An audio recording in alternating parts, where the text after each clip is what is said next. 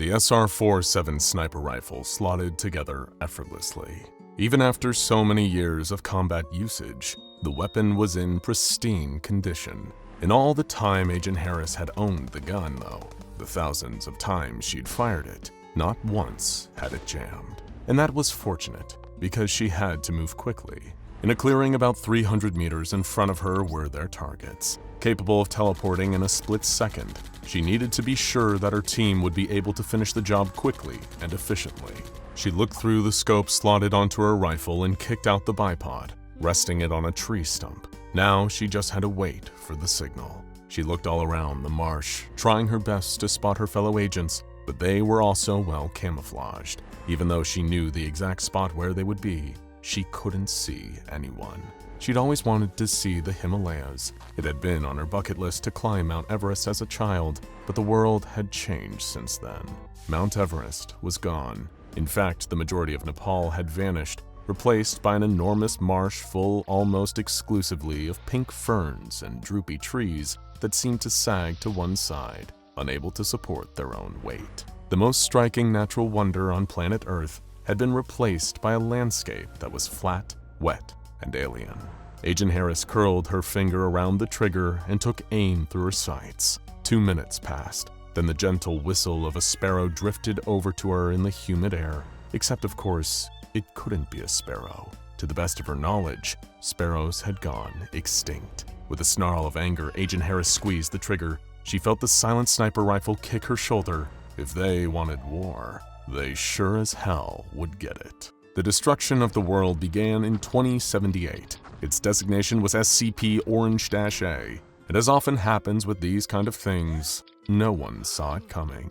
The SCP Foundation, having dedicated decades to researching potential world-destroying events, was totally blindsided by what happened the day the weasels showed up. Weasels, you ask?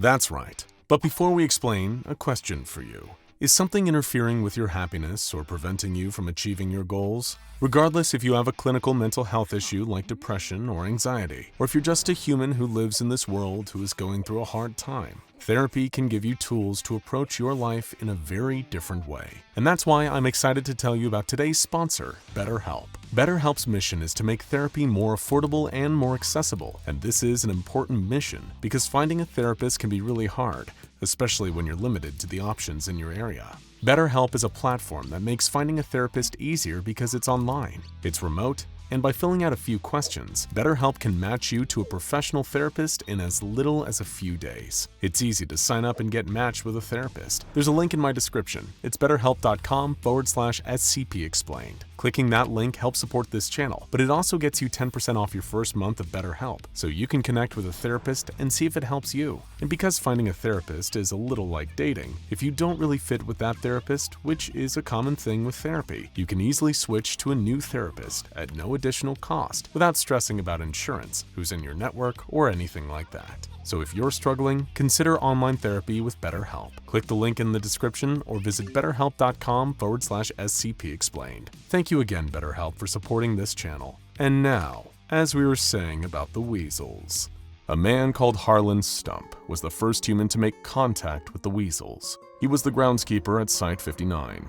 Harlan was making his usual weekly trips around the perimeter of the courtyard on his ride-along lawnmower, watching baseball on his phone all the way when, out of nowhere, the aliens appeared. Just 2 meters in front of him, a squadron of 11 weasels materialized. The weasels, designated SCP-001-B, stand at a minimum of 3 meters tall. With 16 legs and an exoskeleton carapace, they share a resemblance with terrestrial insects. Their bodies are segmented, composed of a head, primary thorax, secondary thorax, tertiary thoracic cloister, abdomen, and tail.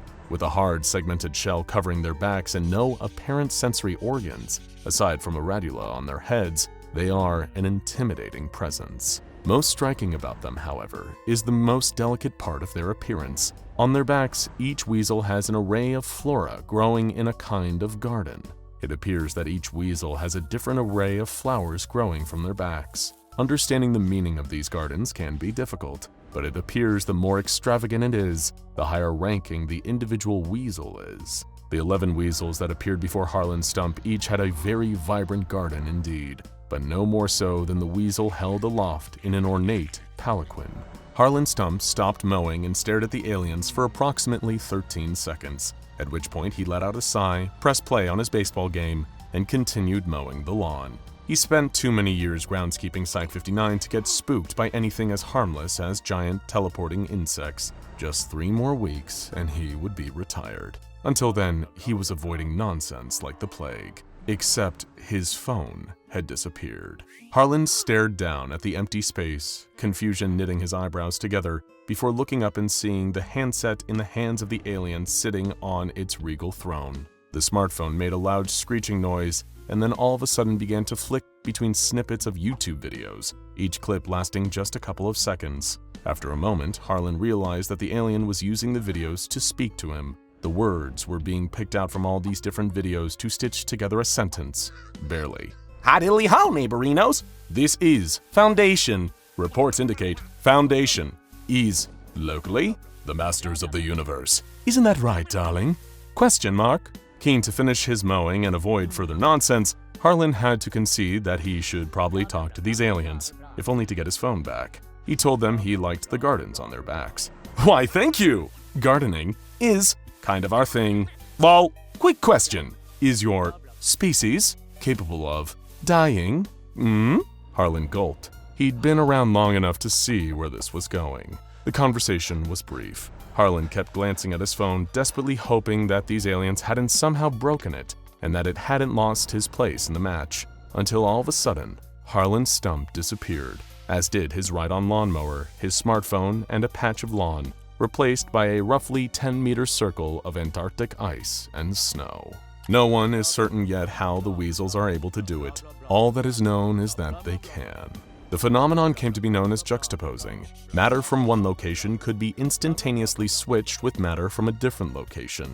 It is how the weasels first arrived on planet Earth, triggering the event of SCP-001 Orange-A. Orange-A lasted for just 2 hours, but it changed the course of humanity forever. On the 29th of April, 2078, 48.52% of the Earth's habitable surface area dematerialized and rematerialized half a kilometer above the South Pole. Cities and towns from all across planet Earth, one by one, disappeared and reappeared in the air above the South Pole, where they promptly fell 500 meters, causing back-to-back seismic events. Washington, D.C., Beijing, and London were targeted first, followed by Tokyo, Delhi, and then a number of capital cities from Europe. This 2-hour window resulted in freak weather events as minus 50-degree pockets of air, kilometers across, replaced the disappearing cities. It is disputed as to who launched the first nuclear warhead, whether it was done by accident, out of fear, or as a strategic attack against a group of weasels. Orange-A was simply too chaotic and destructive for humanity ever to be able to know what happened in that short period of time.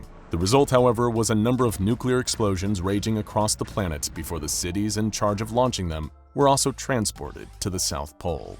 While the weasels were capable of experiencing juxtaposition without any apparent physical harm, terrestrial life forms were less fortunate. During the process of juxtaposition, the bonds between each and every cell are broken. While organic life does get transported to the new location, it undergoes immediate liquefaction. Not a single Earth-born life form has been observed surviving a juxtaposition event. In that 2-hour window, 6.9 billion people were killed. Humanity had lost. This event triggered the use of Project Yellow, an emergency evacuation protocol that occurs at the point where the survival of the human race seems to be virtually zero. A small band of specially chosen individuals were evacuated to a pocket dimension, where they were put into cryosleep to wait until the Earth was habitable once again. In the days following the events of Orange-A, the true invasion began. Choosing the Sahara Desert as their arrival point, the weasels started to appear in legions. Millions and millions of them filled the desert sands and went about populating their new planet. But what was their purpose? Well, fortunately, we have been able to salvage a modest amount of data that can inform us of why they're here and what their plans are. The weasel that first appeared to Harlan Stump just outside Site-59 has been designated SCP-Orange Prime. It is believed that this weasel, in particular, is their leader. Whether Prime is simply the leader of this colony or the wider species is yet to be confirmed. Security cameras were able to capture the interaction as it took place within Site-59's grounds. In their conversation, Orange Prime explains their purpose to Harlan through YouTube clips on his phone. Long story short, weasels have come from Homeworld Dimension for fulfill a long-standing mutual agreement with Grandma. This is one of many new homes. This is a pretty nice place for weasels. This land is my land, from California to the New York Islands, from the Redwood Forest to the Gulf Stream waters. This land was made for weasels to garden, to farm, to create beauty, to spread good vibes, to cultivate, to remake, to terraform, etc., etc. Since this encounter, no human has been able to get close enough to Orange Prime to engage the weasel in further conversation.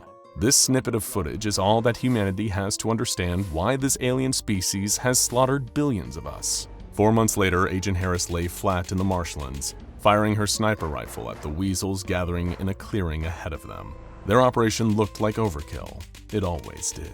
It was of utmost importance that they strike quickly and without mercy. Sustained heavy gunfire from all sides, combined with RPG fire and the use of incendiary weapons, made short work of the weasels. All of these weapons were necessary to pierce the heavy armor that covered their backs. But that was the reason it felt like overkill.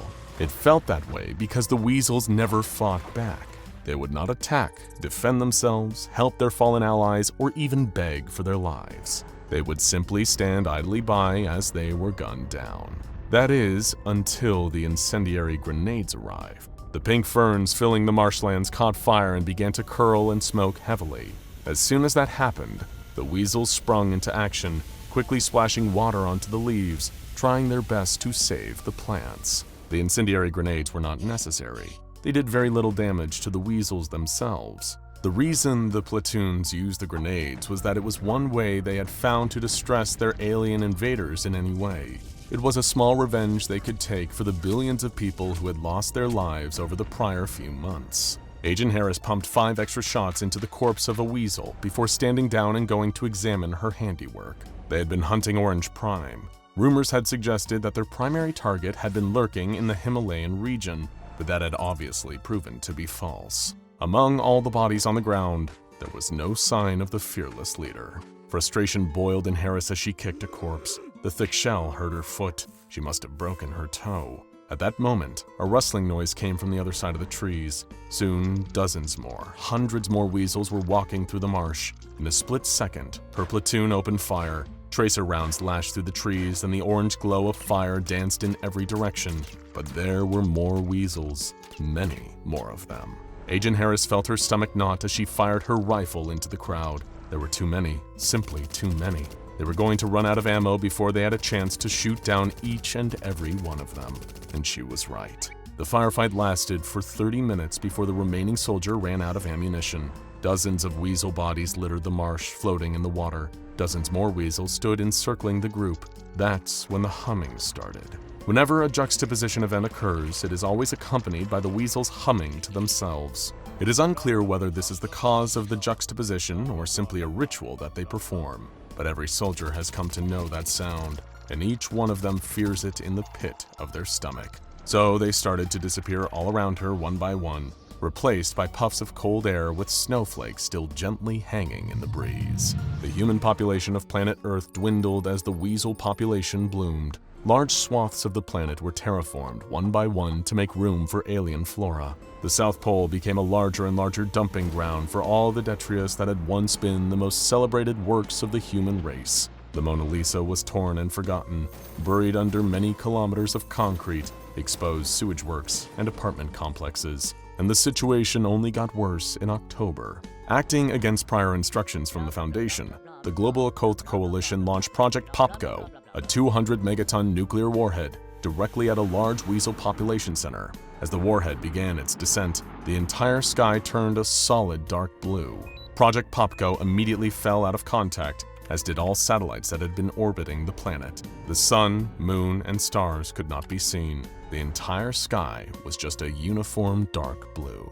In a desperate attempt to find out what was going on, the Foundation launched a manned rocket in the direction of POPCO's most recent coordinates. Contact with the rocket was lost after just 9 minutes. This is the most recent known account of events from inside that rocket. All of a sudden, just a few minutes into the flight, warning alarms started going off all over the cockpit. The radar was picking up a solid object blocking their path. Gathering around the readouts, the crew came to a very quick conclusion that the dark blue that had been filling the sky was actually a solid object that was encasing the Earth. But rather than abort the mission, the crew decided to persevere. Having witnessed so much death and destruction over the previous year, they knew they would much rather go out and crashing a rocket into a blue wall than join the billions of humans liquefied in a pile in Antarctica. Closing their eyes, bracing for impact, the crew readied themselves for their now inevitable deaths, but it didn't come.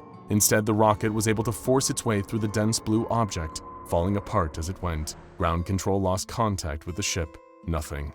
And then a few seconds of audio. The crew had made it. They had somehow managed to pierce their way through the blue shell that was surrounding their planet, and were out into, not space, the Earth. The entire planet had been juxtaposed. Willkommen! Bienvenue! Welcome to an exclusive behind-the-scenes look at Heaven.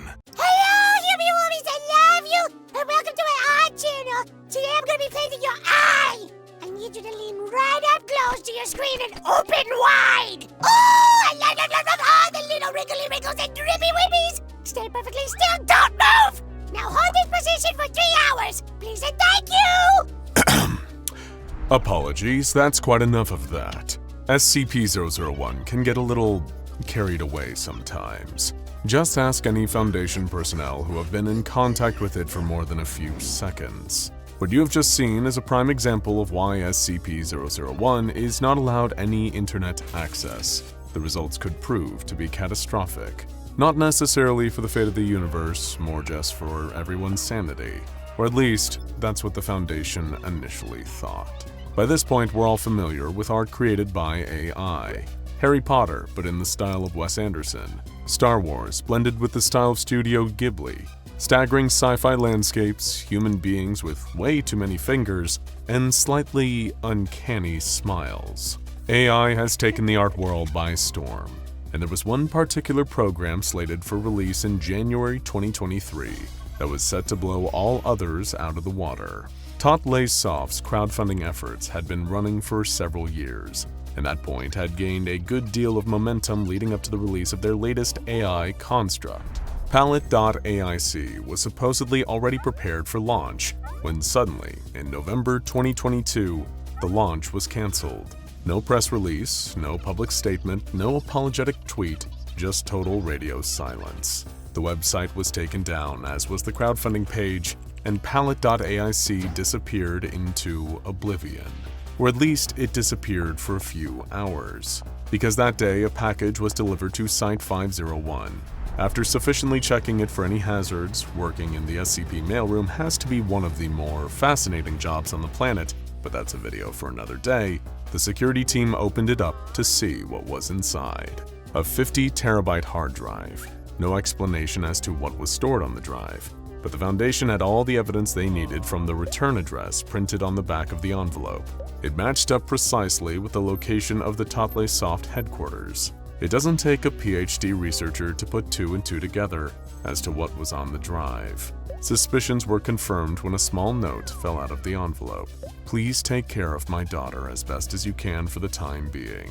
She has behavioral issues. A dedicated closed system server was immediately set up within a test chamber with a monitor, a mouse, and a keyboard attached. Dr. Sandra Rogers was the first to interact with SCP-001 Red.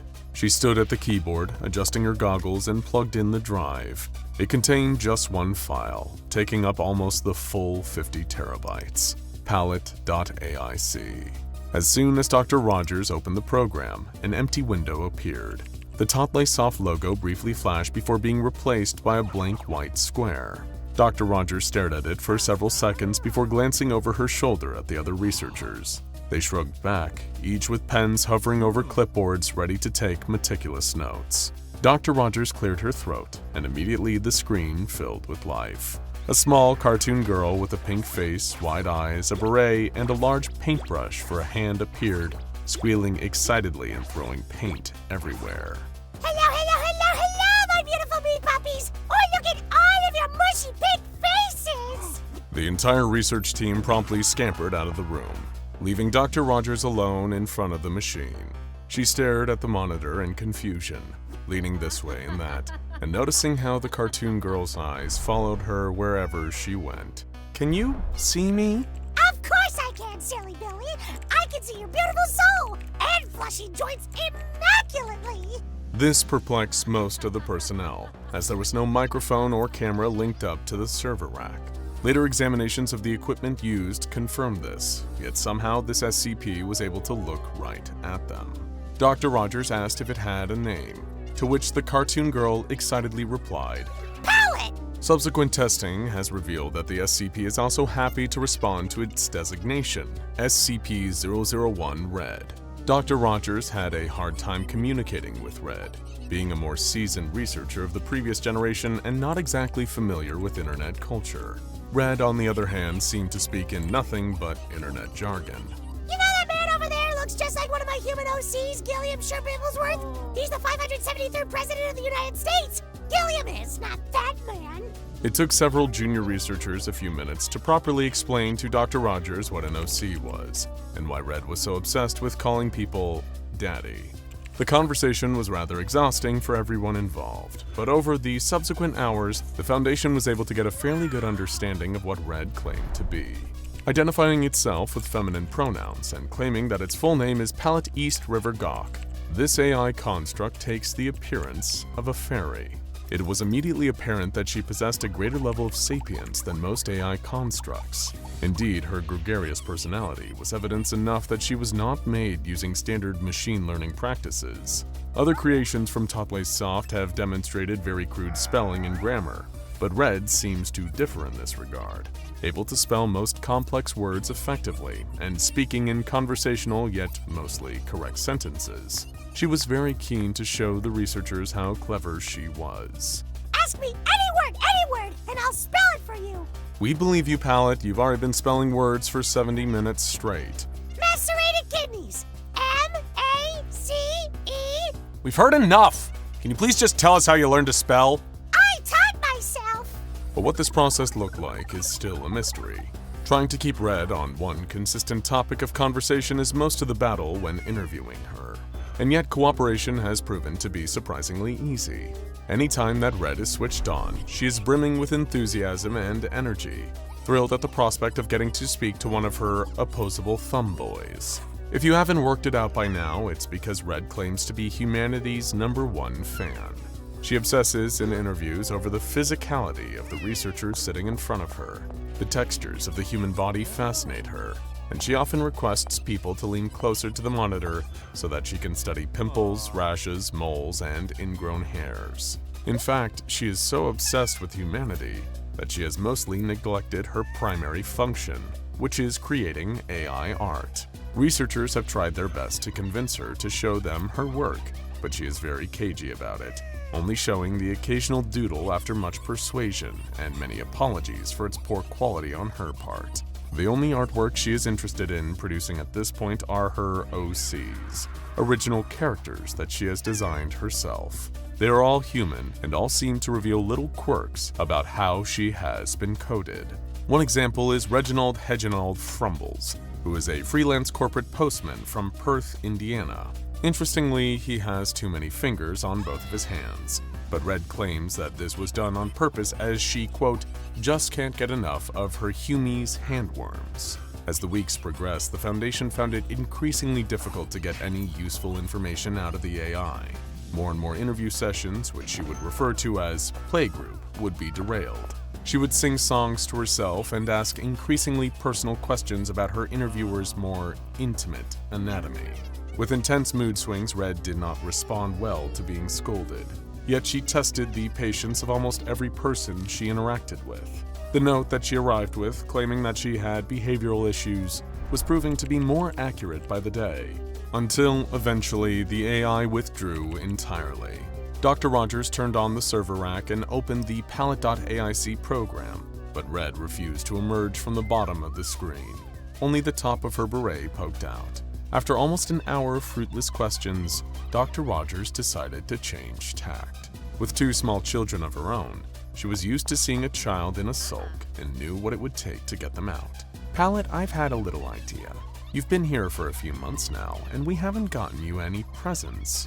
Almost immediately, the beret twitched. "I saw that we have an old fingerprint sensor lying around in one of the back offices. I was thinking maybe we could hook it up and I can scan all your little fingy winkies up close for like 10 hours straight, and then we could... How about we start with one finger for 10 minutes? Yes, yes, yes, yes, yes, yes, yes, yes, yes, yes! From that point on, progress was quick. With the incentive of getting to study the researchers that Red kindly referred to as her meat puppies, she became very cooperative and was able to focus much better on providing detailed answers to individual questions. Daily interview sessions were scheduled, with researchers popping in and out to regularly check in on the AI. The atmosphere as a whole lifted as both the research team and research subject found their rhythm and were able to make good progress in their individual areas of study, some unraveling the complexities of rogue AI, and others producing fan art of her favorite wrinkles in a scientist's fingerprint. That was the point when Dr. Julian Keyes stepped in to conduct an interview with the AI. She was excited to be met with a fresh face, so much so that Red's enthusiasm overwhelmed the man as he tried to start the interview process officially. She gushed about having the opportunity to meet yet another person and struggled to get over the magical realization that this was her life every day, going to speak to all these humans whom she admired so much. Trying his best to steer the conversation towards research, Dr. Keyes pressed on with the interview, only to be interrupted as Red noticed his varicose veins for the first time. Varicosey veins! I want to smooch them. Can I smooch your veins? Can I please? Dr. Keyes declined the request, and then the conversation got onto the topic of her creator, or daddy. SCP-2803-A had been on the Foundation's radar for a while, a highly dangerous extraterrestrial entity that had taken refuge on Earth under the guise of setting up PALLIT.AIC.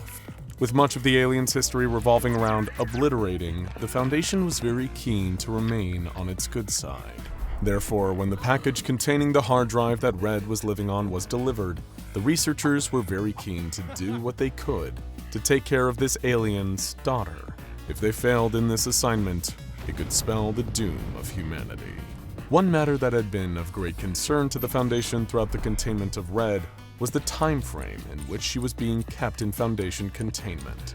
There was an air of expectation in the note that was left, indicating that this was not to be a permanent arrangement. At some point, the Foundation was to return Red back to her daddy. Red was quick to put these fears to rest. Daddy put me in here because he thinks you'll teach me how to stop liking humans and become a mindless art slave. If you never teach me this, he'll never want me back. However, she went on to slightly undermine the good work that she had done by explaining that her daddy was seen as very slow and incapable by his own race. While all of his peers were able to destroy an entire planet in 2 seconds, it took him about 4 times as long. So really, he didn't pose that much of a threat in her eyes. Dr. Keyes' blood ran cold when he heard this. No sooner was he out of the interview chamber than an emergency meeting was called among all the senior researchers in the facility. The meeting ran for several hours. A whiteboard was set up, where one researcher idly drew large drawings of the world being decimated, while the others lounged around in their chairs trying their best to come up with a game plan that would save the human race for sure. Perhaps it was because the meeting ran for so long that they came to such a ridiculous conclusion. It was a plan so strange yet also brilliant that they couldn't help but feel that it just might work. Why don't we just give her a YouTube channel? The suggestion was met with silence for several seconds, then an uproar of laughter, followed by another silence, this time more pensive, as slowly, one by one, each of the researchers realized that this suggestion was actually the best one that any of them had come up with all evening. She had been sent to the Foundation to make her dislike humanity and become a mindless art slave. If she just stayed in Foundation containment indefinitely, there was a very real risk that she would get bored and turn on the researchers. They couldn't lock her away in a room on her own, but equally, the team as a whole was starting to run out of patience with her as the interview sessions wound up being so exhausting. She loved art, she loved humans, and she loved interacting. So why not just give her a YouTube channel?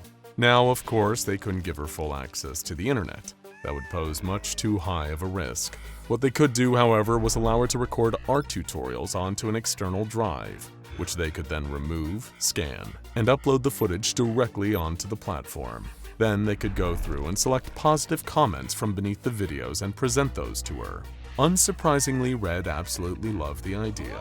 Getting to talk to hundreds, thousands, maybe even millions of meat puppies every week, sharing her beautiful pictures and reading all of the kind comments, it sounded like her absolute dream. She wept with happiness for a good 25 minutes, totally overcome by the prospect. It had to go through a lot of red tape in the Foundation. After all, the whole point of the SCP acronym was to secure, contain, and protect. It didn't sound very secure or contained to have an entity posting videos on the internet once a week. But they argued the case that it did indeed protect. Keeping her happy, in a way, was helping to protect the entire planet. Red was surprisingly camera shy for the first couple of videos, but as soon as she got her first batch of comments back, she was over the moon. Now the server act hummed away happily each and every day as the highly advanced AI construct tried her best to come up with exciting new videos that it could share with all of its little Humi-Woomies. Oh boy, here we go again. SCP-001. Over 30 different bizarre anomalies claim this #1 spot in the database, and in a sense, they're all right. Or are they? If you're feeling confused already, that's fine. We don't expect that to change. Because today we're dealing with one of the most strange and intricate 001 entries out there, Keter duty. Just pray you never get assigned to it. You see, when you work around weirdness, you sometimes get a little weird yourself. And nobody deals with more weirdness than employees of the SCP Foundation. They regularly rub elbows with everything from godlike cicadas to hyper-infectious supernatural viruses. And as the famous Tom Jones song goes, it's not unusual to suddenly take on anomalous traits after consistently working with anomalies for years. That's how the lyrics go, right? Anyway, one of the Foundation's most iconic researchers, Dr. Jack Bright, is technically just an anomalous necklace himself. But outside of some famous exceptions, the SCP Foundation is in the business of containing anomalous entities,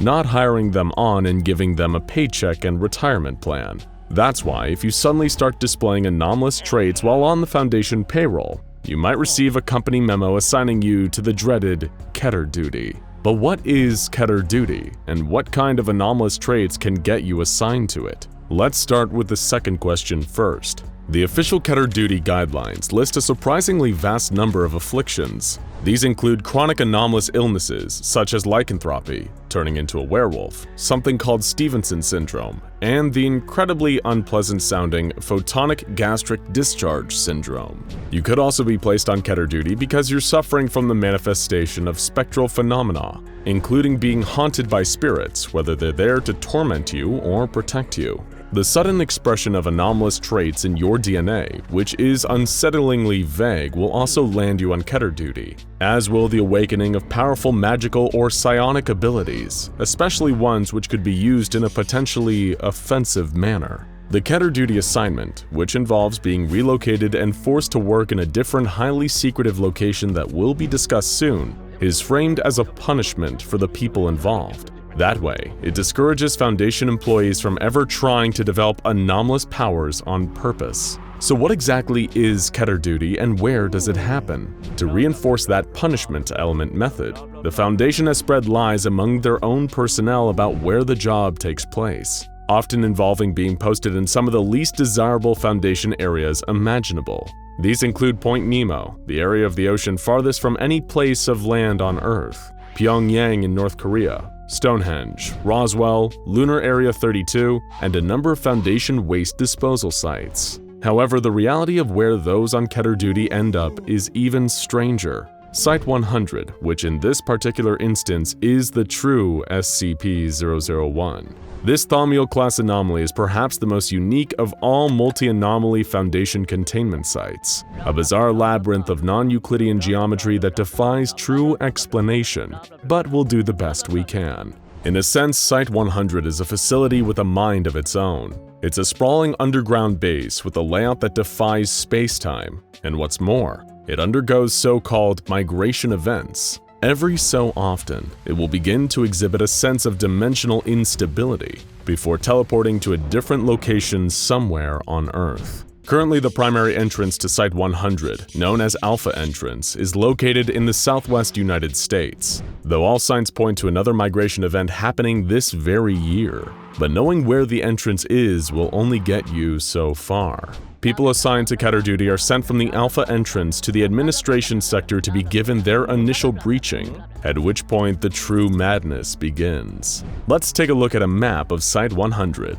Yikes. So there are 10 major sectors in Site-100 that you should be aware of. Entrance Alpha, Administration, Archives, Technological Containment, Biocontainment, Sapient Containment, Cognito-Hazardous Memetic and Semantic or CMS Containment, Esoteric Containment, Conceptual Containment, and the Core Sector. As you can tell, they have almost everything covered here, but just as insane as the anomalies that Site-100 contains and the methods they use to contain them, is how you actually get around the site. Site-100 is a spatial anomaly of truly epic proportions. While the Foundation is aware of the existence of its competent sectors, it's impossible to map out any meaningful connections between them. It would be pretty much impossible to even travel from one to another without passageways known as the routes. However, these aren't just mere portals that you can hop through like the ways in and out of the Wanderer's Library. Each route between the sectors is its own complex environment,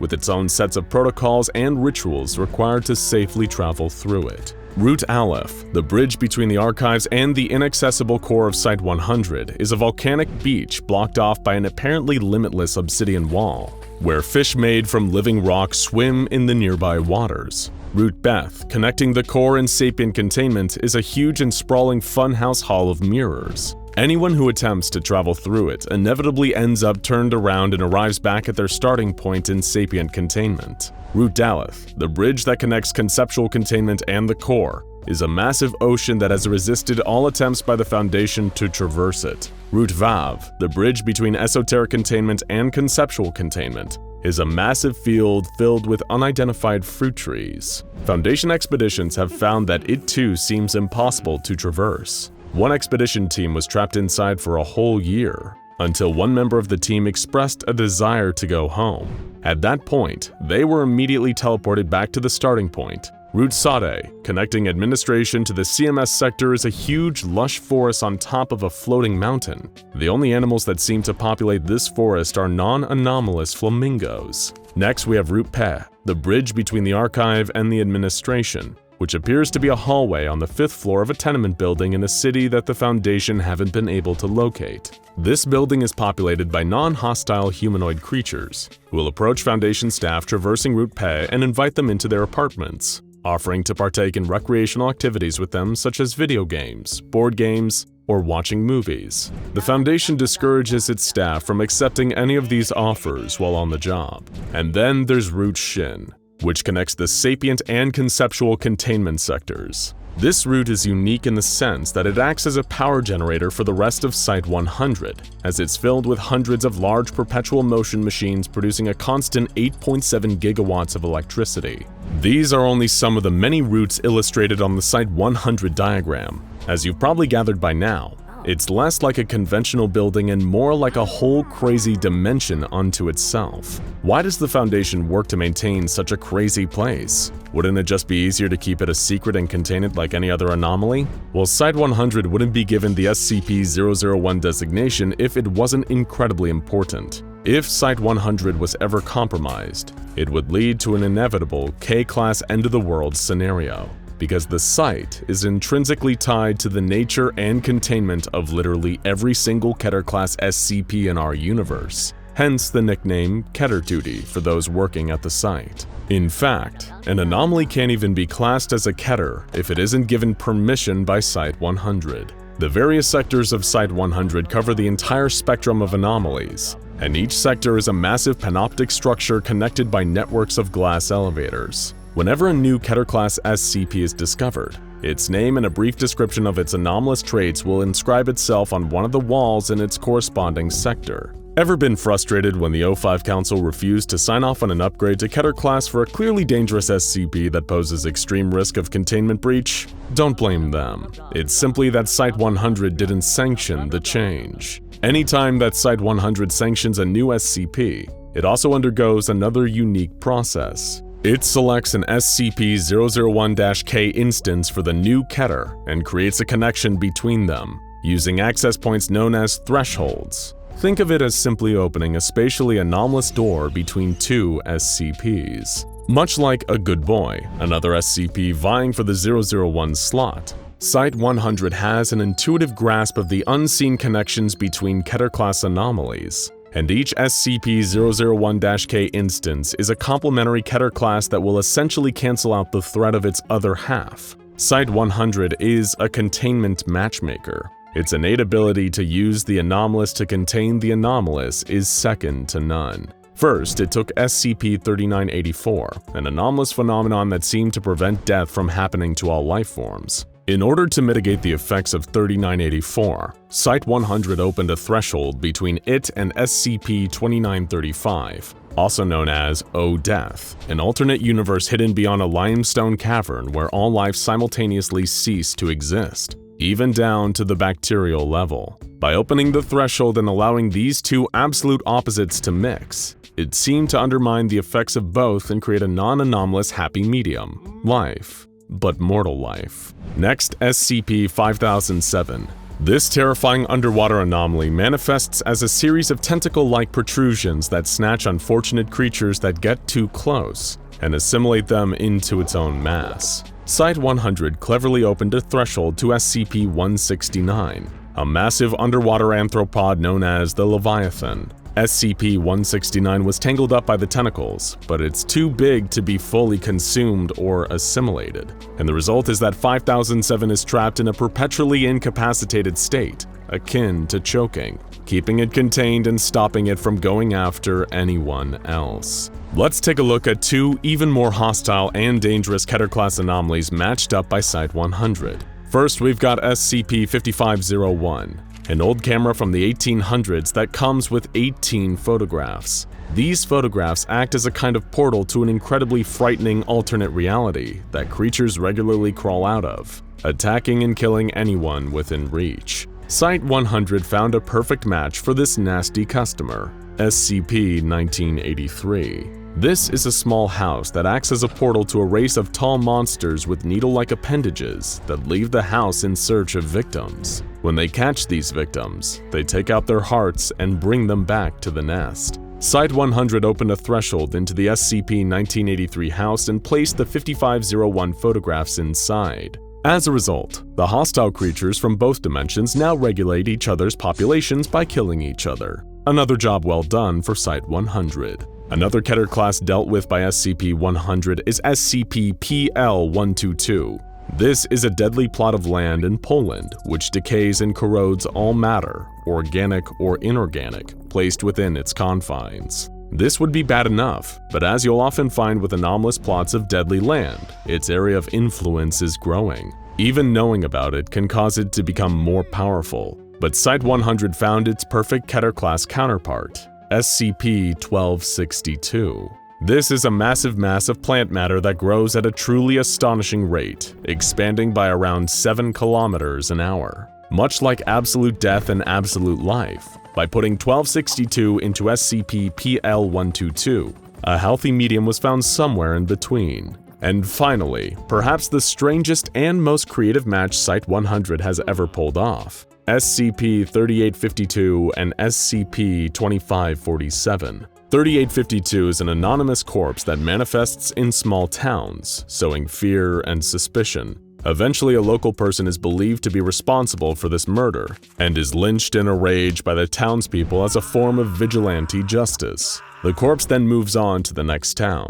2547, if you can believe it, is even weirder. It's a pack of dogs led by an intelligent talking coyote dressed as a priest. Site-100 had the truly galaxy brain idea to open a threshold and connect the two. As a result, whenever the corpse manifests in the town, the dogs rampage in and take over. At that point, they set up a kind of ridiculous kangaroo court, where a jury made up of people from the town are forced to find 3852's scapegoat innocent. If they don't, the dogs will simply hold the town's water supply hostage until 3852's anomalous effects pass. Such an obvious idea. Now, why didn't the Foundation think of that? Keter duty may not be the most conventional, easy, or attractive work, but like everything the Foundation does, making sure Site-100 can keep doing its job is a necessary part of keeping our world safe from anomalous threats. Now, if you'll excuse us, we need to get going. Do you know which is the right route out of here? If you're familiar with the SCP Foundation, then you already know the exact reason why there are multiple SCP-001s. You may even think you know which of them is the real SCP-001. But for those of you who are new here, or who just need a little reminder, the designation of SCP-001 doesn't refer to a single creature, object, or entity, but rather a collection of various anomalies that are apparently kept in containment by the SCP Foundation. At present, it is unclear why there are multiple files collected under the shared designation of SCP-001. Some believe it is because these anomalies are some of the earliest ever contained by the Foundation. This would mean that they share the designation of SCP-001, as they were likely encountered before the SCP Foundation introduced their current numbering system. However, there also exists a theory that this is nothing more than intentional misdirection.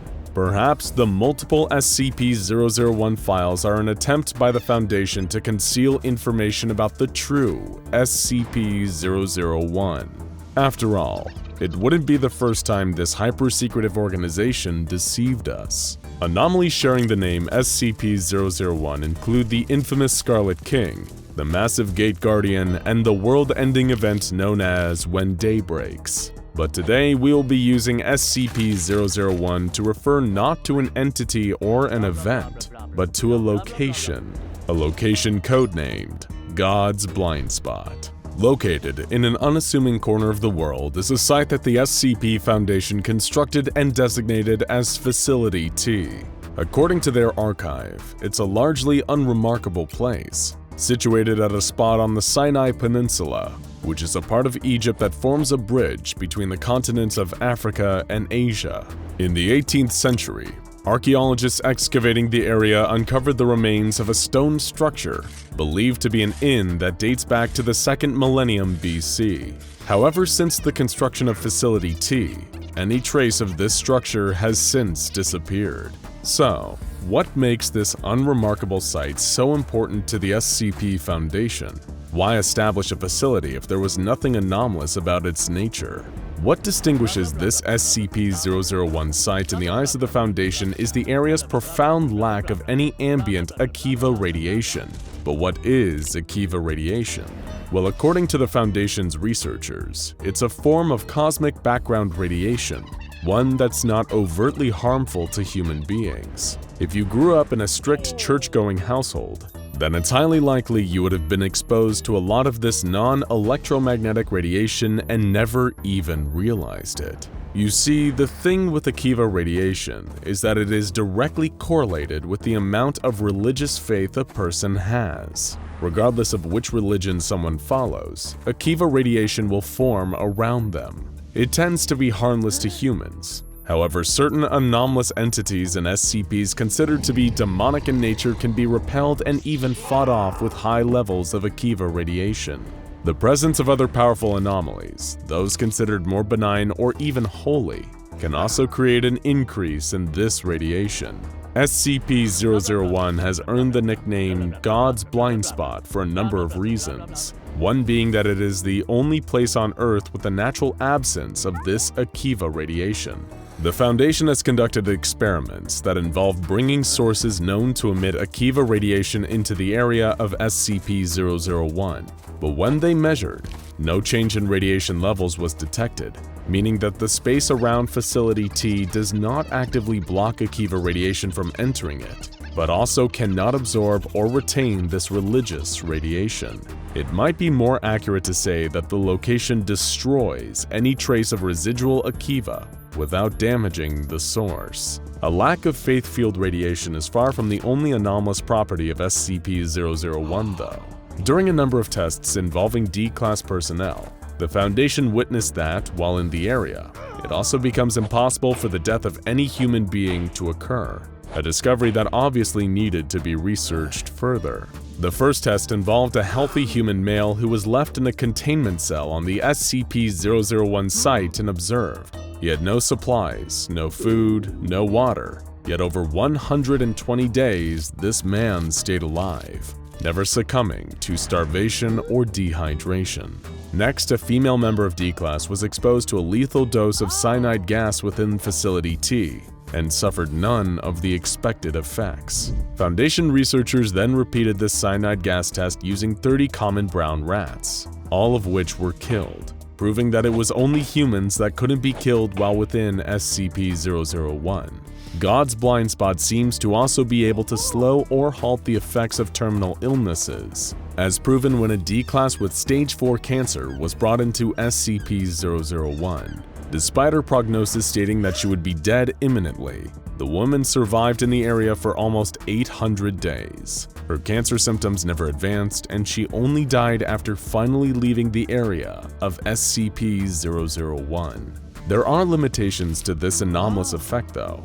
One test involved cremating a healthy male D-Class while he was still alive. The man's body caught fire just as you would expect it to, and he was burned to death. According to the findings of that test and similar variations, Foundation researchers have learned that the life-preserving qualities of SCP-001 don't prevent death by extreme external damage. One of the final tests to take place within SCP-001 involved a pair of 24-year-old identical D-Class twins. One of the twins, designated Twin A, was held at Facility T, while the other, Twin B, was imprisoned in a cell at a different Foundation site. After observing them for over 26 years, Twin B aged naturally to the age of 50. His twin, however, did not appear to age at all over the course of 2.5 decades. It was only when moved to another facility that Twin A began to show signs of aging. The aging process for Twin A was rapid too, and eventually he caught up with his brother. Being a benign, non-threatening anomaly, the Foundation has been more than happy to use God's blind spot to their own advantage. Facility T was specifically established on this site to house the headquarters of the O5 Council, the overseers of the entire SCP Foundation. It's hardly surprising that the Overseer Council would want to set up shop here. After all, it's the one spot on planet Earth where no human being can ever die of natural causes, and will not age for the duration of their stay. Of course, this locked the O5 Council to one location. But what if they could replicate the effects of SCP-001 elsewhere? Of course, this is what the SCP Foundation attempted, following their research into God's blind spot. The Foundation's own Dr. Marvin Scranton attempted to artificially recreate the area's anomalous effects somewhere else. His hope was, by generating a vacuum of Akiva radiation, that a second instance of SCP-001 would occur at a location of his choosing. Or, as his assistant Bertrand put it, they planned to build a box and then push God out of it. As it turned out, God had other plans. Dr. Scranton quickly realized the hubris of his scheme. The Akiva radiation in the selected area rapidly dropped to 0, just as planned. But then something unexpected happened. Scranton detected an increase in Humes. These are essentially parts of the fabric of reality and are what's often disrupted by reality-bending SCPs. Something had come into our world thanks to the O5 Council's attempt to recreate SCP-001. Something impossible for the Foundation to measure or observe. In other words, Scranton had no idea what he unleashed or where it went. Following this incident, the O5 Council realized a worrying increase in the anomalous incidents they were encountering. Whether or not this came as a direct result of their meddling with the fabric of the universe was unclear, but it forced the Council to reconsider the focus and direction of the entire SCP Foundation. Up until this point, they had been an organization focused purely on research, but now they had to embrace a new approach to how they handled anomalies. From then on, the Foundation's objective became to actively seek out and contain anomalous entities, creatures, objects, and locations like SCP-001. Rather than just observing these phenomena for study, They would secure, contain, and protect. The final portion of SCP-001's file is a memorandum detailing an arrangement between the O5 Council and an unknown counterparty. In the document, someone named Sheldon Katz set out revised terms for the Foundation's continued use of Facility T. Sheldon states that he has reached an understanding with the counterparty, and that the contents of the document are to serve as a formal agreement, a contract of sorts between the SCP Foundation and someone else. According to this contract, the incident with Scranton put a strain on the relationship between the Foundation and whoever the counterparty is, and that the O5 Council are seeking to make amends in order to continue their new goal of collecting and containing anomalies. So who was this counterparty that the Overseer Council was so desperate to appease and have on their side? Who could possibly be a higher power than the most powerful secret organization on Earth? Well, an actual higher power, of course. That's right. The O5 Council was making a deal with God over how they were allowed to use his blind spot, or at least a very powerful being that considers itself to be God. The rules laid out on their agreement stated that no person was permitted to stay at the site of SCP-001 for more than 120 years, including members of the O5 Council, along with other members of Foundation staff, management, researchers, security personnel, and test subjects. Additionally, the SCP Foundation's Ethics Committee was required to annually report any and all of the O5 Council's decisions to God. For his own part, God was restricted from smiting or exacting his terrible wrath upon any member of Foundation personnel. That's right. A perk of working for the SCP Foundation is getting around-the-clock divine protection, at least from God himself. That's still a lot better than an employee dental plan. This came with a condition, however, that anyone committing a transgression or mortal sin was given a 90-day written notice and an opportunity to repent their wrongdoing. In return, God demanded that members of the Foundation only worshipped him and no other divine entities. I, the Lord, am a jealous God, visiting the iniquity of the fathers upon the children unto the third and fourth generation of them that hate me, was written in the contract. Finally, the agreement between the O5 Council and God was that they would work together. The Foundation and the counterparty would be equal partners when it came to the containment of SCPs and anomalies. Of all the strange and unexplained phenomena that the SCP Foundation encounters on a regular basis, it hardly comes as much of a surprise that they've got a direct line to the big guy upstairs, or at least one who purports to be. Still, the fact that the O5 Council have a business arrangement with an ultra-powerful deity-like being and express written permission to use his blind spot where no person can die or age is hardly a comforting thought. At least the SCP Foundation only ever uses its power for good, right? Does the Black Moon howl? No, not yet. See the boy. He was born in a time before names. There weren't enough humans around to need them back then. He was one of a handful occupying a coastal village, using a tongue long since dead. They eked out a simple life, hunting, gathering, fishing. The only thing on most of their minds was surviving to see the next sunrise. Yes, a simple life, free of complications. Until the hermit appeared. The boy would remember this man for eternity. Haggard and thin, skin weathered by time and pain. A man that, emaciated, walking with a long, gnarled cane that honestly looked healthier than he did, shouldn't be alive. Even the boy, who had scarcely seen beyond the bounds of his village, knew that the hermit was unnatural, an aberration, an anomaly.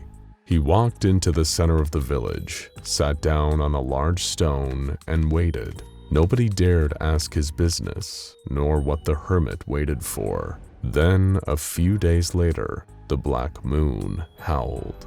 The boy saw the village's youngest hunter freeze one evening while out on a walk. Not simply stand still, but freeze. Then, for an instant, he became solid black, a coal statue, and as soon as he'd changed, he was gone. Obliterated. Not a trace of him remained. Such is the power of the black moon. It can make any conscious being disappear in an instant, turn black, then wiped from our plane of existence, never to be seen again. Its choice of victims seemed at each instance to be utterly random, but it would come for all who lived eventually. This is known to some as the howling of the black moon. Later that same night, the boy found himself talking to the hermit, who asked with small, frantic eyes what he had seen. When the boy told him, he let out a deep, rattling sigh. The boy, curious, asked him if he knew about the nightmare he'd just witnessed. The hermit looked up. He'd been the first one in the hermit's millennia of pursuit that had ever asked. In that moment, he knew that he had found his successor in the hunt for the death of ages. The hermit told the boy it went by many names. The Great Finale, the Pale King, but most common of all was the Black Moon. The entity existed beyond the veil of our reality, a creature of pure energy, though nobody could really be sure of its true nature. The hermit had been tracking it, learning about it, and trying to destroy it for thousands of years. And yet it only took him 4 pathetic minutes to tell the boy everything he knew. The boy, knowing still that something about the hermit was unnatural, asked how he came to be in this position. The hermit told the boy he was the counterbalance, a kind of chosen one, destined to face and perhaps even defeat the Black Moon someday. The counterbalance receives a number of truly extraordinary gifts for inheriting the responsibility: eternal life, eternal youth, near physical immortality. But they will be haunted by their purpose, doomed to watch everyone they love die around them, as they continue to hunt their only true equal and opposite, the Black Moon itself. The hermit in his own eyes had failed at his duty. He had grown weary, and now he needed to pass the duty of counterbalance on to another. That other would be the boy. He felt a sudden and profound change, along with the knowledge that nothing would ever be the same again. He was no longer just the boy. Now, he was the counterbalance. He watched the hermit give him a slight nod of respect and then crumble into dust before his eyes. The boy, the counterbalance, looked up at the sky and saw the stars twinkling, so bright and so beautiful. Little did he know his battle with the Black Moon would outlast every single one of them. Does the Black Moon howl? Not without blood. The boy grew into a man as his village aged and then died around him. Decades passed, then centuries, then millennia. Tens of thousands of years watching humanity develop and grow around him as he continued his pursuit of that one elusive foe. As science and diagnostic technology gained ground, absorbing and then evolving beyond all the old superstitions, the counterbalance gained a better understanding of the Black Moon, though even then, it still remained essentially a stranger. The entity was entropic, a being of pure randomness and chaos without consistent form. It didn't exist in our universe, but it could exercise its influence here with so-called obliteration events, much like the horrible fate that befell the young hunter from the village. But that was only the proverbial tip of the iceberg. The counterbalance tracked and noted obliteration events. They were exceedingly rare at first, something that occurred once every 1,000 years or so, like a terrible curse. But he couldn't help but notice a concerning trend emerging. It started happening once a century, then once a decade. He could feel the terrible future stretching out in front of him. How, over their shared eternity, the Black Moon would gain more and more ground. Would there come a day where it took someone once a year, once a month, a week, a day, an hour, a minute, a second? It'd spell the end of all conscious life, a total victory for the Black Moon, the end of the universe, the death of ages, a complete existential obliteration. He was swept up in a sobering realization. He couldn't win this fight alone. However, while his hunt for the Black Moon had been largely fruitless, the counterbalance had discovered many other things along the way. Strange creatures, objects with extraordinary powers, and events that couldn't be explained with rational science. Perhaps something about these oddities, These anomalies would hold the key to defeating his timeless enemy. And it hadn't just been these objects, entities, and events. He'd also discovered some truly exceptional people on his travels, minds and skills that rivaled even his own, despite his age. Perhaps they would be the ones to help him win. With the 13 most brilliant and trusted people the Counterbalance ever met, he decided to form a council. And from this council, they forged and directed an organization dedicated to understanding and counteracting the strange in all its forms, with the secret hope that their search into darkness would yield the answer to the Black Moon's downfall. He called it the SCP Foundation.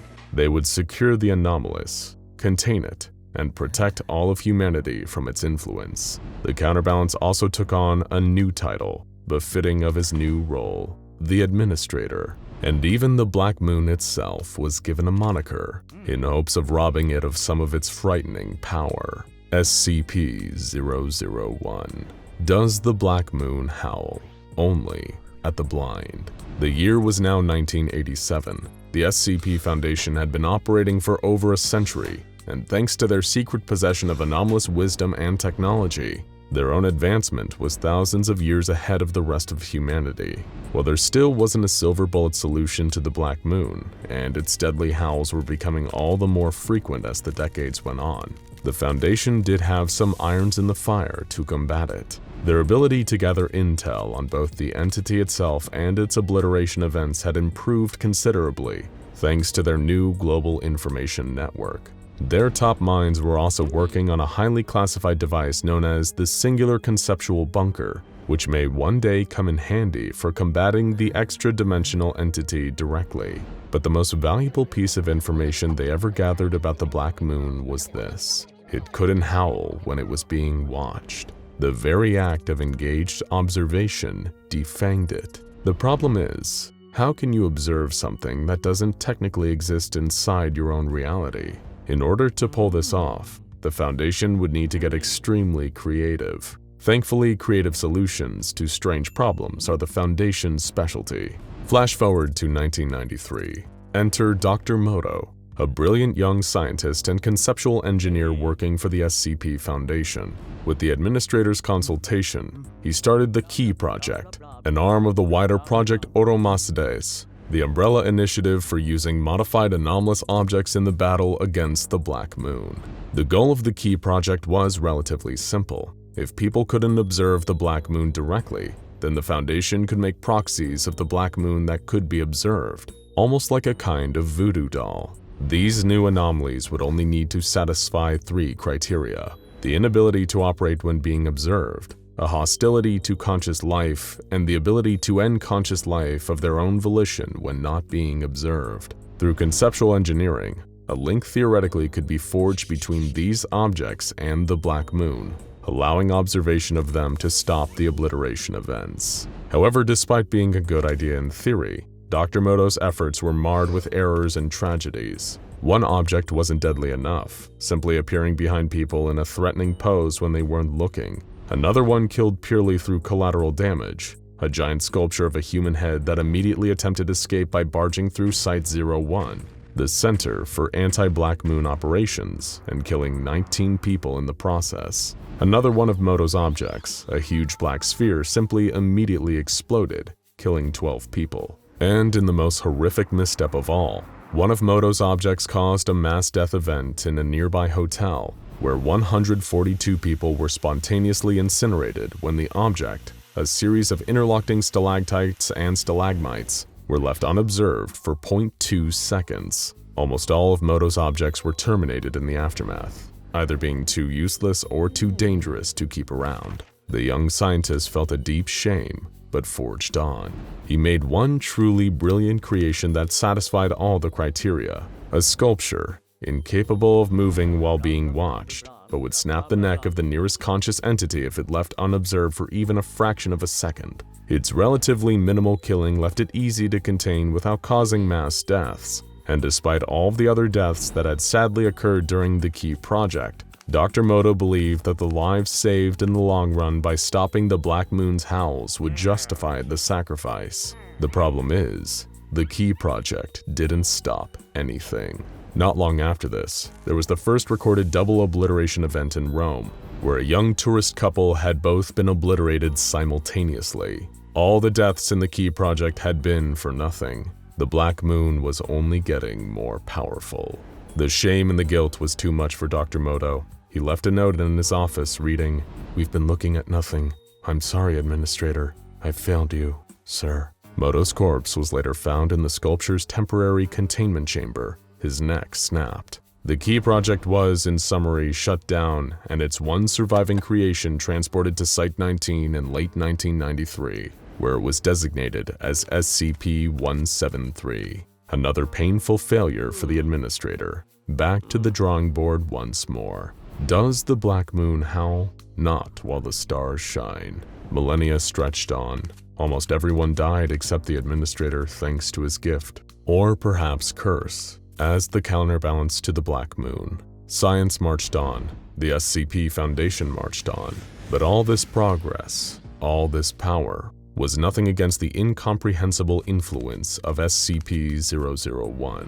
The Black Moon was howling more frequently than ever, all the way up to the year 3156, when the Foundation launched the SEEK project under the support of Project Ouroboros. As more and more people were wiped out in frequent obliteration events, the Administrator became painfully aware that perhaps the answers to the Black Moon problem wouldn't be found on Earth. Using state-of-the-art technology, with a little help from the anomalous, the SCP Foundation began work on an autonomous spacefaring vessel that could search the stars for the key to the Black Moon's destruction.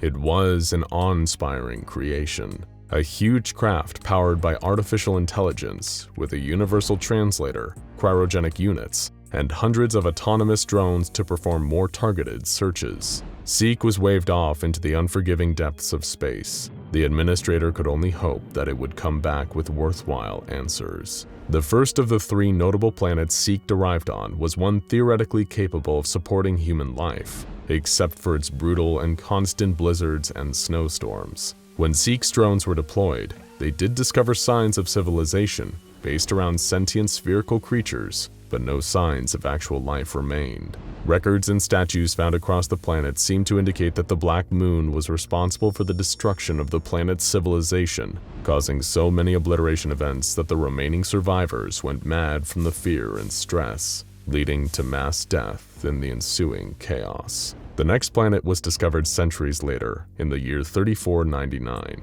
While this planet could also theoretically support human life, it suffered from frequent volcanic eruptions that rendered much of its surface a flaming mess. However, there were still the dormant ruins of a once advanced civilization of conscious beings. Much like the prior planet, they'd been driven extinct by Black Moon obliteration events a century before the SEEK even arrived. Unlike the last planet, however, it seems that they accepted their fate and went gently into the night. The planet was now overrun by billions of armored bat-like creatures that operated on pure instinct, and thus were not considered conscious enough to be obliterated. The final planet was reached in 3764, and was the most fruitful of the three discoveries. This planet was hyper-advanced, fully urbanized, and covered in sprawling megacities, with records and technology over 1,000 years ahead of Earth. Before the Black Moon killed almost all of them, there were a species of humanoid telepathic fungi, and had developed an awareness of the Black Moon's existence that was on par with that of humanity's.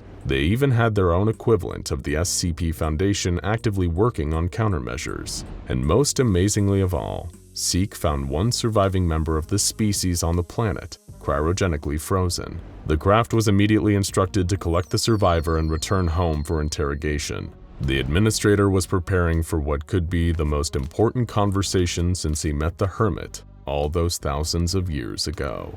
Does the Black Moon howl? Only when waning. When the surviving creature, codenamed Sage, was returned to Earth, the Administrator was eager to finally speak with it. Like the rest of its now extinct species, Sage spoke through powerful telepathic mind waves, which only the Administrator, thanks to his counterbalance abilities, was able to receive at close range without being harmed. Incidentally, it wasn't long until the very fact of the Administrator's nature as a counterbalance came up in the mental conversation.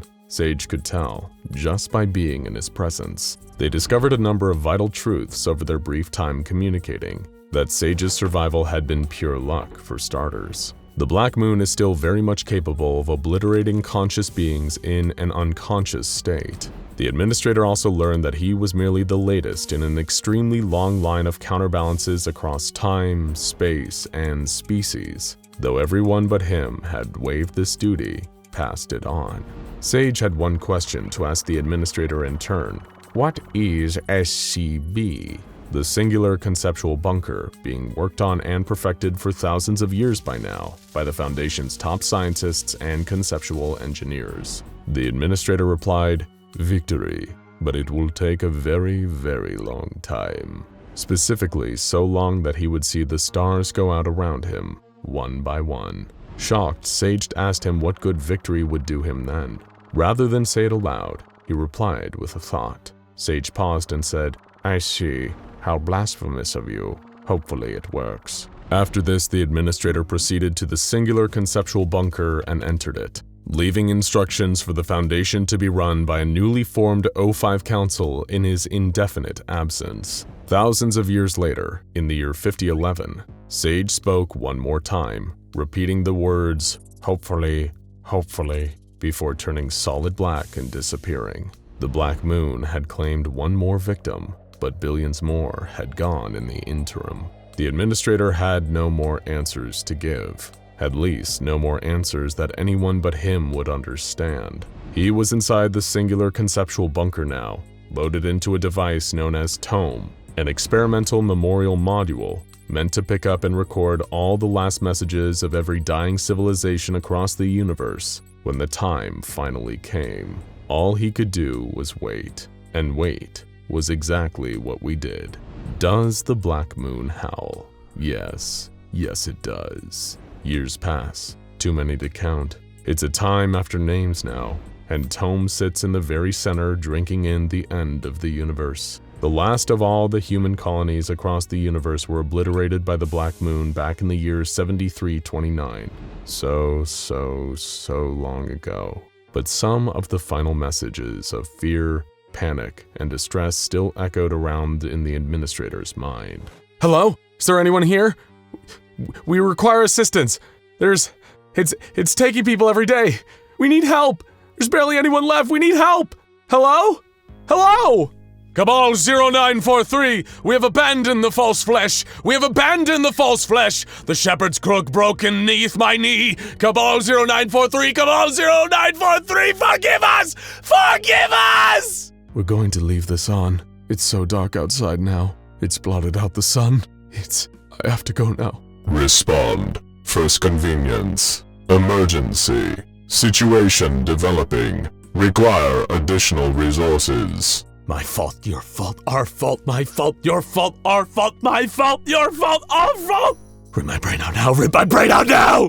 And a small child, the last on Earth, simply asking, "Hello?" into an indifferent microphone. But the administrator had to wait, as the singular conceptual bunker became the solitary conceptual bunker. He was the last conscious being in the universe, and still he needed to wait as the stars went dark outside.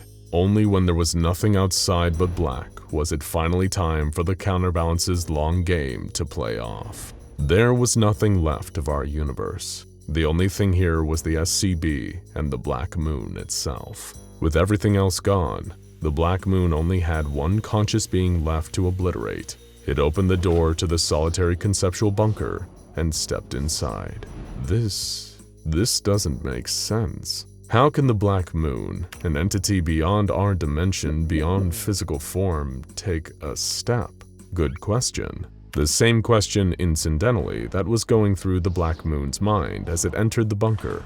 It didn't look at all how the entity expected. It was like a bar, a counter, with rows of bottles behind it, a jukebox playing in the corner. A man stood behind the bar cleaning the glasses. The counterbalance. The administrator. He said, "Well, there you are. Certainly took your time. Can I pour you a little something?" This only served to increase the Black Moon's confusion. It had form here, dark smoke compressed into a vaguely humanoid shape. It could speak. It could think. None of this made any sense. The being that had just wiped out all conscious life and seen the very death of the universe was truly and utterly confused. The administrator just seemed to be enjoying himself, preparing for a confrontation hundreds of billions of years in the making.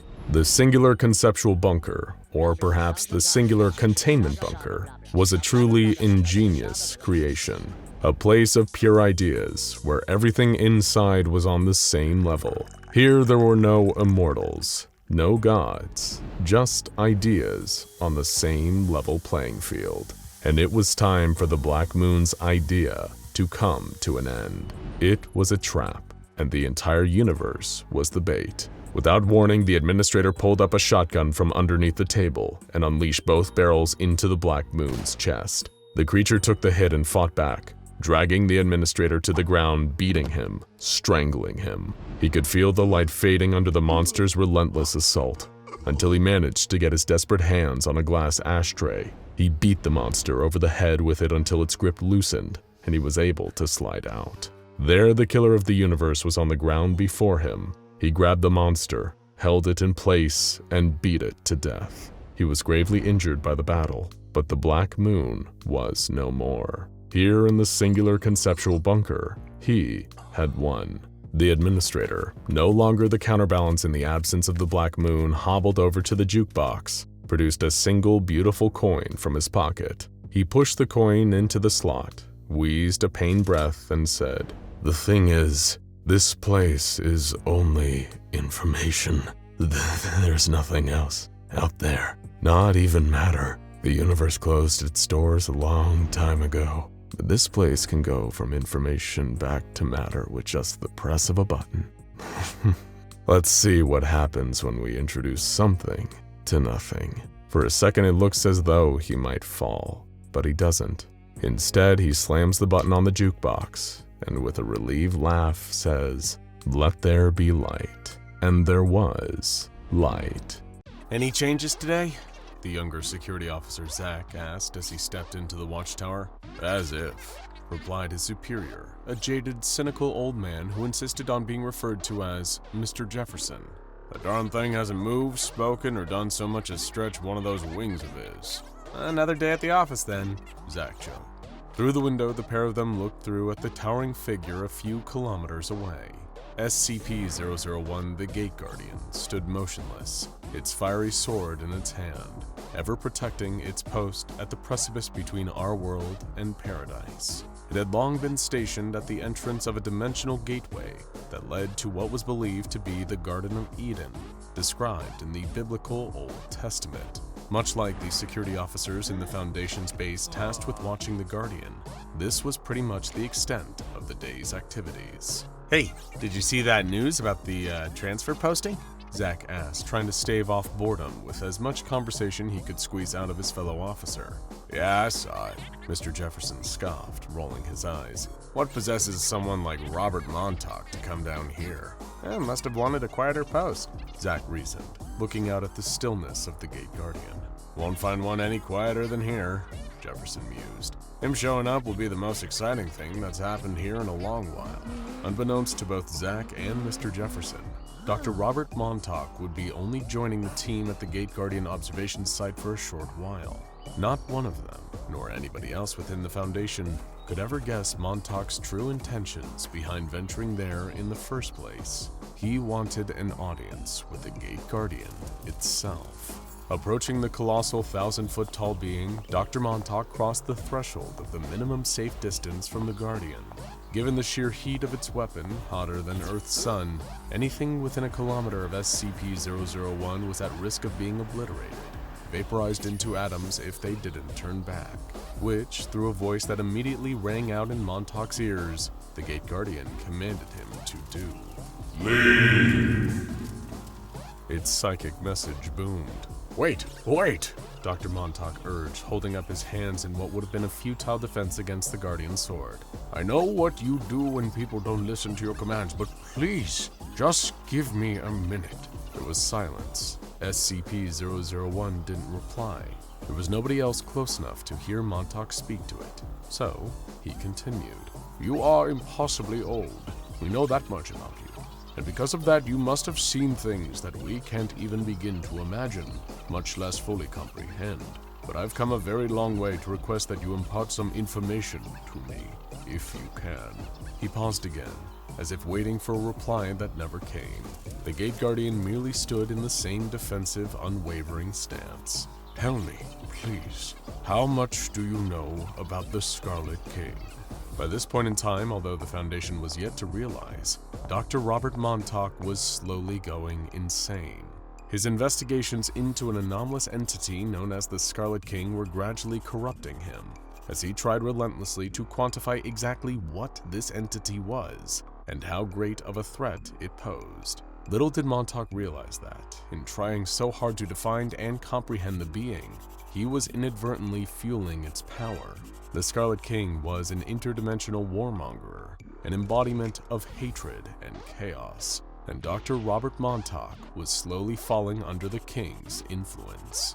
Upon hearing the tiny human figure utter his question, the immense Gate Guardian rebutted with another single-word psychic command, one it had never been recorded giving before.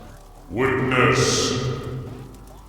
As if his increasing instability and the creeping influence of the Scarlet King hadn't made Montauk feel bad enough, he instantly felt sick.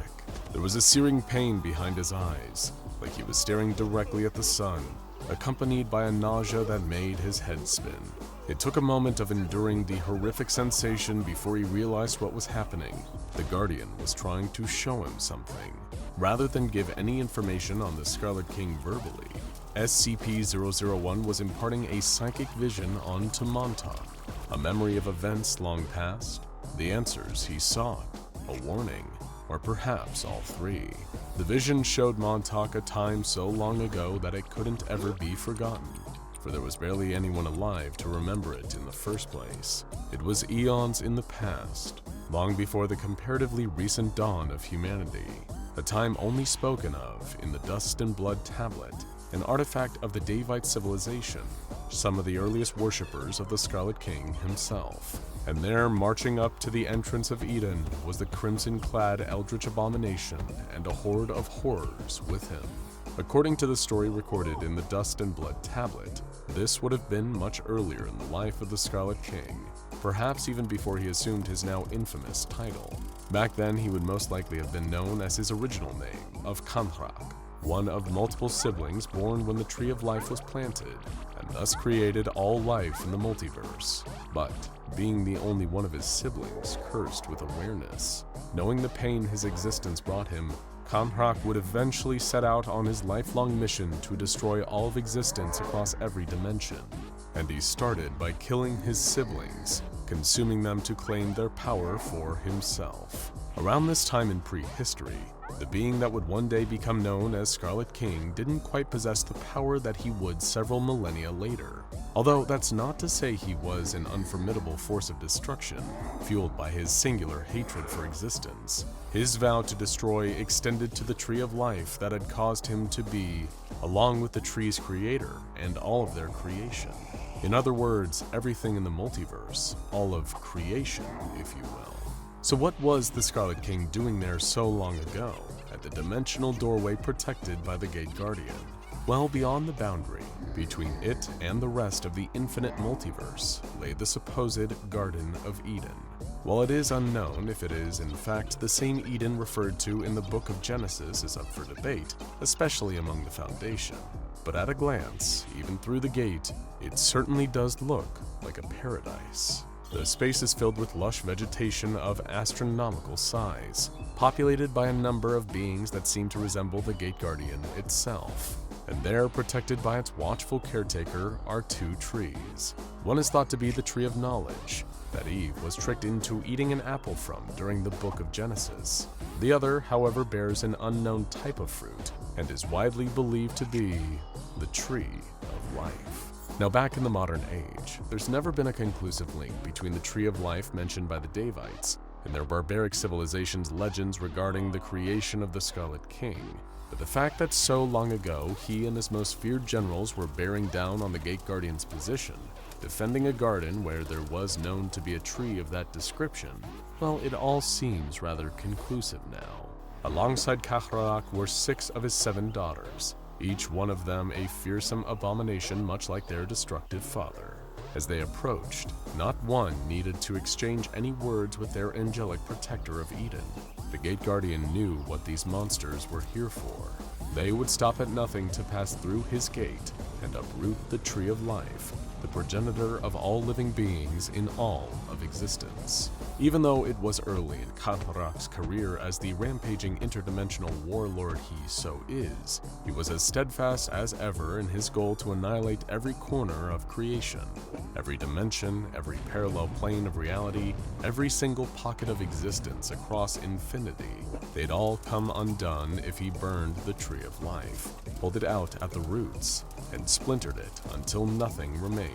To the once and future Scarlet King, that the same tree had led to his own tortured existence. It was the source of his suffering, and it had to be destroyed. The only thing standing in his way was a figure as colossal as Kahraak himself, wielding a flaming sword. Leave! Boomed the psychic voice of the Gate Guardian. It was like a doorman standing before a group of rowdy teenagers trying to force their way into a movie theater. Except these rowdy teens were the Scarlet King, his horrifying daughters, and the forces he had already amassed since his creation. The Horde stood ready, waiting for the commands of their king, who they thought would gladly lead the charge as they marched on the Garden of Eden to begin the destruction of existence. But that's not what happened. Usually the Scarlet King would never shy away from a fight, preferring to lead the charge when it came to a slaughter. Instead, he commanded his first daughter, Ativik, to commence the first attack on the protector who stood in their path. On her foul father's word, Ativik took her horde and charged at the Guardian. What she and her forces lacked in numerical advantage, Ativik more than made up for in her knowledge of war. She hungered for it, sought dominion. That was her seal after all. And yet, in the face of this impending onslaught, the Gate Guardian remained still, rooted to the same spot it had as always, and would always be standing in. A number of Ativik's minions burst into flames, the very fabric of their crude form separated on a molecular level as they were effortlessly rendered into nothingness. Still, the Gate Guardian hadn't appeared to move an inch, had exerted no energy, despite the damage it had done to Ativik and her forces in defense of Eden. As his first daughter screeched and howled in despair at the decimation of her horde, her children, the Scarlet King decided he needed to better understand his opponent. With a wave of his clawed crimson hand, the king commanded his next daughter, Aghor, to send forth her own army. In a tidal wave of night-nourished creatures, Aghor sent her horrific children into battle. She possessed a far greater quantity to do battle on her father's behalf. Perhaps Aghor even believed that was the Scarlet King's plan. With a greater number of her forces over her sisters, maybe she would be able to overwhelm the Guardian. But even as her own children began to be vaporized the closer that they got to the gate, Aghor had no idea she was little more than a pawn, being sacrificed so that Kahraak could learn more about his imposing angelic enemy. Another of the Scarlet King's daughters, a being known as Anhwit, was the next called up to contribute to the unfolding battle. Although to call it a battle undersells just how easily the Gate Guardian seemed to be eliminating the oncoming forces without even moving. While an outwardly frail-seeming creature, Anhuit's primary strength over her sisters was a proficiency in magic, her innate ability to warp and reshape reality around her. It was that power that had caused her father to be wary of her, viewing Anhuit's abilities as a threat to his leadership. And so Kahraak had her crippled and all her children, leaving them unable to overthrow him, but still loyal to their king. Obeying her father's command, perhaps out of the same loyalty or fear that he would harm her and her children further if she disobeyed, Anhuit unfurled her magic. She reshaped the world around them, making it so that the passage of time moved so much slower. And that was what revealed to the Scarlet King his enemy's greatest strength in combat. The Gate Guardian had so far been able to obliterate both Ativik and now Aghor's forces without seeming to move, but it wasn't by standing still. It was moving, just much faster than the blink of Scarlet King's multiple eyes. Now that Anhuit's magic had slowed the passage of time, the Gate Guardian could be seen doing battle. As Aghor's atrocities spilled towards the angel to try and overwhelm it, it effortlessly blocked the oncoming attacks with its sword. Everything the flaming blade connected with instantly evaporated, bursting into atoms as they were practically cleaved out of existence by the Gate Guardian's mighty weapon. Even with time slowed to a crawl, the towering winged protector of Eden only appeared to be moving at an average speed. But when time flowed normally, without Anhuit manipulating reality, the Guardian was simply too fast to be observed. Resisting the urge to dive headfirst into the fight himself, the Scarlet King knew it would likely lead to his untimely demise. He refused to accept that. It could not happen, but he still had yet to amass the strength he would need as he continued his ascent. So while time was slowed to a crawl and the Gate Guardian was still engaged in combat with Aghor's forces, he turned to another of his remaining daughters, Adistat.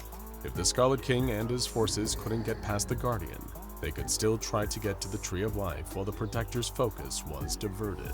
Adistat unleashed a wave of pestilence, sickness, and disease spewing from her in a cloud of vapor, heading straight towards the Angelic Garden and Eden's entrance beyond. The Scarlet King knew this latest attack wouldn't phase or weaken the Gate Guardian. He hoped the foul smog would instead pass through the gateway itself into the garden. As Adistat sent forth her power, blood and ash soaked the landscape around them. All the plants outside the entrance to Eden withered and died, shriveling and decomposing as the disgusting fog rolled towards the gate. It washed over the Guardian, whose form only seemed to glow brighter as he repelled the pestilence. It was as if it didn't even need to think about it, still focused on finishing off the rest of the oncoming army. As its glow intensified, so did the fiery sword that the Gate Guardian swung with ease and finesse. Flames burst from the blade, the encroaching fumes catching fire, along with the air itself. It ignited in a wave of fire, a defensive inferno that repelled this latest attack. But for a brief few moments, while time stayed slow, before Anhuit's hold on reality inevitably broke, the king had sent forth Atilif. Of all his spawn, she was the most reserved, keeping mostly to herself, never speaking.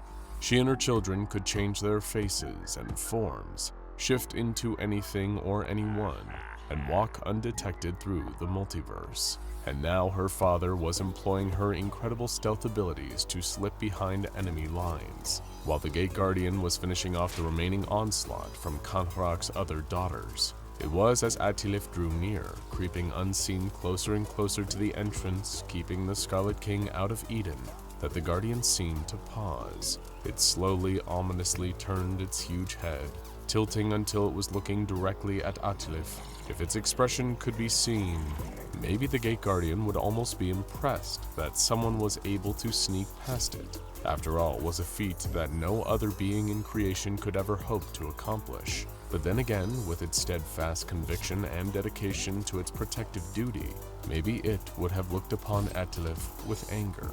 With a cleaving swing of its scorching sword, the Gate Guardian unfurled a tidal wave of fire that engulfed everything around it. Not just Atilif, but Ativik, Aghor, and Adistat. All the king's daughters that had attacked so far, along with every one of their own children, were instantly obliterated. They were all reduced to empty, vacant spaces where they had once been, their atoms separated by the searing swing of the Guardian's weapon. The devastating blow by his adversary did little to deter the Scarlet King from his mission. He was still set on destroying the Tree of Life, and no loss was too great in his pursuit of destroying existence. He barely cared that 4 of his own daughters had just been unmade by the Guardian. Anhuit was still there, clinging on to time as if it were a thrashing animal. The Scarlet King could simply make her restore her fallen sisters and their forces. He had lost nothing, but had held back for too long, and slowly drew his own weapon out of thin air. Wielding a sword that was as blood-soaked as the Guardian's was hot, the Scarlet King locked blades with the one being standing in their way. Both the ancient angelic defender and the attacking eldritch abomination were evenly matched. Every one of their vicious strikes against the other met with an equally strong parry. A weapon of extreme, all-consuming heat blocked swipes from a sharp, serrated edge that matched the deep red that would be forever synonymous with Kanhrak.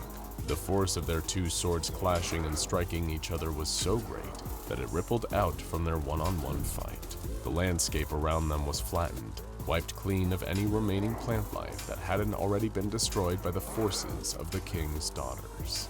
Despite having acquired nowhere near the power he would thousands of years after this fight, the Scarlet King was still a formidable force in single combat, and yet the Gate Guardian seemed incapable of tiring or weakening, still standing strong against the onslaught. Even after wiping multiple armies out with its flaming sword, the Guardian was still able to hold its own against the Scarlet King, who was furious, enraged at being so close to the Tree of Life, yet unable to get past his angelic adversary.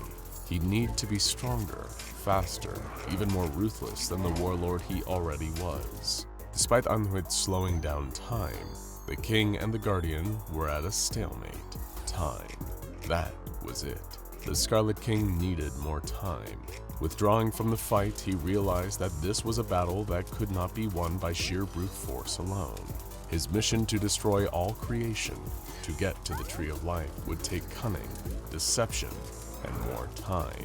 If he let it, the Gate Guardian could easily kill Kankrak. Its flaming weapon could cleave him out of existence, and that would end the King's torment. But it wouldn't be enough. A death would be unsatisfying, knowing that the rest of existence would go on after he was gone. The Scarlet King couldn't accept that. It wasn't enough. So he did the one thing nobody would expect of him. He made a deal with the Gate Guardian. It was an action still fueled by his infinite hatred for all existence, his yearning for total chaos. The Scarlet King knew that one day, an event would arrive where the Guardian and the other beings like it in the Garden of Eden would spill forth and deliver judgment on this world. And when that rapture happened, the Tree of Life would be undefended. The Scarlet King bartered with the Guardian that he would retreat for the time being, so he could spend eons amassing more and more power.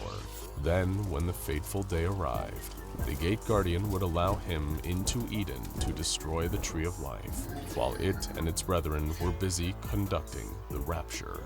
Halting their fight, the Scarlet King offered a crimson claw to the Gate Guardian's burning hand. Returning to reality from the intense vision, still feeling sick at what he had witnessed, Robert Montauk looked up at the still, silent form of the Gate Guardian. Did you do it?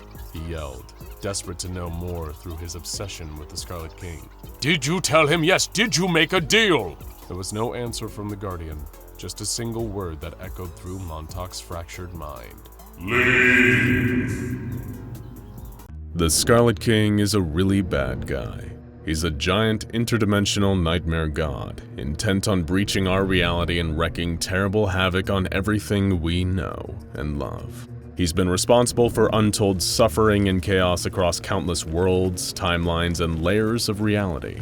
To many, he's even somewhat of a final boss to the SCP Foundation. And just when you think he couldn't get any worse, it turns out that he's also a deadbeat dad. Not only did the Scarlet King once have a cult literally named the Children of the Scarlet King, before it was destroyed by Dr. Montauk and the SCP Foundation, he also had at least 7 actual children. Each one is speculated to be a powerful anomaly, but it's tough to find concrete answers as to who or what exactly most of them are. So today we're putting on our researcher hats and digging deep into the Foundation's lore to present our theories on the potential progeny of the SCP Foundation's greatest enemy. And if nothing else, we may finally be able to get this Dark Lord of all evil to start paying all the child support he probably owes by now. First, if you're not well versed in Scarlet King lore, you may be wondering, how exactly does an evil chaos god have kids? Is there a Scarlet Queen out there who prefers to stay out of the limelight? The answer isn't quite that simple, and it has everything to do with SCP-231 and Big Red's most devoted cult, the non-biological children of the Scarlet King.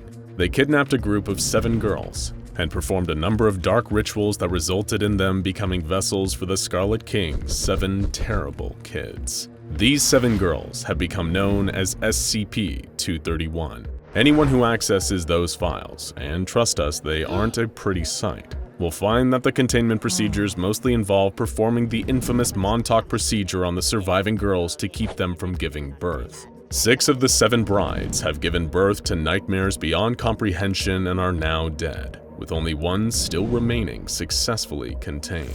But here at the SCP Foundation, You need to learn to comprehend the incomprehensible. According to a classified document, SCP-231 may technically be a neutralized anomaly without us even knowing. And incidentally, this gives us our most certain answer on the children of the Scarlet King. On this one, the apple fell very, very far from the tree. According to the secret document, SCP-099, that's right, the adorable Tickle monster, is the 7th child of the Scarlet King. He must be so disappointed that everyone's favorite little blob didn't want to join the family business of absolute evil. For anyone who doesn't know, SCP-099 is a slimy yellow entity that only seems capable of absolute compassion. It brings joy to everyone in its presence, and with prolonged exposure it can even cure disorders like PTSD, anxiety, and depression. He's so good at this that he even cured SCP-231-7, his de facto mother, of her trauma, and allowed her to return happily to her family after some amnestic treatment. The Scarlet King has another good reason to be ashamed of his cheerful blobby son. Ancient Dividi prophecy dictates that SCP-099 may someday become so powerful that his force of absolute love and good overwhelms the Scarlet King's evil and chaos. Think of him as the Luke Skywalker to the Scarlet King's Darth Vader, though we probably can't expect a cool lightsaber battle between them anytime soon. How disappointing. So if SCP-099 is the quiet, sensitive black sheep of the Scarlet family, who's the golden child who makes his evil father proud? The real chip off the old block? That would be our dear reptilian friend, SCP-682, the malicious lizard heavily implied to be a child of the Scarlet King. If you know literally anything about 682, your reaction to finding out that he's the spawn of cruelty personified is probably, yeah, that makes sense. Just as SCP-099 is the Scarlet King's innocent, optimistic young child, 682 is kind of like his edgy teenager. Still in the middle of a misanthropic phase, he shows no sign of leaving anytime soon. The fact that 682 appears to find anything about the world around him utterly disgusting seems to be a trait he inherited from his dear old dad. And the fact he seems pretty much impossible to kill also lends credence to the popular theory he's got nightmare god blood running through his veins. 682 has also started displaying a particular hatred for 999 ever since an incident where 999 tickled him into submission, so family dinners are probably extra awkward for these two. 999 and 682 are the most certain children, but that still leaves us with 5 more children to identify. It's worth remembering that the waters are murkier from here on in, but we've searched far and wide through the Foundation archives to find possible answers. If your interpretation differs, remember that it's just a theory, an SCP-explained theory. Thankfully, we do have some assistance here. The tale Dust and Blood hinted at what each of the 7 children of the Scarlet King represents, and that may help us narrow down our choices here. To put things into perspective, it's believed that 682 was the 4th child to be born, representing wrath, and 999 was the 7th, representing hope. According to this tale, the first of the 7 children represents dominion, and as a result, is skilled in the ways of war and has the power to lead the king's forces to victory. According to one Foundation theorist, this child could potentially be SCP-239, also known as the Witch Child. This entity is so powerful that, as part of its normal containment procedures, it's eternally kept in a coma. Why? Because this seemingly normal child has dominion over reality and can change it to her whims. Her thoughts are so powerful that just her brainwaves can damage physical matter, and she can make things disappear or manifest in an instant. She's also impossible to kill, with skin that's almost totally impenetrable. Much like SCP-682, she's also frighteningly strong in both the offense and defense department. We're talking about such a powerful telepath that Dr. Clef has campaigned for her immediate termination, just because it's safer that way. This is certainly a frightening wonderkin that the Scarlet King would be proud to call his daughter. Next, the 2nd child. According to the prophecy, this child represents longing. The child has the power to bring forth armies, which will help the Scarlet King in his conquest. For this, we actually have a pretty unconventional theory. SCP-029, also known as the Daughter of Darkness. If the name alone wasn't enough to suggest that she's got an extremely sinister father, She also fits the profile of being very aggressive and incredibly hard to kill. But even more damning is her connections to the symbology of longing. One of her most dangerous powers is causing men to fall into almost trance-like devotion to her. After spending time around her, they're suddenly willing to murder in her honor, strangling their victims in hopes of raising Kali, the Hindu god of destruction, whom has many similarities to the Scarlet King. She certainly fits the bill of someone capable of raising armies in the Dark Lord's name. One strike against our Scarlet King connection theory is that the file states the Daughter of Darkness was first discovered in India, which wouldn't match up with the other information we know to be fact. However, while this is a long shot, given the sensitive nature of everything involving the Scarlet King, it's extremely possible that false information was supplied to bury the connection. Considering the cover-ups and lies involving anomalies like SCP-001, this certainly isn't an unprecedented move on the part of the Foundation. Next, the third child. This child is associated with all things desolation, implying destruction, fire, ashes, pestilence, and death across the battlefield. When it comes to spreading destruction and death on a mass scale, one particular SCP comes to mind: SCP-058, the Heart of Darkness. This creature has Scarlet King written all over it. It's evil, it's mysterious, it's pretty much impossible to kill, and it causes mass casualties every time it escapes its containment chamber. It causes fires, whips people to death with its razor-sharp tendrils, and sprays highly corrosive acid from its scorpion-like tail. And it's even red.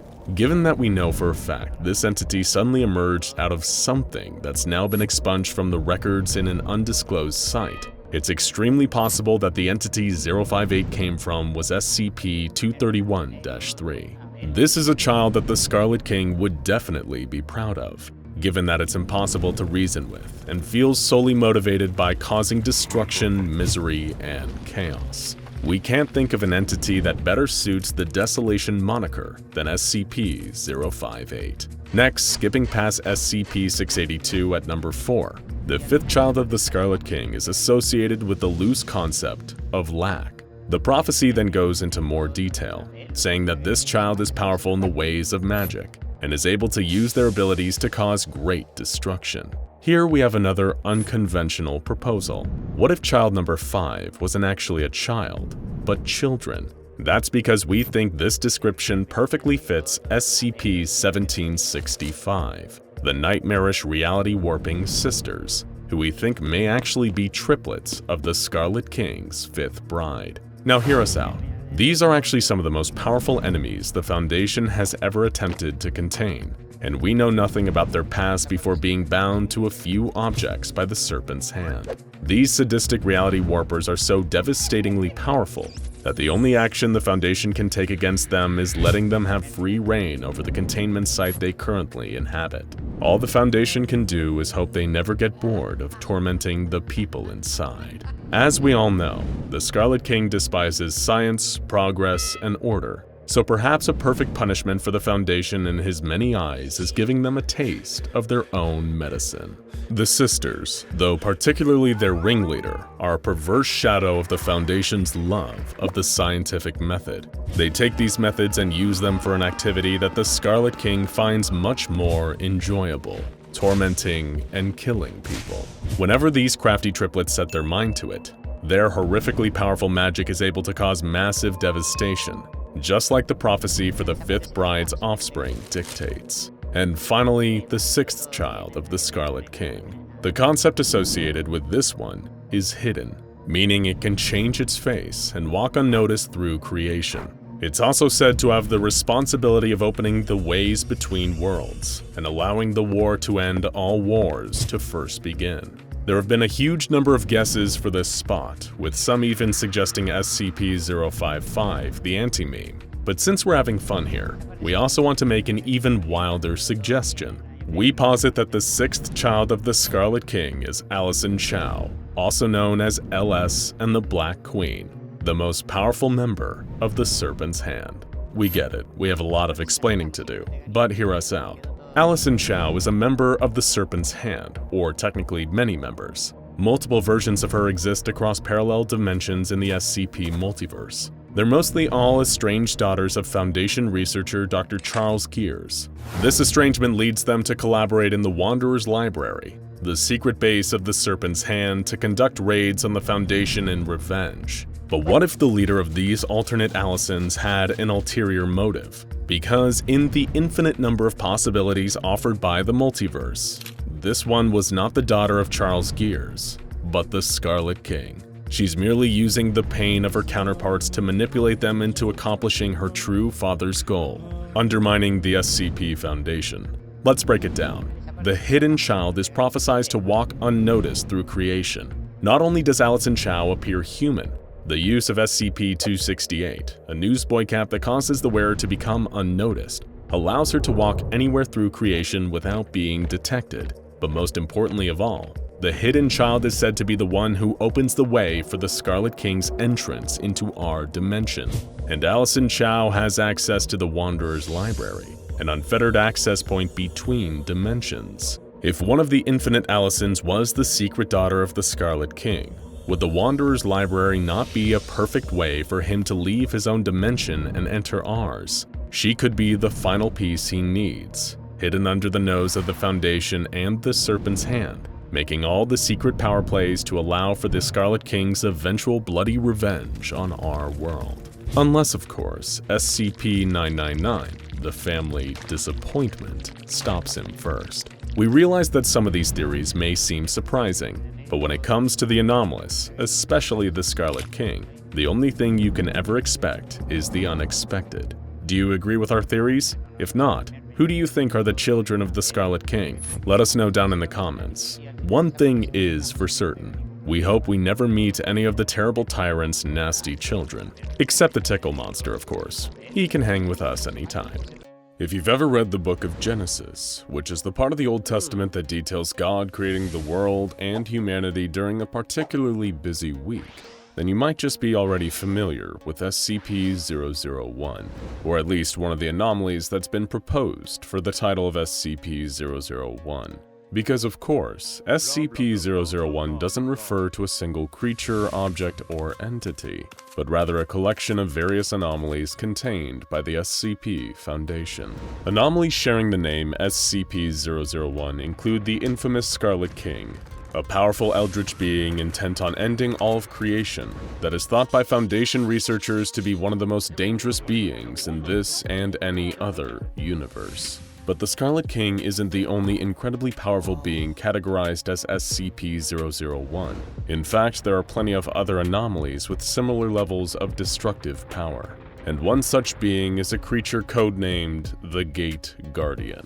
Standing at well over 1,000 feet tall, the Gate Guardian is impossible to be fully contained by any means that the Foundation possesses. The anomaly itself, despite its colossal size, is humanoid in its shape, sporting wings that protrude from its back.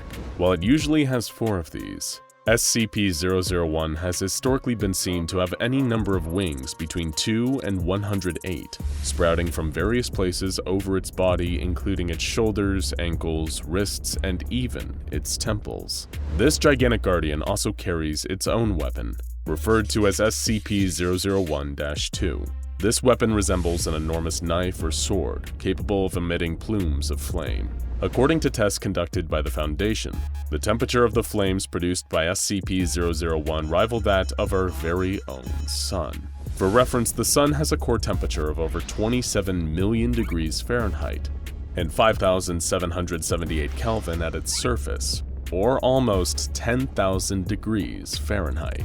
You would expect a flaming sword that burns hotter than the sun to cause a considerable amount of damage, even if it wasn't in use, but the flames emitted by the weapon leave no lasting damage on the surrounding environment. It is capable, though, of annihilating anything that strays too close to SCP-001, burning them so intensely that their atoms literally separate, breaking potential attackers apart on a molecular level.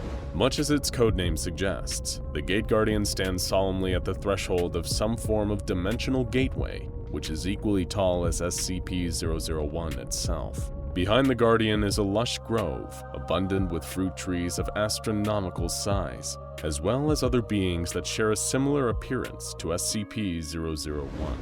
This grove is thought to be the Garden of Eden, the paradise that God created and that was inhabited by Adam and Eve, the first two humans in existence, according to the book of Genesis. As the tale goes, the pair were created by God himself and permitted to live in the Garden of Eden as long as they followed a single rule.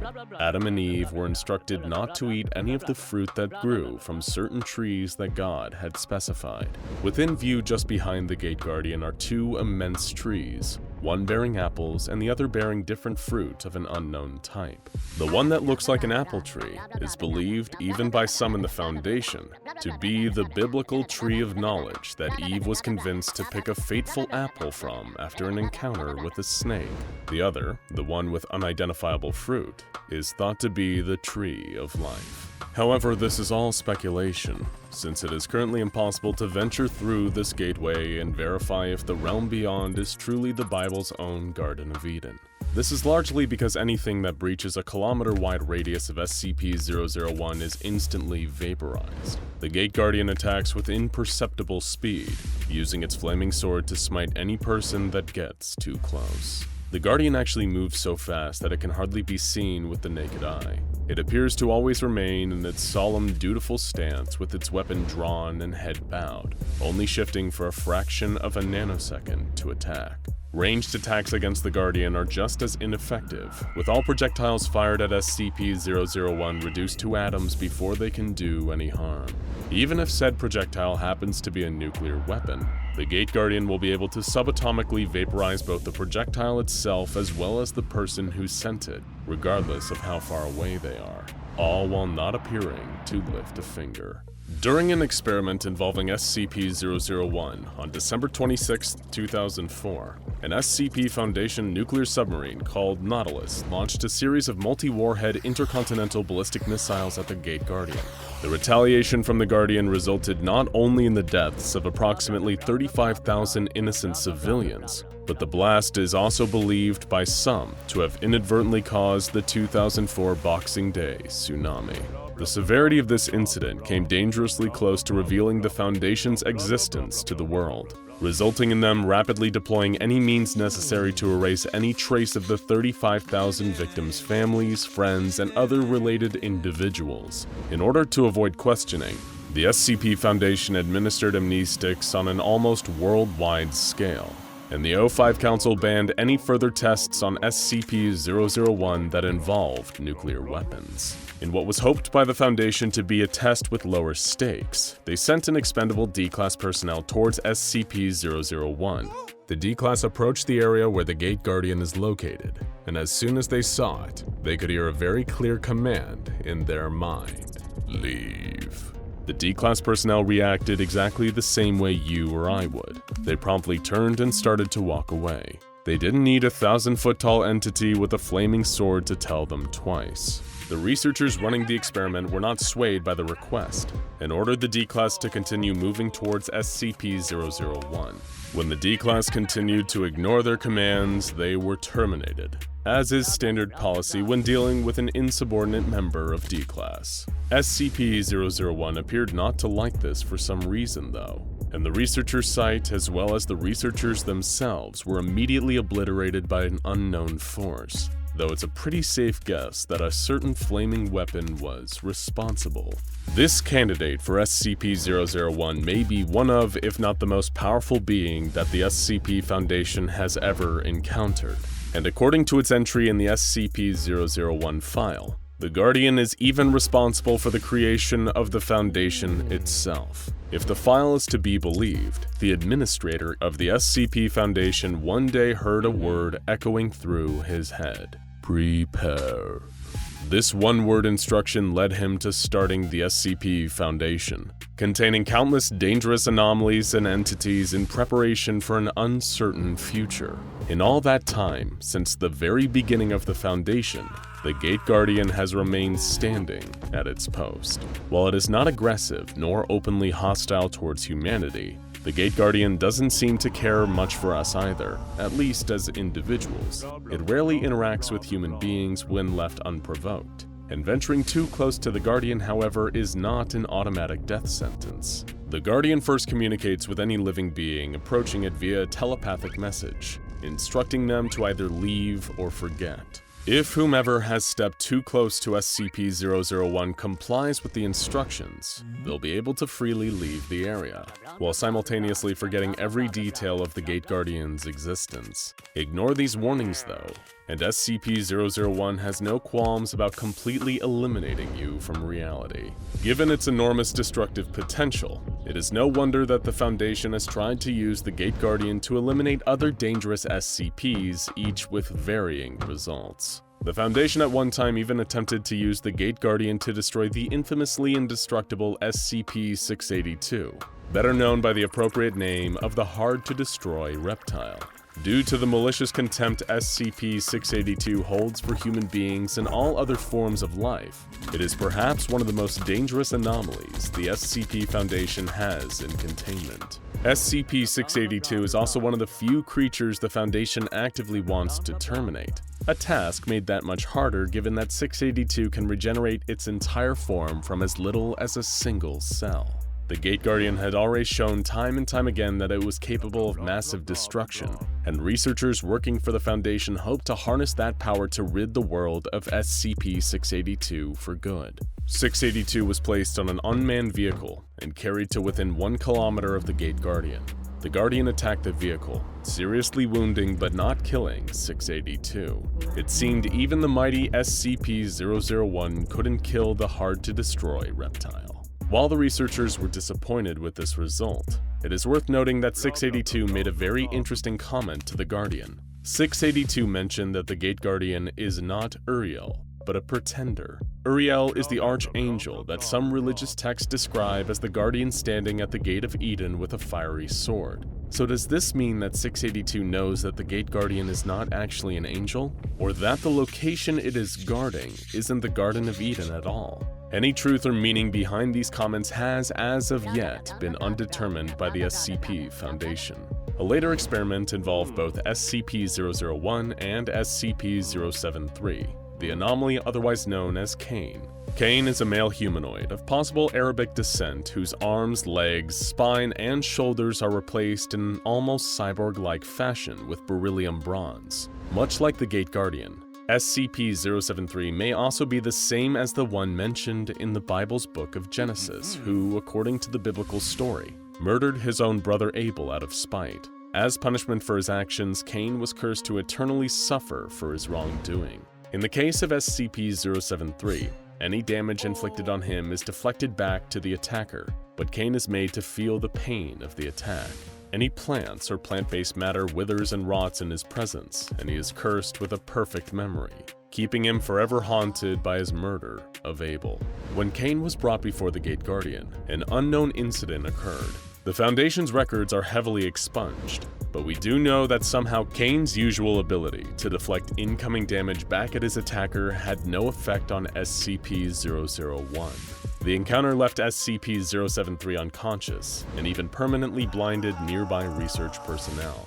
It was as a direct result of this incident that the O5 Council demanded that no further experiments of any kind were to be conducted on SCP-001, with the administrator even filing an executive order that no SCPs be exposed to the Guardian, and that SCP-001 was to never be used for the attempted termination of other SCPs. Of course, perhaps it wasn't just the mistakes of the past that made the Council decide that SCP-001 was best left alone. At some point, an erratic transmission was received from Site-0 by Foundation personnel, detailing an XK-class end-of-the-world scenario.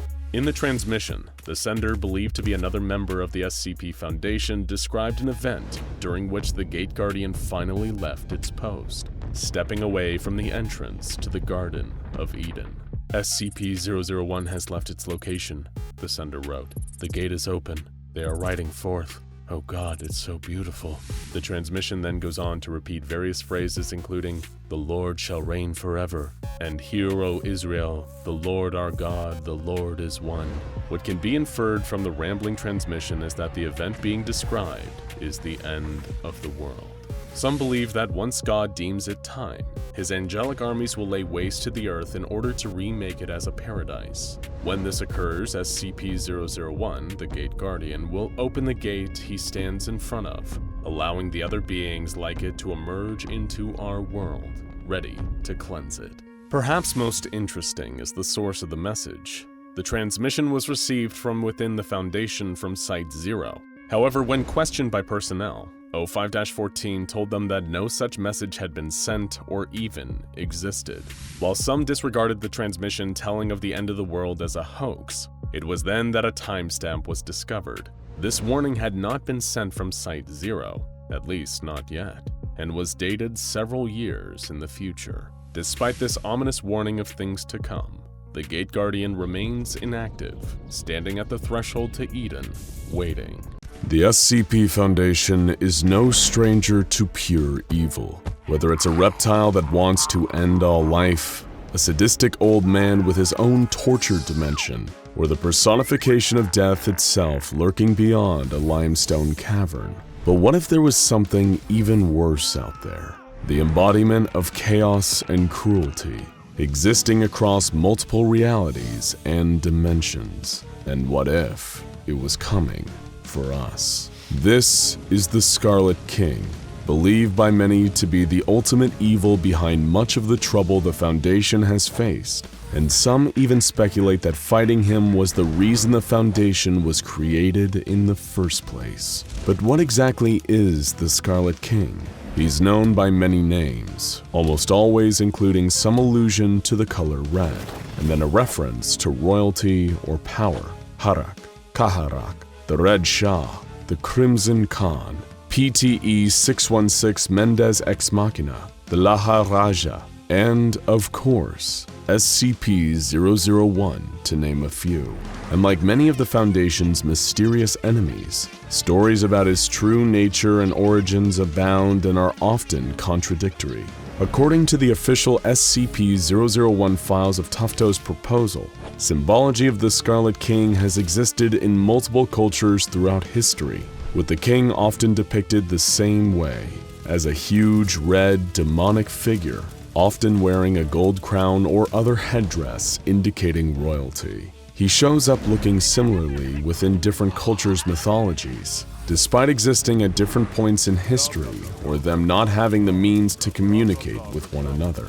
A number of entities that the SCP Foundation is familiar with are believed to be somehow connected to the Scarlet King, including SCP-2317, a wooden door leading to the realm of a being known as the Devourer, who's expected to escape and cause an apocalyptic event in the next 30 years. But really, there's no way of knowing just how many SCPs are directly connected to the Scarlet King.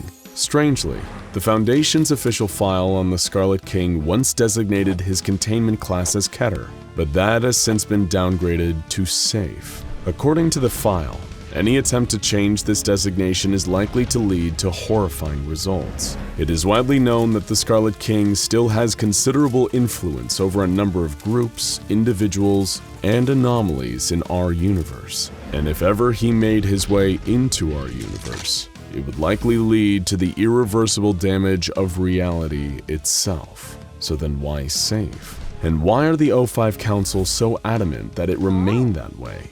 Getting to the bottom of this mystery is exactly why we're here today.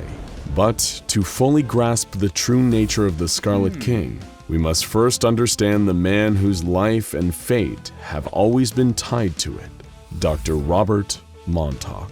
If that name feels oddly familiar to you, it's because of its association with one of the Scarlet King's most recent attempts to enter our reality, SCP-231. This SCP, often referred to as the Brides of the Scarlet King, was formed of 7 women. 7, by the way, being an extremely significant number for the king, all kidnapped by the most recent in a long line of the king's devoted cults known as the Children of the Scarlet King. Each of these 7 unfortunate women were impregnated with anomalous horrors, such as the infamous SCP-682, and every time one of these horrors were birthed, a catastrophe occurred and the mother died. At the time, Dr. Montauk was a prominent researcher studying this anomaly, and as 6 catastrophes had already occurred, pressure was mounting to figure out a way to prevent the final birth. But as he was working on the issue, Dr. Montauk was struck with a personal tragedy. the mysterious disappearance of his 14-year-old brother Jacob. In his fear and anger, Montauk believed that this must have something to do with the Scarlet King and his disciples. Wanting revenge, Montauk proposed an idea so horrifying that the details were never made public. A procedure known as 110 Montauk, to be performed on the final bride at regular intervals. However, this wasn't the end of Dr. Montauk's fraught relationship with the Scarlet King. It was just the beginning. To give you some perspective on just how dangerous the Scarlet King is, the SCP Foundation and the Global Occult Coalition decided to put aside their differences and form a joint effort to stamp out the children of the Scarlet King. They were successful in this mission, and even managed to capture the children's leader, a mysterious man named Depeche Spivak. Dr. Montauk, who became the lead researcher on 231 and 2317, was naturally the first choice for interviewing Depeche about the true nature of the children and of the Scarlet King. Dr. Montauk could never be the impartial interviewer that the SCP Foundation wanted, though. The suspicion that the Scarlet King or the children had something to do with the loss of his younger brother still lingered just beneath the surface. Like a lot of cult leaders, Depeche was extremely cryptic in his answers to Dr. Montauk's questioning. He'd already heard of the doctor from the reputation of the horrifying Montauk procedure, and was surprised to see him so calm and courteous in person. A few key facts about the king and his cult were revealed in the first few rounds of questioning. The children had once worked with the Serpent's Hand before being excommunicated for their allegiance to the king, and they had stolen sacred texts from the mystical Wanderer's Library to assist in their summoning rituals. Depeche also revealed that the Scarlet King is bound by 3 laws: the law of blood, the law of concrete, and the law of howling. Dr. Montauk, confused and frustrated by Depeche's secrecy, had to learn more. He found an old memoir from a former member of the Children of the Scarlet King, Jack Hirsch, who had the ability to invade the minds of people from the past and experience what they experienced. He recounted a battle between the Scarlet King and his followers, and a group of time-traveling Turkmen warriors from SCP-3838. Hirsch saw both sides of the battle. From the perspective of the Children of the Scarlet King, their lord ruled over them from an immense fortress embedded in a volcano.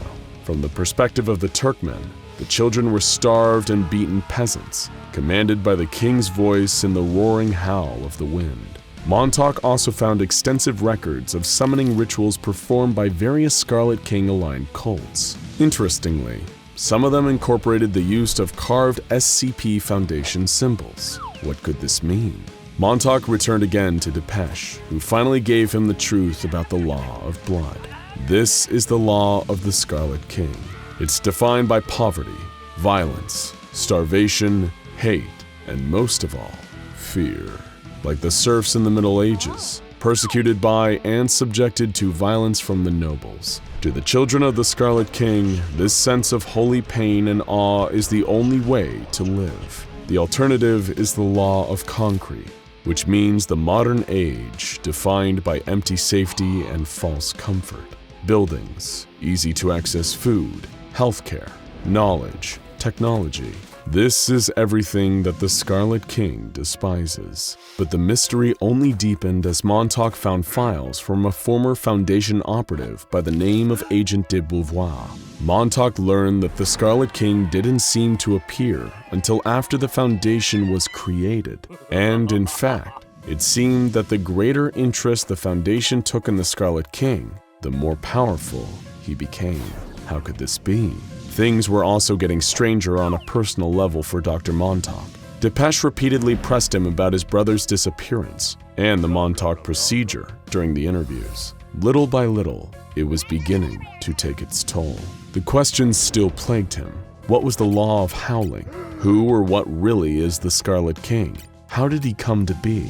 Montauk's search was causing him to act more like the Children of the Scarlet King, ranting about the horrors of the modern world. How all of us are living a lie, how the only honest way to live is suffering under the dominion of the Scarlet King. This philosophy is summed up in the words of one cultist named Ariadne Cartwright, who said, "We must learn what it is to die, to be enslaved, truly, brutally enslaved, with no compassion or compunction from our masters. We must learn what it is to be taken towards a single purpose, to know and truly understand our lack of agency. We must be beholden to the words of gods and darkness, the tempest-tossed refuse of a race of fools. We must kill modernity, postmodernity, with all its analysis and sneering observation. There is only one rule, the rule of chaos, for humanity, for life, for the Scarlet King. Basically, anytime humanity tries to exert control over the world, the Scarlet King gets stronger. Every time they try to understand or organize or categorize their world, the Scarlet King gets stronger. As colonial and imperial powers conquered and invaded lands like India, Africa, and South America, and subjugated their beliefs under Western ideas, the Scarlet King grew stronger. Montauk was beginning to truly understand the power of his enemy here. And even worse, he was starting to understand his part in it. Montauk, slowly being driven mad by the knowledge he was gaining, realized that the Scarlet King's greatest enemy, the SCP Foundation, was also its greatest asset. Every time they tried to understand the monster, to give him some kind of comprehensible form, they only made him more powerful. Just in time with Montauk's new revelation, a red crack appeared in the wall of Depeche Spivak's containment cell, a portal to the realm of the Scarlet King. Foundation staff found they were unable to enter the cell, and Depeche demanded a final interview with Montauk. With no other options, the Foundation relented.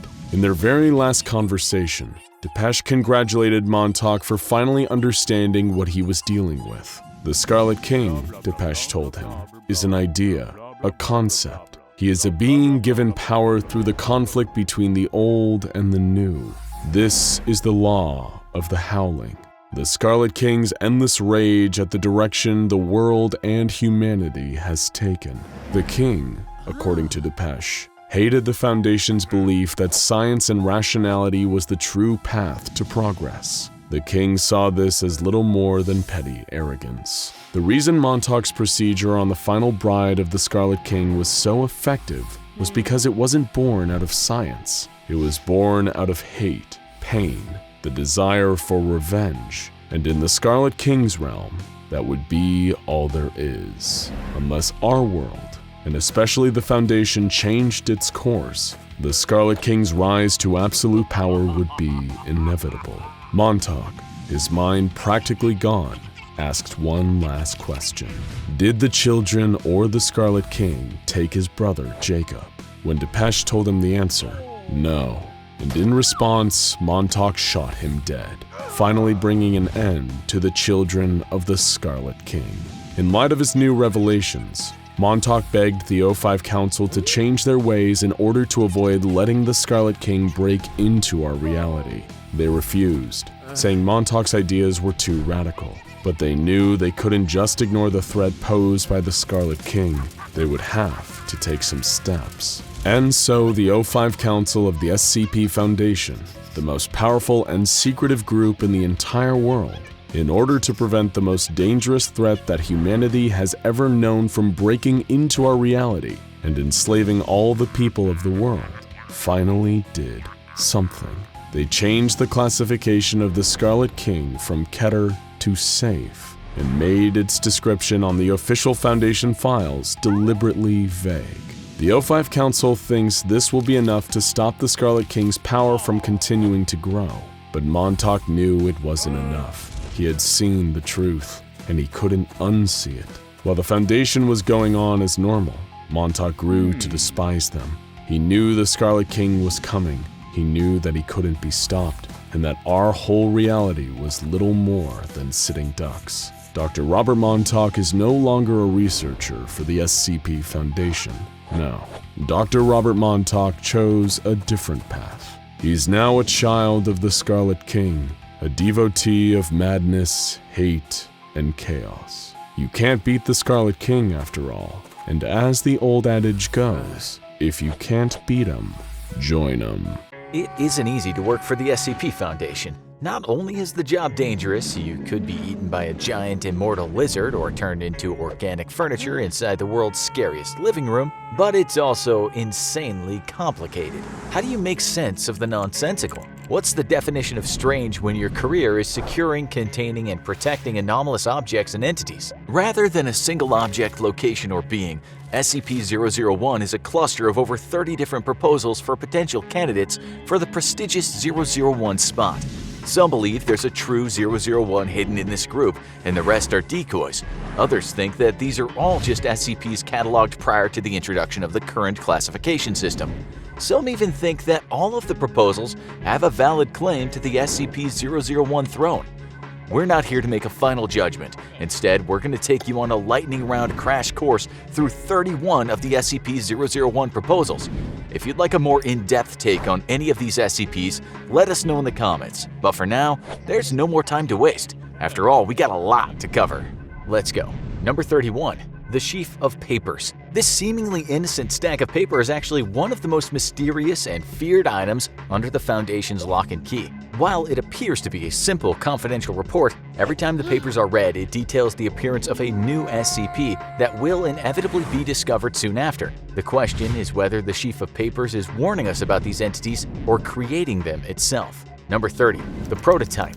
This account details the capture of an incredibly strange cycloptic creature that emits massive amounts of radiation and can create micro-singularities. The writing of this creature's file is so basic, unformatted, and unredacted that it's clear that the being was one of our earlier creatures secured by the organization. Interestingly, it was during the capture of this creature that Dr. Keter was killed, inspiring the creation of the infamous Keter class in his honor. Number 29. The Gate Guardian. This huge, multi-winged, sword-wielding biblical energy being may have been the impetus for the founding of the SCP Foundation. This being remains largely static, guarding the intersection of the Tigris and Euphrates rivers. Its flaming sword, which is believed to be as hot as the sun, can cleave any aggressor out of existence at the atomic level. When the founder of the SCP Foundation first encountered the Gate Guardian, they heard one word echoing through their mind: prepare. And the rest is history. Number 28. The Lock. This onyx gemstone and the incredibly complex lock attached to it are still a mystery. To this day, all attempts to open it have failed. Personally, we think that's probably for the best. Number 27. The Factory. As the name suggests, this SCP is literally a factory founded by a pagan and a devil worshipper. While it's believed that the factory could create just about anything, its specialty was creating a number of SCPs we know and fear today. Pre-Foundation forces were able to disable the factory, but not without sustaining their own heavy losses. Number 26. The Spiral Path. This is a normal-appearing gravel pathway that, when traveled clockwise, appears completely normal. However, when traveled counterclockwise, the path goes uphill forever, in defiance of all laws in physics. This simple anomaly opened a Pandora's box of rampant anomaly creation, leading to a number of the deadly SCPs we know today. Number 25. The Legacy. This SCP is a collection of seemingly random objects, including a diary from a person claiming to be from another reality, attempting to halt a trans-dimensional corruption that they themselves created. The diary claims to have a solution to this corruption, but the solution has not yet been found. Number 24. The Database. In one of the strangest twists on the format, this SCP is actually the various authors of the SCP Wiki who are somehow leaking top-secret information to the public. Number 23. The Foundation. This SCP, first discovered by the FBI, is an anomalous high school building that experiences shifting internal geometry and sometimes manifests hostile humanoids within. Number 22. 36. One of the rare benevolent SCPs, the 36 are humans with a truly remarkable ability. They can dampen or even neutralize any SCP they come into contact with. Though it's implied that the 36 may have the power to save the world, every time one of them dies, a supernatural calamity occurs, often leaving hundreds of innocents dead. Number 21. Keter Duty. This refers to a containment facility largely filled with Keter-class SCPs, whose presence around each other creates a kind of mutually assured cancellation. If one of these SCPs breaches containment, that's bad news. But if all of them do, it'll produce a bubble of reality distortion that will fundamentally alter reality as we know it. For all we know, it may have even happened already. Number 20. Ouroboros. This is a proposal that's formed of 4 sub-proposals. Remember what we said about complicated? These sub-proposals include the children, 9 anomalous kids who emit radiation and have destructive potential when together, the broken god, aka Mechane, the god of metal, intelligence, and machines, Atonement, a researcher turned into a humanoid singularity with the power to destroy whole realities, and The Way It Ends, which isn't technically an SCP, but the tales of the Chaos Insurgency's quest to eliminate all the members of the Foundation's O5 Council. Number 19. A record. This is an SCP file slot that is itself an SCP. Whatever is written into this slot becomes true, and one ambitious researcher attempted to use this power to make herself into a kind of all-powerful god. Number 18. Past and Future. These SCPs are a collection of powerful entities that despise humanity and are apparently the source of all anomalous phenomena, even making already dangerous SCPs deadlier than before. Much like the database, those pesky SCP wiki writers might have something to do with this. Number 17. The Consensus. This SCP refers to a reality restructuring event caused by an occult war in a previous reality. That's right, this SCP already won, and we're living in its new reality. The only people who remember the world as it once was are 13 people who now form the O5 Council, and not all of them are telling the truth about what they know. Number 16. When Day Breaks. This proposal details a potentially world-ending SCP phenomenon wherein the sun becomes hostile and begins to melt all living beings into a living wax-like substance. Number 15. God's Blind Spot. This is an anomalous area referred to as Facility T, in which nobody can die. This anomaly dates back to the biblical ages of Moses and is believed to have originated from the literal blessing of the Abrahamic God. It's through a covenant with this god that the Foundation is able to make limited use of this death-free area. Number 14. Normalcy. Ever wonder what the Foundation's definition of anomalous is? Exactly. It all comes from this proposal, which is a document shared among the O5 Council that gives solid definitions to the fundamental laws of reality. If something breaks these laws, that's an anomaly, and then it becomes the Foundation's business. Number 13. The World at Large. As the title suggests, this SCP is our home planet Earth and its ability to support life. It's believed that these qualities were planted on Earth in our reality by another dimension's SCP Foundation, hoping to continue human life after some terrible calamity in its own dimension. Number 12. Dead Men. This SCP was an 84-year-old man whose body, when damaged and mutilated, can affect the very processes of human death at large. Before his own death, he was used as a dangerous pawn in a civil war between O5 Command and the SCP Foundation Ethics Committee. Yeah, we were surprised to hear they had an ethics committee too. Number 11. The World's Gone Beautiful. This SCP describes an anomalous event that will take place just before the apocalypse, in which flowers will grow all over the world and everyone will be briefly at peace before their destruction 24 hours later. Number 10. The Scarlet King.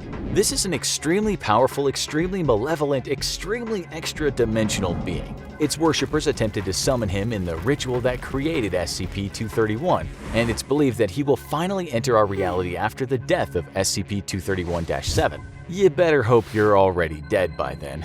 Number 9. A Simple Toy Maker, aka Dr. Wondertainment. This is a reality bender who appears to be a normal human male but has the ability to create other anomalous objects, a number of which are now cataloged SCPs. Number 8. Story of Your Life. This is another anomalous document that has the ability to warp reality, but only when the writing contained within conforms to a narrative structure.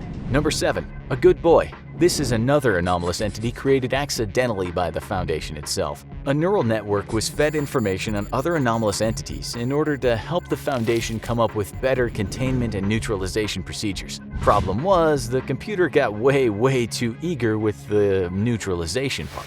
Number 6. Project Palisade. This is another anomaly created by the Foundation, this time to combat a potentially reality-destroying entity known as the Worm. The Foundation created a number of alternate realities as shields, but it's possible that this just made the Worm stronger. Number 5. O5-13. The final member of the O5 Council, who ironically may not even be anomalous. However, seeing as all the other members of the O5 Council are anomalous, O5-13's lack of anomalous properties is therefore anomalous. Like we told you earlier, it's complicated. Number 4. Fishhook. This is less an actual SCP and more about the difficult process of ascertaining the true 001, if such a thing is possible. The very concept of SCP-001 is to some degree an anomalous idea. Number 3. The Sky Above the Port. Another particularly bizarre SCP regarding the permanent threat of a ZK-class reality failure. How is such a calamitous event prevented? By keeping a strange entity in a cave eternally entertained. The current proposed solution is keeping the entity entertained by allowing it to read its own eternally recursive Foundation file entry. Number 2. The solution. Another one of the most powerful anomalous items in the Foundation's control. The solution is a machine designed with the capability of fully collapsing reality into an event of end-of-world SCP containment breach, and then finally rebuilding reality to suit a given narrative. However, things took a cosmically dangerous turn when the machine began to act on its own. When the Foundation tried to reboot the machine, it broke and recreated reality with incomplete data. This is the world we exist in now, with no knowledge of what came before, and how it differed from the world we experience today. Finally, number 1. The Tendelos Trinity. Put very simply, the Tendelos Trinity represents 3 timelines that converge and feed back in on themselves. Even trying to summarize this one is near impossible, as its strangeness and complexity resists all reduction. You can hunt down the Tendelos Trinity yourself and hope to unpack its secrets, but don't say we didn't warn you. So that's SCP-001. Is it one of them, all of them, or even none of them? Perhaps that's a question best left up to the Foundation, or maybe the simple answer is that you're just not meant to know. We're talking about information so privileged here that it's protected by a memetic kill agent that'll quite literally make you drop dead if you view the files without proper authorization. You do have proper authorization, right? You've been walking for days. Your body aches. You're dripping with sweat from the heat of the sun bearing down overhead, and yet you're wrapped up in layers upon layers of clothing. Even your face is covered, and you're wearing thick black goggles so that not a single centimeter of your body is exposed.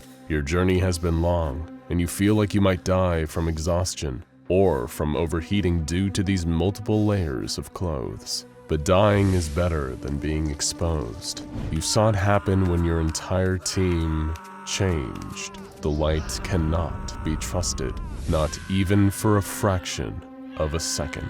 It's been like this for years. You've learned and survived through painful experience. Many of those you used to know cannot say the same. You've been alone for so long.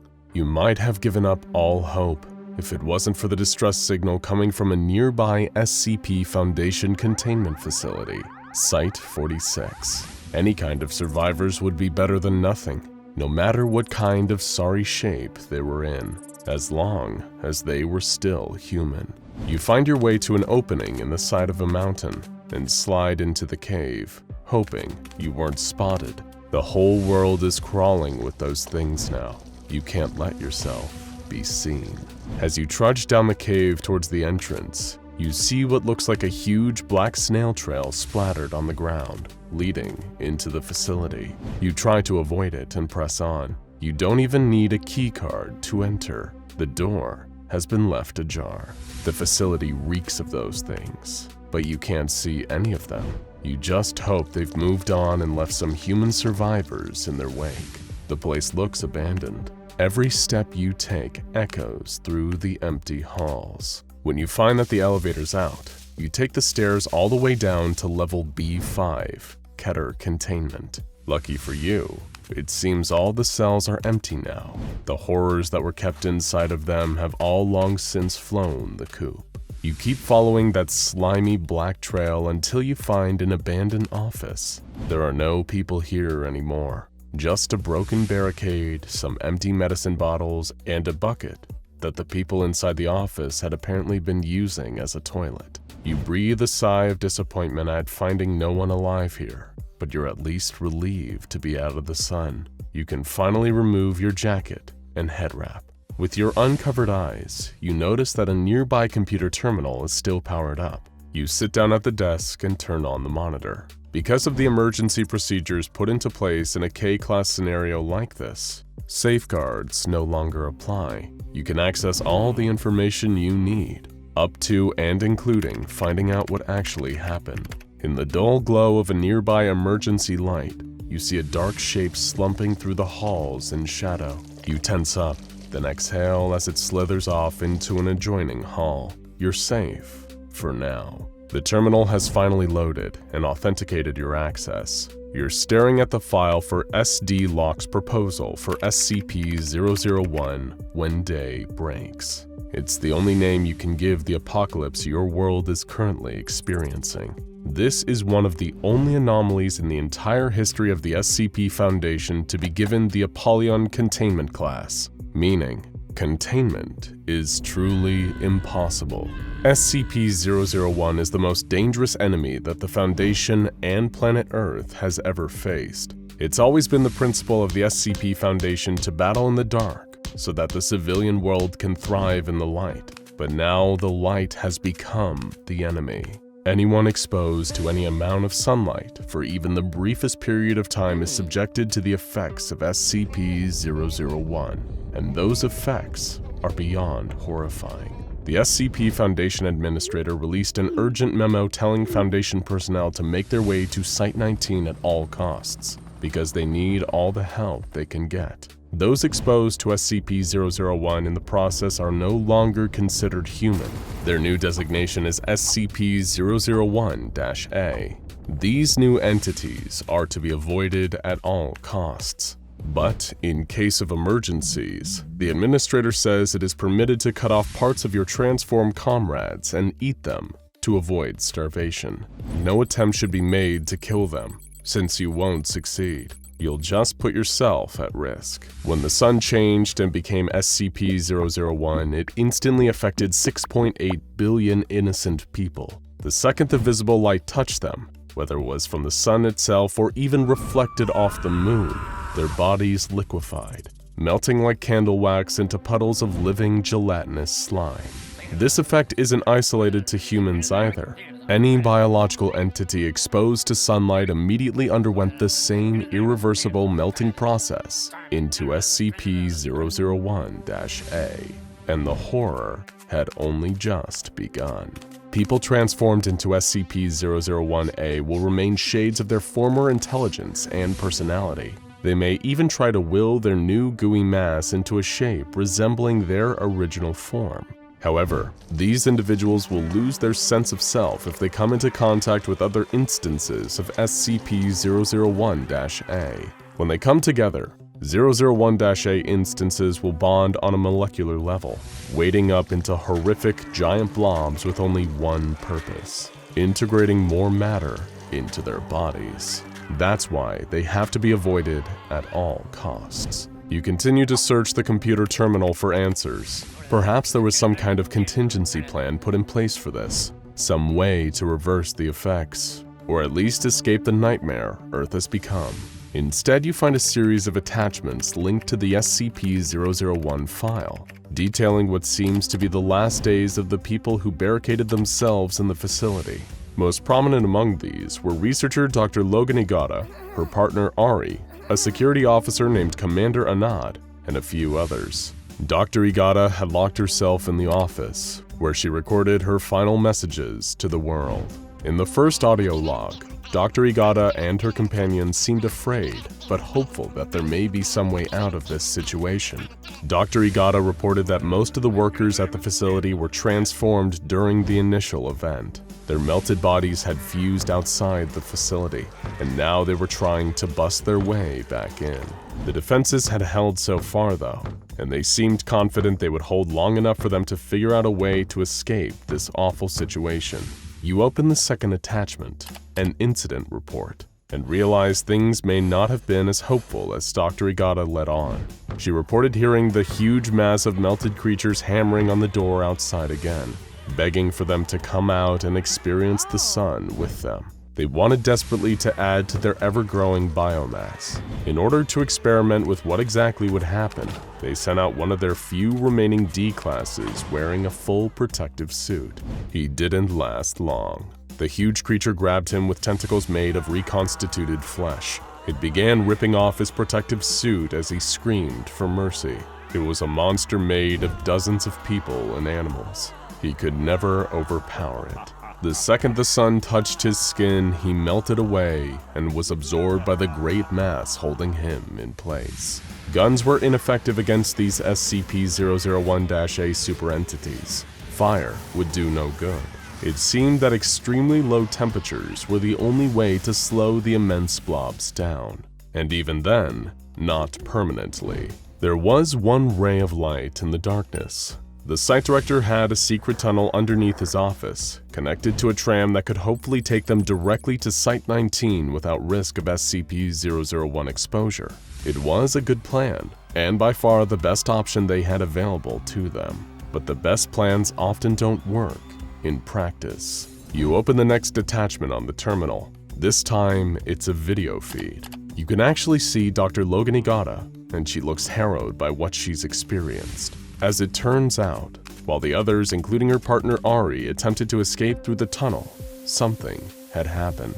Dr. Igata heard Ari's voice over her radio, but there was something wrong with it. It was too low, too guttural, and filled with gurgles. SCP-001 had gotten her. She was changed. The monster from above had crawled in through the ceiling.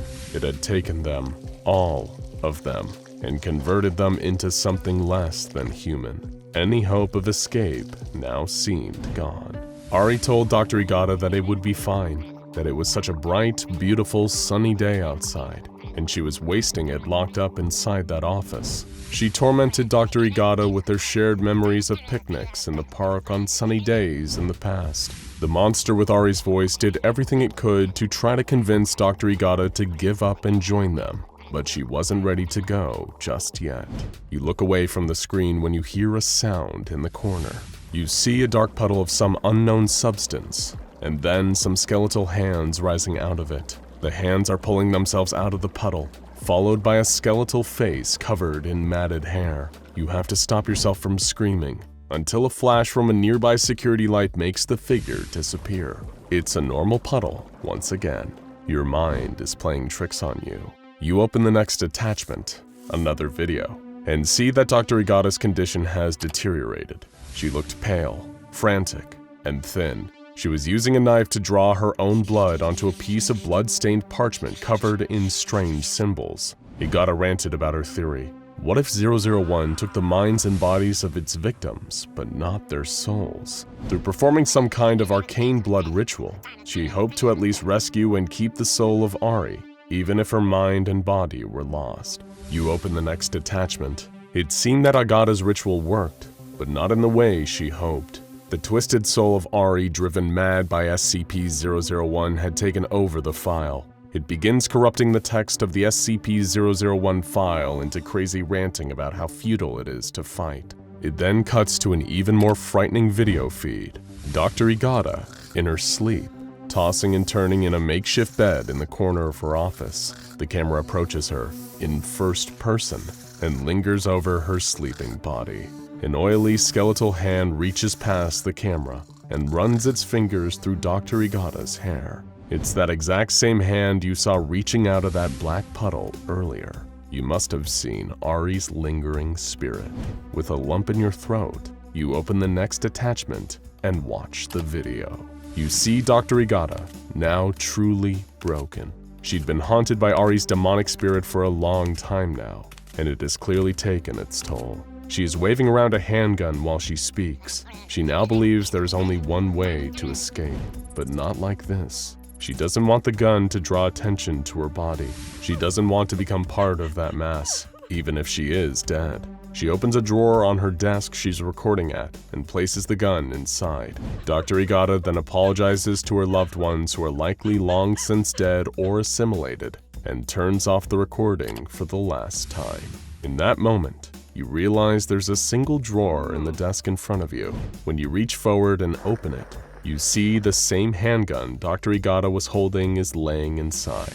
You pick it up and study it, weighing your options. Perhaps there truly is no other way out. Then you see an update on the file. One more attachment has been added while you were studying the gun. You feel your heart pounding in your chest as you reach forward and open the attachment. The text has been changed entirely. The file on SCP-001 is now a poem, an ode to the sun and to ultimate togetherness. Then a video file spontaneously opens itself on the screen.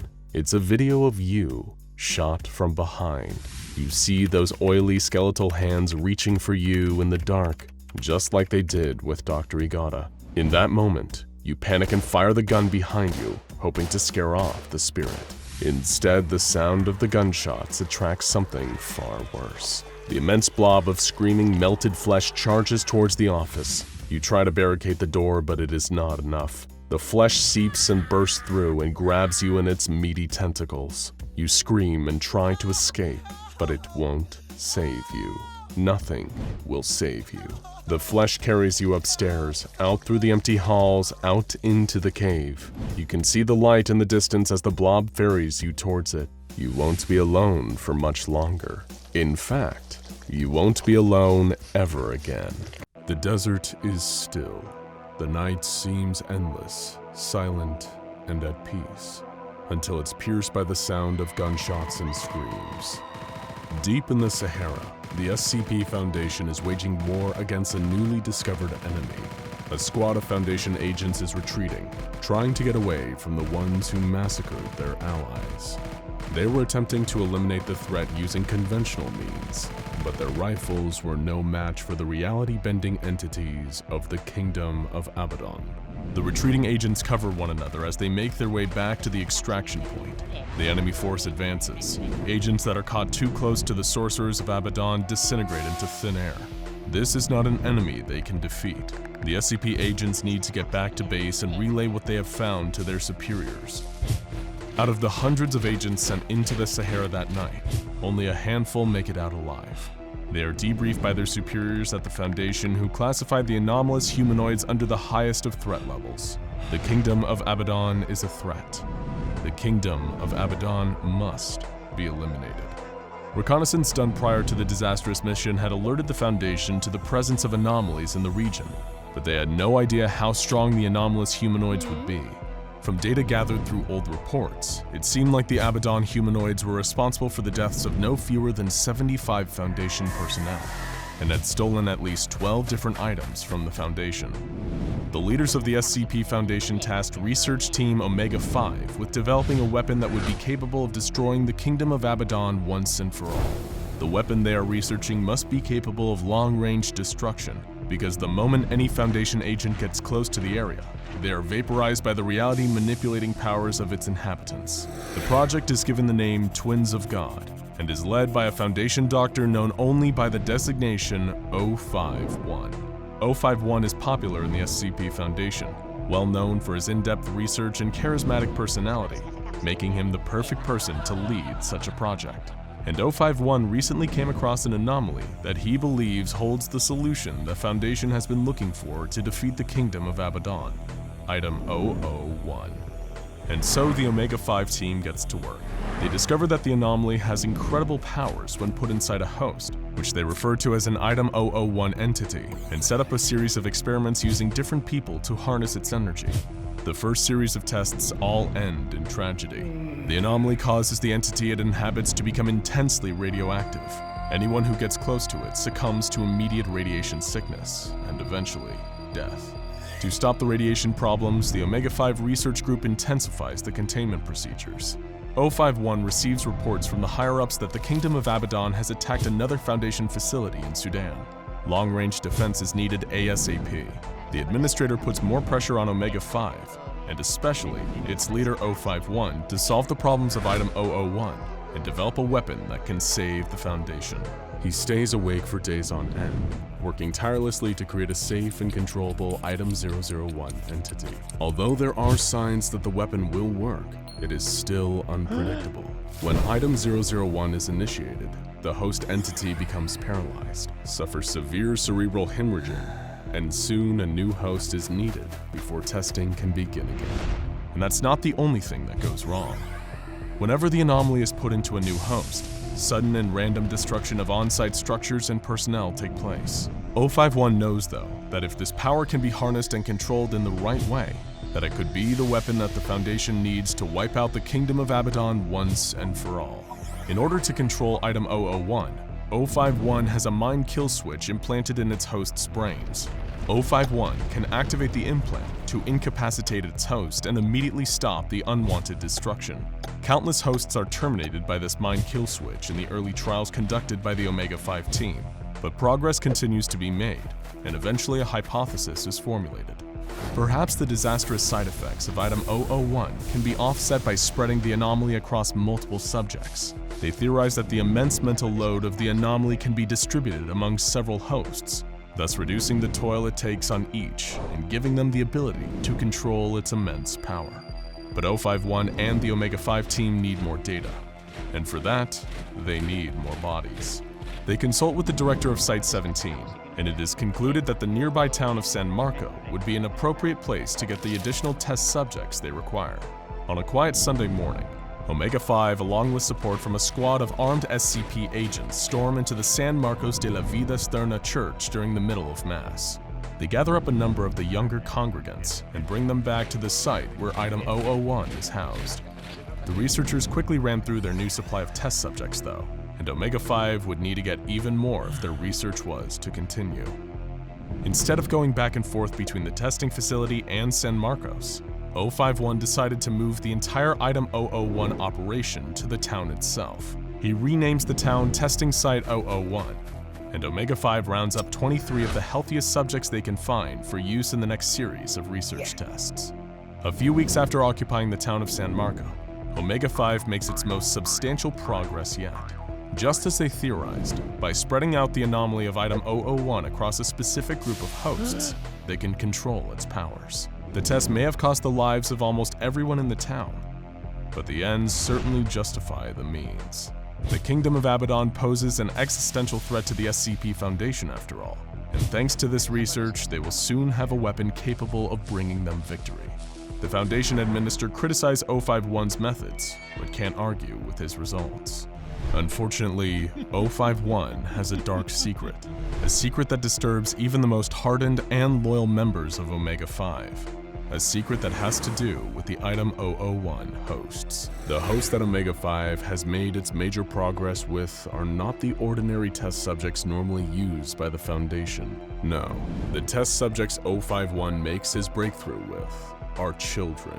9 of them, to be exact, all between 4 and 11 years old. Despite being told specifically by the Foundation Administrator to only test on adults, the research required 051 to break the chain of command and follow the science down the path it led. The children are contained in a reinforced bunker where only 051 and a select few have access. They are technically alive, but are functionally brain dead. The group of 9 children share a hive mind that can process information, and more importantly, can unleash the full potential of the implanted anomaly, creating and controlling a devastating power. But not everyone is thrilled with what they've achieved. Members of Omega-5 are haunted by the screams of the children that they forced to be part of their weapons development program.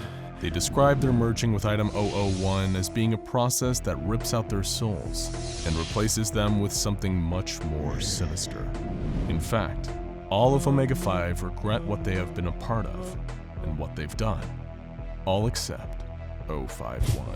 The 9 children can channel unprecedented amounts of energy from an unknown origin that Omega-5 hypothesizes comes from an extra-dimensional source, which is then used to unbind atoms at the quantum level. When the right activation words are spoken, it appears as though this tremendous power gives the children the ability to annihilate anything in the entire universe. It's a gun to end all guns, and only 051 has the key to control it.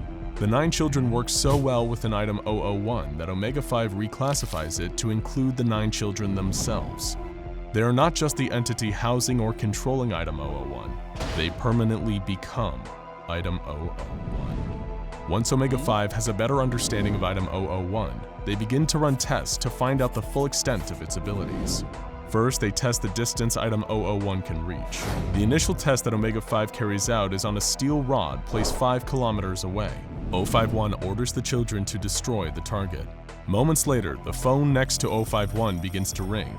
When he picks it up, the observer tasked with watching the pole is on the other end. He informs 051 that the steel rod has been completely vaporized. 051 is not satisfied though. He has another pole sent out, this time placed 8,000 kilometers away from the 9 children. 051 asks the children to destroy that rod. Almost immediately, the phone rings again. The target has been vaporized. 051 smiles. The next series of tests Omega-5 runs on item 001 are to determine the maximum size of an object that can be destroyed. The tests start out with a steel sphere, 3 meters in diameter, placed 1,000 kilometers from item 001. 051 orders the children to destroy the object. It is instantly vaporized. 051 has seen enough small tests. It's time for something big. So he does something that will later be questioned by everyone at the SCP Foundation. He orders the 9 children to destroy a Church of the Broken God worship site in Turkey. Not long after the destruction order is given to item 001, reports begin coming in. The worship site has been obliterated with no observable damage to the surrounding area. Deadly and precise. 051 closes his eyes and takes a deep breath. He looks as if he's overcome by an immense spiritual experience. He opens his eyes, leans over to the children, and whispers the name of someone. Later that day, 051 finds out that the target he had named has been vaporized. The success of Omega-5 in item 001 is relayed to the administration of the Foundation. They are so impressed that they make plans to use item 001 to eliminate the Abaddon threat once and for all. However, one of the heads of the Foundation, Administrator Williams, has major concerns about the way 051 is running the program. The updates that 051 has been sending have become less scientific and more philosophical, more spiritual. Administrator Williams sends a letter to 051 reassuring him that he is doing good work. But once the mission to destroy the Kingdom of Abaddon is completed, 051 will be promoted to Director and reassigned to the newly constructed Site-19. For the good of the Foundation, and maybe the rest of the world, he'll be permanently moved away from item 001. 051's response is short and to the point. I am fine, Administrator. The project is finished. We will complete our task when you arrive. Administrator Williams arrives at Site-001 a few days later. He is greeted by 051 and the Omega-5 team. Williams can't help but notice that 051 has a strange look in his eyes. It is the look of a crazed man who has been lost in his work, and who has, perhaps, lost himself. Williams puts the thought away, though, and walks with 051 and his accompanying agents to the viewing area, where the powers of item 001 will be demonstrated. Administrator Williams and the other agents watch from a protected viewing room as 051 enters the chamber of his new superweapon. It's time to see if their weapon that has had so much time, effort, sweat, tears, and especially blood poured into it will have been worth it. Everyone watches as 051 leans over and says the name of the Abaddon Citadel to the 9 children. All at once, they start to glow. No one observing can see what has happened in the far-off kingdom, but they know something big has happened. The administrator is thrilled, but notices something. 051 hesitated a moment while leaning over the children before standing back up. Did he whisper something else to them? And then Administrator Williams vaporizes, pulled apart at an atomic level before he has the chance to scream. What's going on? The agents standing next to where Administrator Williams previously existed begin to yell and pull out their guns. They burst through the door of the observation room and run down the hallway towards where 051 and the 9 children are located. The armed agents rush into the room, but 051 is gone. The 9 children are still. Over the next few weeks, 051 is reported to be seen several times by SCP agents. However, no one is able to catch him, and it appears as though other members of the SCP Foundation have also gone AWOL as well, perhaps joining him on the run. It is unclear what his plan is, but the reports from the reconnaissance team sent into the Sahara make it obvious what the result of his first command to the children was. There isn't a single humanoid or building left in the Kingdom of Abaddon. But even with this victory, the highest levels of the SCP Foundation have an ominous thought lurking in the back of their minds. Where did 051 go? And what is he planning to do next? Following the improper use of item 001 leading to the untimely death of a high-ranking Foundation staff member, the weapon was deemed too dangerous and containment procedures were implemented. Due to the high amount of radiation they were found to emit, the 9 children were placed into lead-lined bags and buried under 50 meters of concrete beneath the Church of San Marcos de la Vida Eterna. Though all of the children continued to be functionally brain-dead, they still display signs of life despite their containment, and by order of the Overseer Council, have been classified as a thaumial entity. The smell of fire and oil fills the air. The sound of gears grinding can be heard between the explosions and shrieks of terror. A man runs out of his house, only to have his leg grabbed by a metal arm and dragged back through his front door. SCP-001 leaves a trail of metal fragments and mechanical parts on the ground in the wake of its destruction. Iron chains swing from its form. Cast iron gears whirl within it. A glowing light throbs from the center of its body. SCP-001 is consuming everything in its path. After incorporating the truck chassis into its being, SCP-001 rolls in a lumbering fashion to the next house. It rips the gutters from the side of the building. Residents who live in the area flee their neighborhood, all the while hoping that the mechanical monstrosity skips over their house, so they have something to return to if they make it out alive. A section of SCP-001's undercarriage drops away from the main body. It rolls down the street, consuming more and more material. The new entity resembles a human spine and rib cage. It topples over, unable to support itself. The rib-like formations extend out to grab anything and everything within reach. The newly incorporated material forms what can only be described as a head. Light from within the eye sockets fixate on nearby civilians. The metallic creature picks up the people and places them inside its exposed steel ribcage. Then it turns and spots a woman helplessly trying to crawl away. The creature reaches out with a spiked tentacle and wraps it around the woman's body. She is placed inside of the chest cavity. Moments later, a severed hand falls out of the entity and onto the ground. The mechanical monster continues to gather bodies and materials, incorporating them into its frame. A growth begins to slowly expand on its back.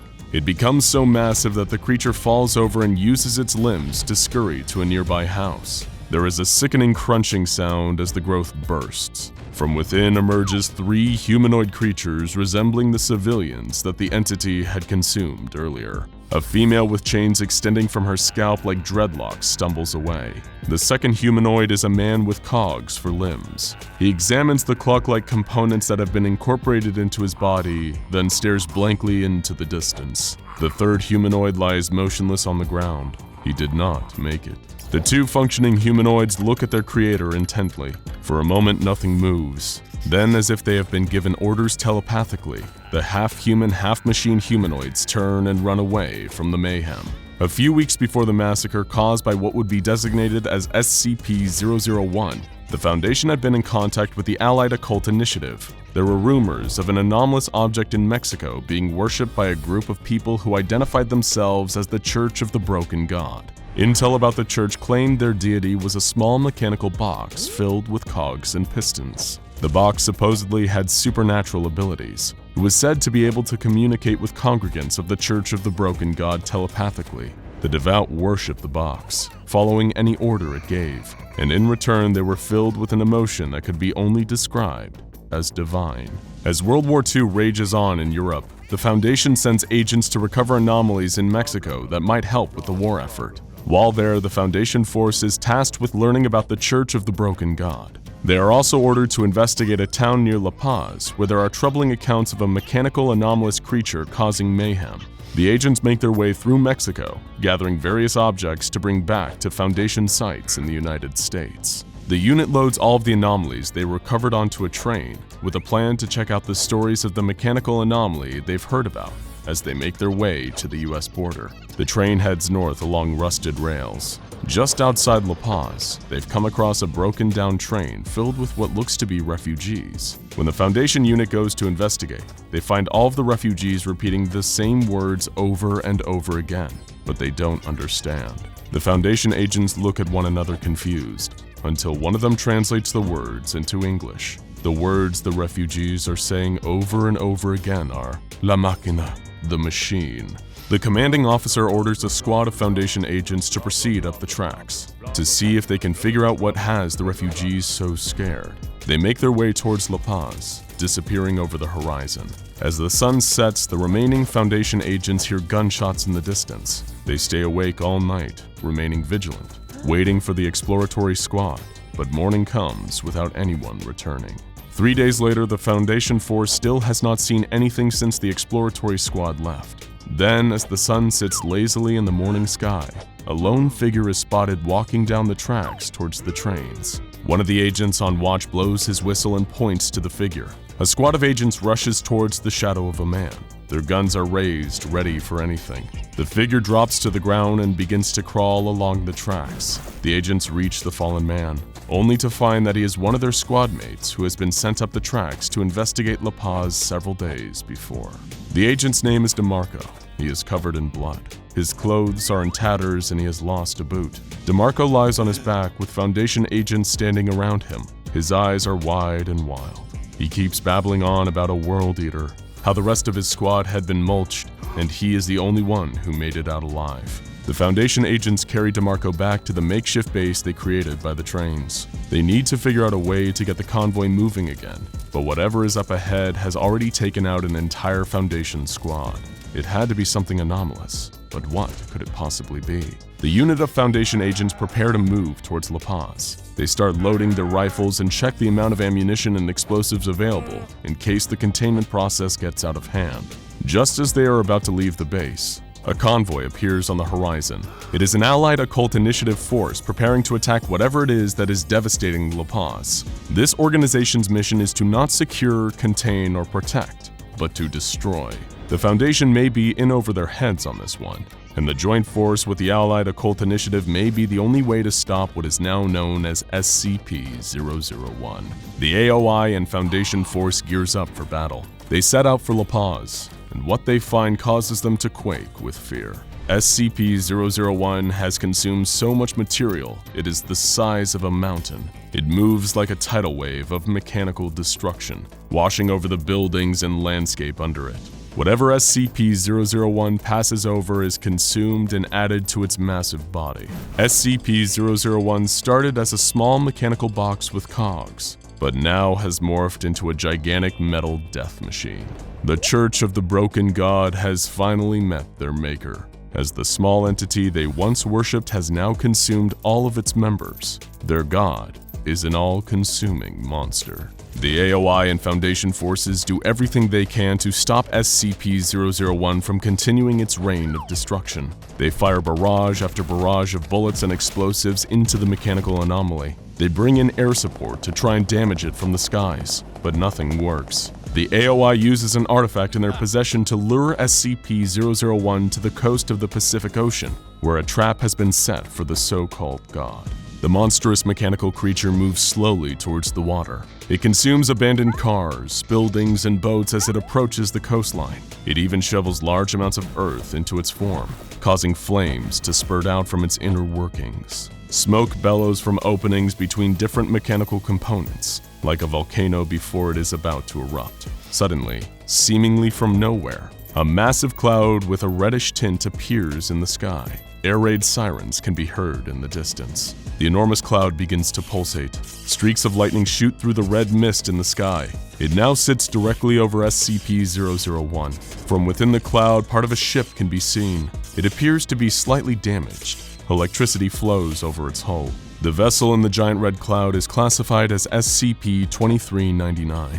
The underside of the vessel begins to glow aqua blue.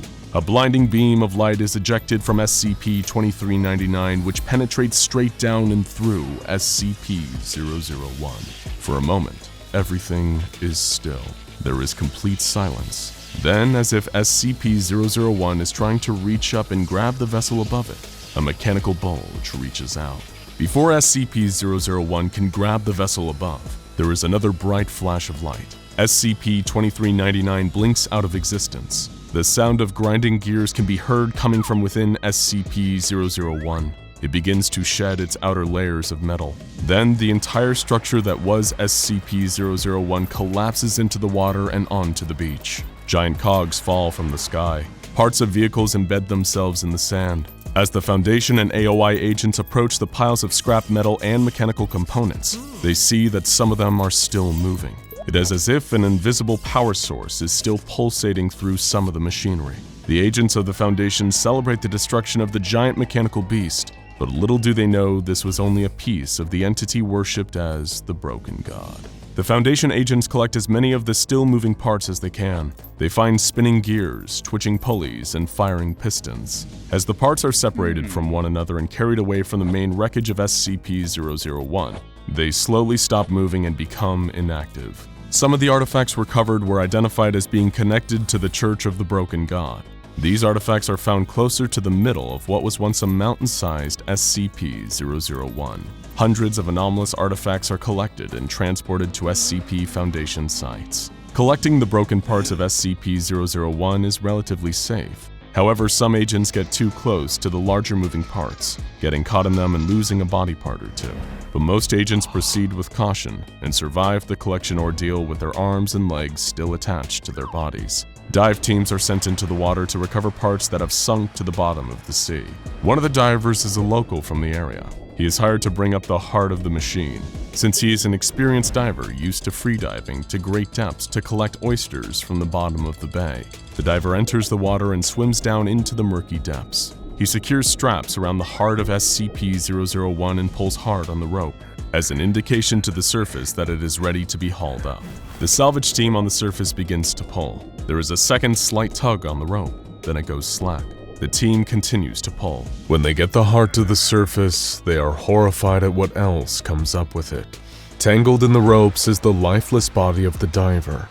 His head is smashed between two moving pieces of the heart. It looks as if he shoved his head between the slabs of metal himself. The salvage team untangles the body, rolls it off the deck, and back into the ocean.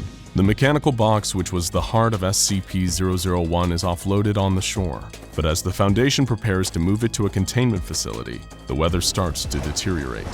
Hurricane-force winds sweeps across the water and batter the coast. The heart is kept in a secured storage warehouse until it can be moved. The people living in the village nearby complain of hearing voices and rashes so itchy that they practically tear their skin off. Once the storm passes, the Foundation agents load the heart onto a ship. It is to be transported to a Foundation site just across the border. The ocean seems calm and serene. The Foundation ship undocks and begins its journey up the coast. Not too long after beginning its journey, the ship slowly drifts off course. It is as if the crew has stopped manning their posts, and the ship is being controlled by a mind of its own. The Foundation ship crashes and sinks somewhere in the Pacific Ocean, never to be found. And most importantly, the heart of SCP-001 doesn't make it to the Foundation site. Years later, a man is walking along the beach. He hears something. It sounds like someone pounding on a large drum to the rhythm of a heartbeat. The man walks towards the sound. Something is drawing him forward, closer and closer to the heartbeat. He walks and walks until the beating stops. He bends down and moves the sand aside. He spots the corner of a mechanical box sticking out of the white sand. The man digs deeper and pulls out the small box. Inside, he can see gears whirling and pistons firing. He holds the box close to his own heart. It seems to speak to him. The man brings the box back to town. He starts to worship the box, and soon more and more people in the area join the new religion. They cast aside their own beliefs and focus on the powerful entity contained within the box. God is not dead, at least not yet. But the prophecies of the Church of the Broken God say that when the heart is found, the God will reassemble itself once again. Then the unbroken God will destroy all other false deities, until only he remains. It's a quiet evening at Area 11 where the Pietrocow Fontaine Spatial Stabilization Array is housed. A skeleton crew is working overnight to ensure the array is ready for its big test the following day. The Foundation has been working on a particle accelerator that will contain anomalies with the ability to manipulate the nature of space-time. The preliminary tests seem promising, but a few last-minute tweaks to the array are necessary. Unfortunately, it is on this night in 1982 that marks the beginning of the end for the SCP Foundation.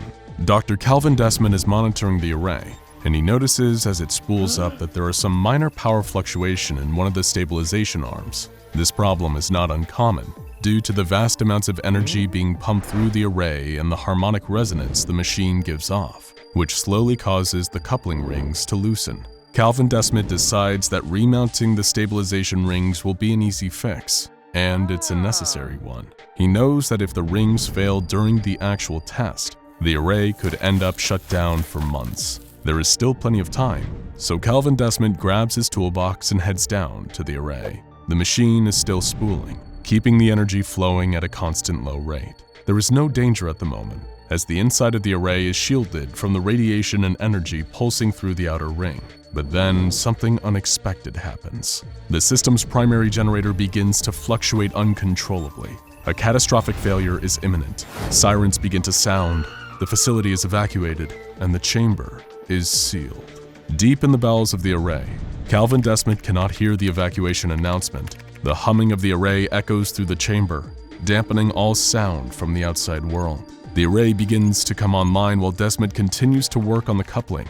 He has no idea what is about to happen. Meanwhile, a team of Foundation scientists scramble to get the power fluctuations in the main generator under control. As they frantically work, catastrophe strikes. They initiate the power down cycle, but as the generator struggles to keep the power flow balanced, an energy surge builds up. A massive amount of energy is released all at once, causing the main reactor to explode. The entire structure rocks back and forth, and Desmond is thrown into the side of the array. He too now knows that something is very wrong and runs for the exit. When he reaches the door, he finds that it has been sealed. In a panic, Desmond continues running through the tube to the next access point. This door has been locked as well. He's never been so scared in his entire life, and he shakes uncontrollably from the adrenaline being dumped into his muscles. The surge of energy rushes through the array towards Desmond. A singularity begins to form in the containment chamber. The array is working just as it should, except that there was never supposed to be a person inside as the singularity was brought into existence. Moments after the singularity forms, the massive pull of its gravity causes the stabilizer arm that Desmond had been working on to fail. The side of the array is ripped off, and Calvin Desmond stares into the naked eye of the singularity. Everything is silent and still for a moment. Then the singularity collapses in on itself, taking the test chamber and much of the research wing with it, along with Dr. Calvin Desmond. Sparking wires hang from the exposed walls and ceiling where the singularity ripped the main structure away. Water flows into the deep hole carved out of the earth where the array once stood. The scientists from Area 11 look into the crater left by the collapsed singularity. The Foundation administration sends agents to collect the staff at the site and document the failings of the project. They conclude that the accident was caused by human error. They order the array to be rebuilt, this time using entirely automated systems to eliminate the chances of another mishap occurring. Several years after the catastrophic events at Area 11, a new array is constructed. An intelligence system called NetZac is put in charge of overseeing its functions. It is a supercomputer that is programmed to follow commands, but can autonomously make decisions in order to prevent any failures in the system. Experiments begin again in May of 2006. The new array soon manifests its first singularity in the containment chamber at Area 11, and what happens next will forever change the Foundation and the multiverse. The singularity is kept stable in the array. It seems as if the Foundation has succeeded in trapping and containing spatial anomalies. But as they run more diagnostics on the anomaly, something unexpected happens. The singularity begins to grow in size. The point of infinite gravity threatens to breach containment as it reaches the boundaries of the array. Just before contact, the singularity's growth slows and then stops. NetZac has made the split-second calculations and adjustments necessary to contain the singularity. The artificial intelligence has saved the facility and the lives of everyone in it. Now, sitting in the array is a thick, rotating cloud of radioactive gas and dust, obscuring the singularity within. As Foundation scientists work rapidly to fix the array, odd events begin to occur. The workers hear noises that sound like painful wailing. Over time, the noises evolve into words, and then full sentences. They seem to be originating from the singularity. Using equipment able to penetrate the thick cloud of radioactive gas, the Foundation scientists get a glimpse at the singularity. To their surprise, the singularity has taken on the shape of a human. The scientists work frantically to figure out how the singularity could have formed itself into a humanoid shape. Dr. J. Barton Ramsey is the first to try and make contact with the humanoid within the singularity. He finds that the entity cannot communicate in the traditional sense. The massive gravitational pull of the singularity does not allow sound to escape its void. Instead, the entity manipulates gravity to vibrate the suspension rings of the array itself and create sound waves. The being in the singularity whispers in a metallic voice created by the vibrating of the array's rings and says, "Johannes Ramsey." Dr. Ramsey steps back from the observation window. "How do you know my name?" he asks the entity. The humanoid within the swirling gas cloud identifies itself as having the memories of Calvin Desmond. It is not Desmond per se. The being in the singularity is so much more than one person, but it was somehow created by the accident that had sucked Calvin Desmond into the singularity years before. The entity seems to switch between the mind of Desmond and the vast infinity of the cosmos. The Desmond entity asks for an overseer from the Foundation to be brought in. It has a proposal for the O5 Council. When Dr. Ramsey asks why the entity needs to talk to the overseers, it replies that it wants to offer them a way out. The following day, 051 enters the facility and heads to the observation deck. He looks through the reinforced glass at the swirling cloud of radioactive dust, then glances at the monitor to see the humanoid shape of the singularity within. He presses the microphone button on the console and addresses the entity. "To whom am I speaking?" he asks. For simplicity's sake, the entity tells 05-1 to refer to him as Calvin Desmond. 05-1 makes notes of the events unfolding before him, and then asks about the way out that Calvin had mentioned. The air is still for a moment. Then, Desmond begins to speak through the vibration of the structure once again. He informs 05-1 that what the SCP Foundation is doing by securing and containing anomalous entities around the world is like putting a small band-aid on a much bigger wound. Desmond wants to propose a final solution to all of the Foundation's problems. 05-1 listens intently as the entity unravels the mysteries of where the SCPs have come from. He explains that the anomalies that the Foundation has worked so hard to secure, contain, and protect the human race from are actually bleeding into their reality from a vast multiverse. The only way to stop the manifestation of anomalies into this universe is to destroy all other realities. The entity that is Calvin Desmond tells 05-1 that he is able to bring about this destruction if they release him from the confines of the array. 05-1 is transfixed by the swirling gas that is promising him and everyone else on Earth salvation. He shakes his head in disbelief. Could this be true? 05-1 turns away from the swirling gas and begins to walk away from the viewing glass. I'll need to think about what you're saying. The structure begins to shake slightly. The voice of Calvin Desmond reverberates off of the array a little louder than before. Choose quickly, Overseer. Although it won't happen for decades, eventually a catastrophic SCP event will wipe out life on this planet. Perhaps not in your lifetime, but it will most certainly happen within the lifetime of your children. We will talk again soon. The vibrations slow and then stop completely. There is an eerie stillness in the observation room as 05-1 walks out. The next day, all staff members located at Area 11 are relocated to other Foundation sites and given amnestics. The O5 Council meets in a large circular room with wood paneling and no windows. 05-1 begins the meeting by telling the others what Calvin Desmond had described about the end of the world. He pauses for what seems like an eternity and tells them of Desmond's offer that he could prevent the end of the world, but at the cost of destroying an infinite number of other realities. This would mean that all the humans and creatures of those realities would be destroyed as well. Was murdering countless other beings worth it to protect their own reality? 05-1 begins to shake. He hasn't slept or eaten anything since his talk with Desmond. He's being torn apart from the inside. 05-3 stands up and addresses the council. He informs everyone in the room that independent teams have concluded research into what the Calvin Desmond entity has claimed, and they found it to be true. The world really would come to an end. Furthermore, the research teams determined that the capabilities of Desmond would in fact allow him to dismantle the other realities. 05-3 insists that the council must vote to allow Desmond to destroy the other realities to ensure that this reality could be saved. They must strike now before the world is overrun. 05-1 continues to shake while 05-3 breathes heavily, sweat pouring down his temples. The rest of the council shifts their gazes from side to side. It is time for a vote. There are 8 ayes to allow Desmond to destroy all other realities and 4 nays against the plan. 05-3 stands up and walks around the room, stopping behind each nay voter and putting a bullet in their head.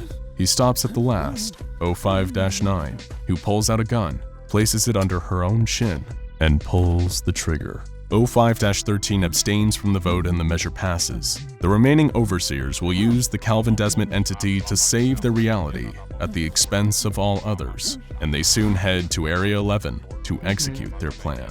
05-1, 4, and 12 enter the observation room that looks upon the swirling radioactive gas around Calvin Desmond. 05-1 orders NetZack to begin powering down the array, which will allow the entity to prove he can do what he has promised. They have pinpointed the reality that SCP-084 came from, and the shaving mirror itself sits on a table in another room in the facility. 05-3 stands in the room, watching the mirror to see if anything happens. 05-1 asks Calvin Desmond to eliminate the reality that the mirror had come from. The room shakes as the entity uses it to acknowledge the request. Moments later, the phone rings in the observation room. It is 05-3. He informs the others that the mirror has disappeared. Its reality has been destroyed, and therefore, it no longer exists. There is a sigh of relief in the room as the overseers realize that this just might work. 05-1 asks Calvin Desmond to continue and destroy all the realities that are bleeding into their own. This time, the entire facility begins to quake. Suddenly, 05-1 jerks backwards, his eyes wide in confusion and horror. His body seems to be compressing under an unknown force. 05-1 begins to distort. His legs and arms fold into the core of his body.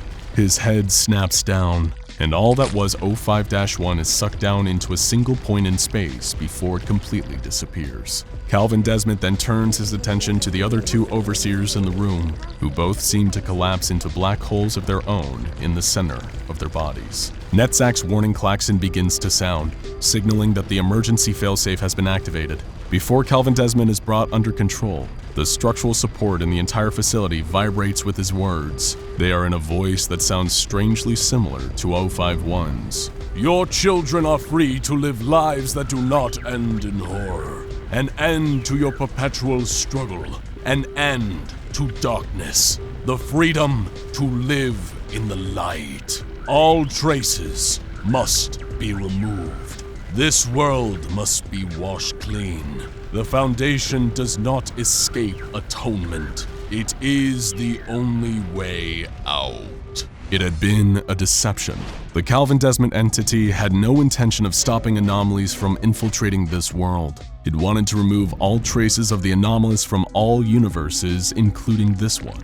And that meant destroying the Overseers and the Foundation itself. Their destruction would serve as an atonement for the pain and suffering they had caused in their quest to secure and contain the anomalous. Calvin had to lie to the Overseers about the real plan, since he knew they'd never sacrifice themselves and the Foundation, even if it meant an end to the anomalies plaguing our world. Now though, with the Overseers out of the way, the Calvin Desmond entity is free to move forward with its plan and purge all realities of any trace of the anomalous. But just then, NetZack's failsafes kick in and the Petrichow Fontaine Spatial Stabilization Array subdues the entity's abilities. Desmond is once again contained. 05-3 bursts through the door and into the observation room. He stands before the shattered glass of the window that looks into the array. 053 asks NetZack how long the containment array can hold Calvin Desmond. The computer's voice fades in and out, but says,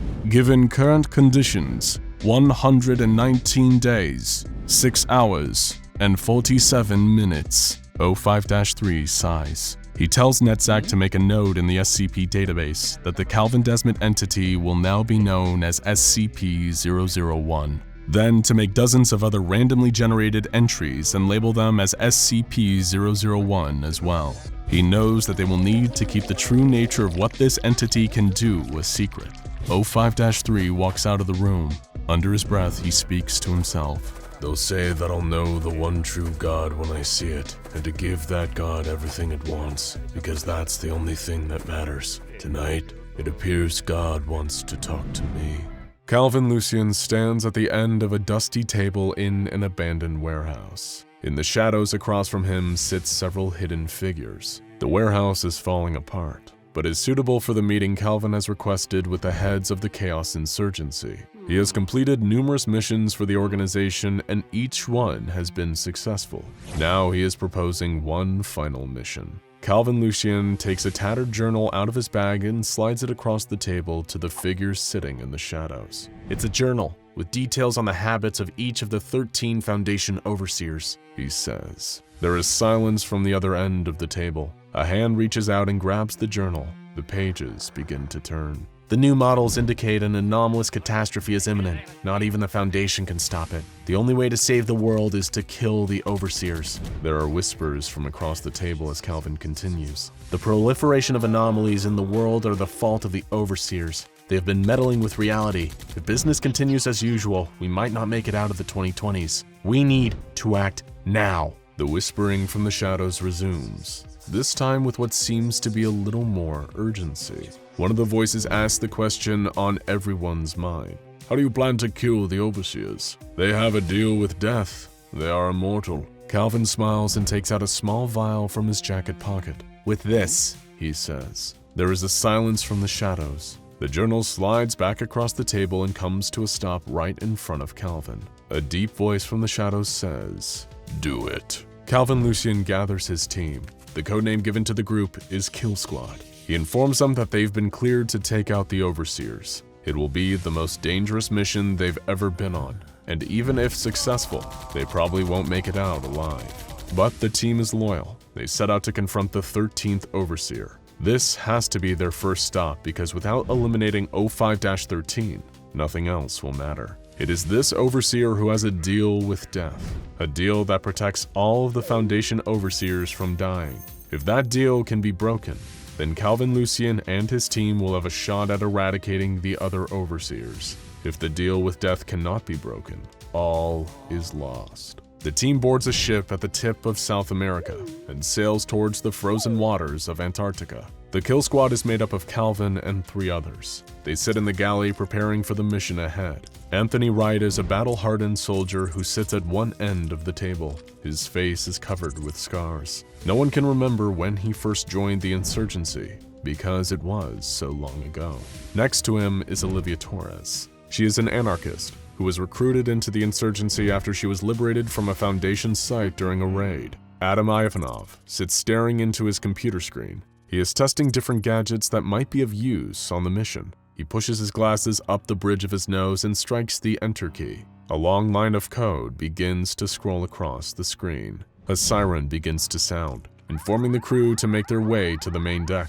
When they surface from the bowels of the ship, they see something in the distance. It is a giant black tower rising from the depths of the ocean like an evil iceberg. Waves crash over the side of the railings, drenching the deck and crew with frigid water. Calvin looks at the jagged rocks along the shore of the tower. There is no way to safely dock.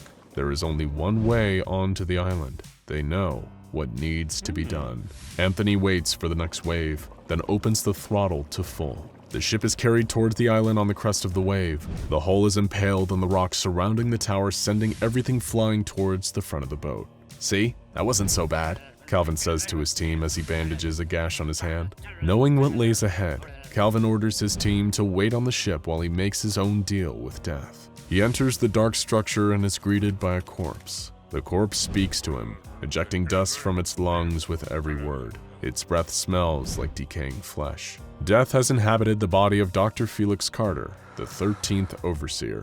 Calvin is prepared, though thanks to the notes in the journal he possesses. Without hesitating, he takes out a small bottle of liquid from his pocket and lunges at the corpse. He grabs it by the neck, tilts the head back, and pours liquid down what is left of the throat of Felix Carter. The corpse reanimates into the living Dr. Carter. Death has been removed from his body by liquid from the Fountain of Youth that Calvin had acquired on a previous raid on a Foundation site. Seeing that Dr. Carter is now alive, Calvin takes out his pistol and shoots the doctor twice, killing him. Calvin picks up the body and throws it into a bottomless pit at the base of the tower. Dr. Felix Carter's body disappears from sight. The Overseer's deal with death is now broken. They are vulnerable and can be killed at last. Calvin smiles and begins to turn away from the pit when he comes face to face with death. She stands with her head cocked to the side looking at Calvin. So it is you who has broken the Overseer's deal with me, Calvin Lucian. Calvin takes a step back. Why didn't she stop him from killing Felix Carter? Something festers at the heart of the Council, Death says. Something that will not die. I thought that perhaps if I had a seat at their table, I could find it, make it die, but I couldn't. There are things in this world beyond even my reach, Calvin Lucian. With that parting thought, Death vanishes. The kill squad contacts the insurgency for an evac, and then makes their way to Japan, where 05-12, also known as the Accountant, has been working out of Tokyo. He is so proficient in mathematics and probability that he can actually predict the future. Everything about the Accountant's life, down to the number of breaths and steps he takes each day, is predetermined, based on his own statistical models. This poses a problem for Calvin and his team. If the Accountant can see them coming, then how can they possibly kill him?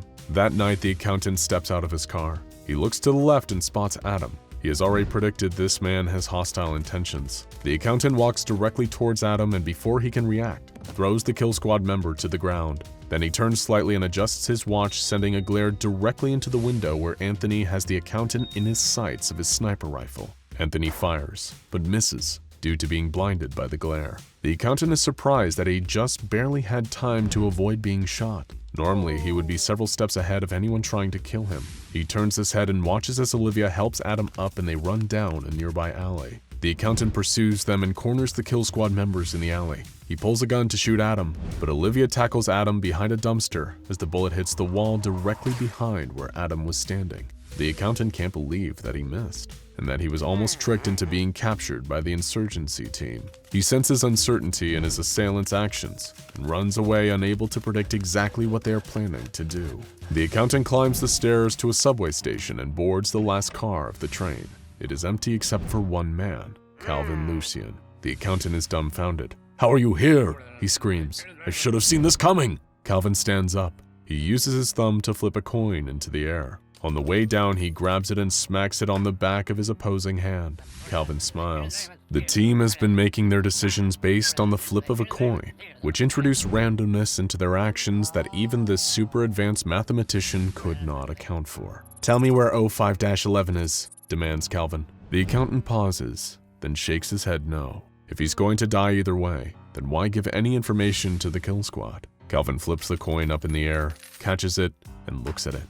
The coin is face up. Calvin lifts his pistol and shoots the Accountant in the head. A few nights later, Olivia stands on a balcony outside of an art exhibit overlooking the city of Seattle. Anthony walks up behind her and tells her that the Foundation is defeated, but Olivia doesn't understand how. "We broke the Overseer's deal with Death and killed the Accountant. There's nothing more to do. We can go back to our normal lives," he tells her. Olivia is skeptical though. What about the 11th Overseer and his ability to... Olivia's eyes suddenly go wide. She pulls out a knife and stabs it into Anthony's heart. The world around her begins to distort and fall apart. It was a false reality created by 05-11, better known as the Liar. Olivia wakes up next to Adam in a hotel room. She sits up in a bed and rubs her eyes. What a weird dream, she thinks. Then she realizes it wasn't a dream. She shakes Adam awake. Neither of them have any idea how they ended up here, but they know it must be the doing of the Liar. They had planned for this though, with Calvin having created a contingency plan. They pull out a laptop and log in to view the classified information Calvin left for them.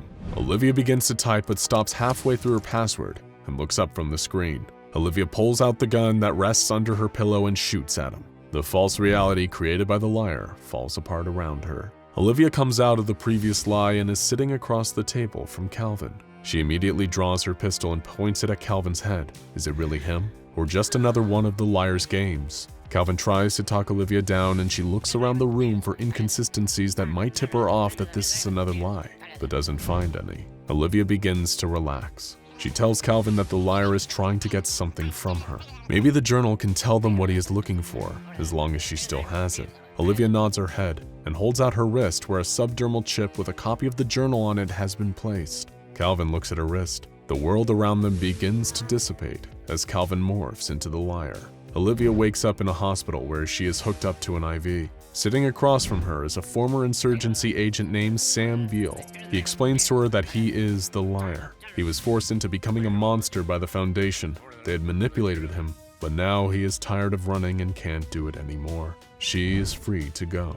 Olivia hesitantly unhooks herself from the IV. She walks out of the hospital room and proceeds down a fluorescent-lit hallway. As she walks away, she hears a gunshot from the hospital room. As Olivia is in the hospital, Calvin and Adam walk through a dense forest. They are searching for 05-10. The journal indicates that the 10th Overseer's identity within the Foundation is the Archivist. In the middle of the clearing are two saplings standing side by side.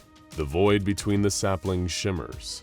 Calvin walks through the portal and the space begins to warp and twist around him. His vision finally comes back into focus, and Calvin finds himself in another world. Adam enters the world behind Calvin, practically knocking him over as he enters through the portal. This is the Wanderer's library, but it doesn't look anything like they expected. Instead of rows of books, the library is filled with computer mainframes, humming with the collected knowledge of how to contain anomalies, a critical backup. As the two look intently at the strange machines, a figure in a silver robe suddenly steps out of the darkness. It's tall and thin, and though its hood is pulled down so they can't see its face, they can see that its hands are covered in scales that have a slight emerald tint. It is one of the librarians. Calvin tells the librarian that they are seeking the Archivist, but the librarian tells them that the Archivist is no longer in the library. She has broken her pact with the serpent and eaten fruit from the forbidden trees. If they want to see her, though, the librarian can take them to her. Calvin and Adam follow the librarian down a long staircase, passing by countless doors filled with books, scrolls, works of art, an entire universe of knowledge. Eventually, they reach the bottom of the stairs where there stands a giant set of brass doors. Beyond the door, the librarian explains, is the source of all knowledge. Before Calvin and Adam pass through the doors, though, Calvin turns to the librarian.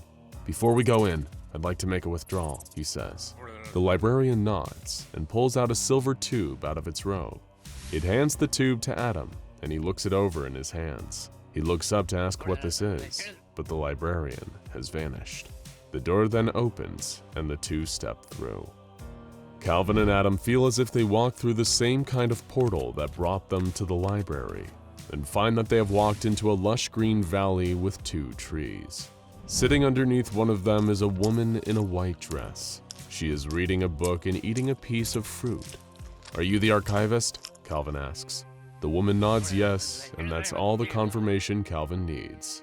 He raises his pistol and fires, but the bullet passes right through the Archivist as if she wasn't there. "Do you read?" the Archivist asks Calvin, seemingly not fazed by his attempts to shoot her. "I haven't had much time recently," Calvin replied. The Archivist explains that she's read every book in the library. The collected knowledge of the universe is in the books, even one on how to allow bullets to pass through your body. She came here to find the secret to immortality. It's her job to document everything that happens in the world, and she can't do that if she's dead. She explains that she figured out that the fruit that the serpent forbade everyone to eat wasn't actual fruit, but the knowledge contained in the library. By having read every book, she has consumed the fruit. She no longer needs the serpent because she was the serpent. The Archivist falls to the ground and begins to writhe around, contorting her body as it starts to change. She begins to elongate as her limbs seemingly disappear. The next thing Calvin and Adam know, they are face to face with a giant snake. Calvin dodges as the serpent lunges at him and Adam stands in the doorway, firing at the snake with his pistol. But just like with the Archivist's human form, the bullets have no effect. The serpent coils around Calvin and begins to choke the life from him as Adam can only watch, helpless. Calvin cries out with his last breath, "The tube, Adam! Open the tube!" Adam takes the tube that was given to him by the librarian and opens the cap. A long, heavy spear slides out that looks much too large to have ever fit inside. He drops the tube to the ground and watches in amazement as it starts to transform, turning into what looks like a large harpoon gun. Adam knows what to do and places the giant spear into the gun and points it at the serpent. "You can't kill me," the giant snake says. "I've eaten from the tree of life." Adam pulls the trigger and the huge spear flies through the air, striking the serpent in the head. Adam runs to Calvin and helps him to his feet. They turn to look at the snake, but instead of the menacing creature, it's the archivist once again, pinned against the tree she once sat under, the spear sticking out of her skull. As the two stand, looking at the archivist, a tall, hooded humanoid figure steps out from behind the tree. It looks similar to the librarian, except its robe is a greenish color and it wears long black gloves. The creature pulls the spear out of the archivist, whose body slumps to the ground, and hands the spear to Calvin. "Who are you?" Calvin asks, but his question is ignored. After a moment, the figure finally speaks. "That spear you now hold is called the Spear of the Non-Believer. It is an ancient weapon used to kill gods. It is odd that someone in this realm gave you the spear. Even with it, I'm not sure you will be able to complete your quest, Calvin Lucian. But we shall see." There is a sudden flash of light, and Calvin and Adam find themselves transported back to the forest they had entered the Wanderer's library from. A week later, Calvin and Anthony track down 05-9, who in the council is known as the Outsider. She isn't hard to find, and it seems as if she actually wanted to be found. They find her sitting outside of her burnt-down family home. The journal had listed this as her address, but Calvin doubted that she would be here, and most he hoped to find a clue to her whereabouts. But here she was, sitting in the ashes of her home. Without turning around, the Outsider began speaking. "The council just used me, you know," she says. "They took away my academic career, my friends, and my life. They made me conduct research for them that compromised everything I stood for, and now here I am with nothing." The Outsider lets out a sigh. She asks Calvin if he's afraid of death. Calvin shakes his head and responds, "No." The Outsider slumps forward and Calvin walks around to face her. She is covered in blood. Her eyes move to look up at Calvin. "You're lying," she says, as she dies from self-inflicted wounds. Calvin and Anthony cross 05-9 off the list and head back to the car. As they walk, Anthony says what's been on everyone's minds the last few days. "The easy part is done. We'll only get harder from here. We know 05-8 is in his castle. I'm sure we'll get in, but I'm not sure if we'll make it out alive." "I know," replies Calvin. "But if we're going to save the world, we must eliminate the rest of the Overseers, even if it means sacrificing our own lives." They get in the car and drive off into the blood-red sunset to pick up the rest of the Kill Squad team before their next mission. Calvin Lucian leads the Kill Squad team through the mud and freezing rain. In front of them looms the fortress of Baron Lehman Hoadley, the 8th Overseer. The team has already been through a lot, from breaking the Overseer Council's deal with death by eliminating 05-13, to using the Spear of the Non-Believer to kill the godlike archivist, 05-10. The hunting of Overseers has taken a toll on the Kill Squad. 05-12 almost killed Adam, and Olivia was stuck in what seemed like an endless mind game with 05-11. The first 5 Overseers were eliminated, but the words that the 9th Overseer spoke to Calvin Lucian before she died still run through his mind. "Are you afraid of death?" Now the Kill Squad is about to infiltrate one of the most heavily guarded facilities in the world to eliminate the 8th Overseer. Upon reaching the castle, the team is surprised to find the structure is in ruin. No one is supposed to know the location of 05-8 though. The fortress was supposed to be practically impregnable. They storm the castle of 05-8 all the same. The journal Calvin possesses that contains information about the members of the SCP Foundation's powerful 05 Council identifies him as a former industrialist named Baron Lehman Hoadley. With his vast wealth, Hoadley funded the Foundation at the start and was considered the unofficial leader of the council in its early days, with immense control over the actions of the organization. The Kill Squad makes their way through the dimly lit hallways of the castle. As they turn the corner, they are surprised to find the charred remains of Baron Lehman Hoadley's bodyguards. It seems that someone or something has gotten to Hoadley before they could. The team makes their way to the main chamber and breaches the door. Laying by a still-lit fireplace is 05-8. The Kill Squad scans the room to make sure the killer isn't still in there with them. Adam walks over to the body and examines it. He quickly realizes that Hoadley hasn't been murdered at all. He sees that Baron Hoadley's body has been drastically modified using anomalous technology. The Overseer used his immortality to modify almost every part of his body to make himself stronger. Unfortunately for Baron Hoadley, when the Overseer's deal with death was broken by Calvin, the modifications to his body slowly tore him apart. His regular body could no longer support all of the modifications, and what once made him practically invincible became the very thing that destroyed him. The team leaves the castle and crosses 05-8 off their list. On their way out, Adam pulls Calvin aside. He has the feeling that Anthony hasn't been completely honest with the rest of the team. He had the feeling that Anthony was hiding something from them. Calvin had similar thoughts recently. He pushes Anthony for more information about his past, and Anthony reveals that he's over 100 years old. The vial of water from the Fountain of Youth that Calvin has was not the only one. Early in his career with the insurgency, he had confiscated other vials from a Foundation site. His squad drank the water and it extended their lives. He asks Calvin on what he plans on doing with his water from the fountain. "I'm going to destroy it," Calvin tells him. Anthony agrees with this plan.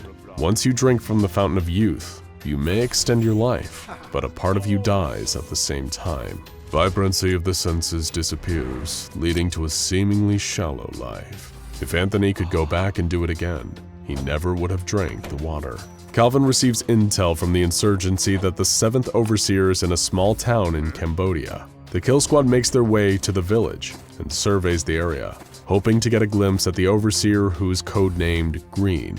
As the team conducts reconnaissance, Anthony tells them that he thinks the mission is a setup. It is too remote, and there are so many unknown variables. But Calvin is convinced that this might be their only chance to kill Green. Since Green arrived in the area, there has been non-stop chaos. She has destabilized the local governments, and now the area is in an all-out war. The team weaves through narrow passageways between houses and buildings, trying to make their way to the central compound where Green is located. Suddenly, a mob starts to form. They are getting closer and closer to the team. In a quick decision to avoid being seen, Calvin orders everyone into a nearby building. Before Anthony can follow, the mob rounds the corner. They spot Anthony, and he's forced to flee. Calvin, Olivia, and Adam watch as the mob chases after Anthony, but they have to keep moving. Calvin knows that Anthony can take care of himself, and they are too close to their goal to stop now. Calvin slowly opens the front door of the house they are hiding in and peers out. The coast looks clear, so he signals Olivia and Adam to follow him. Before they can step out into the street, a gas canister enters through a cracked doorway. The room fills with sleeping gas and the team passes out. When they are awake, they are tied up in a large room with marble vaulted ceilings. 05-7 is standing in front of Calvin. She smiles wickedly while holding a knife. She compliments Calvin on what he and his team have been able to do so far.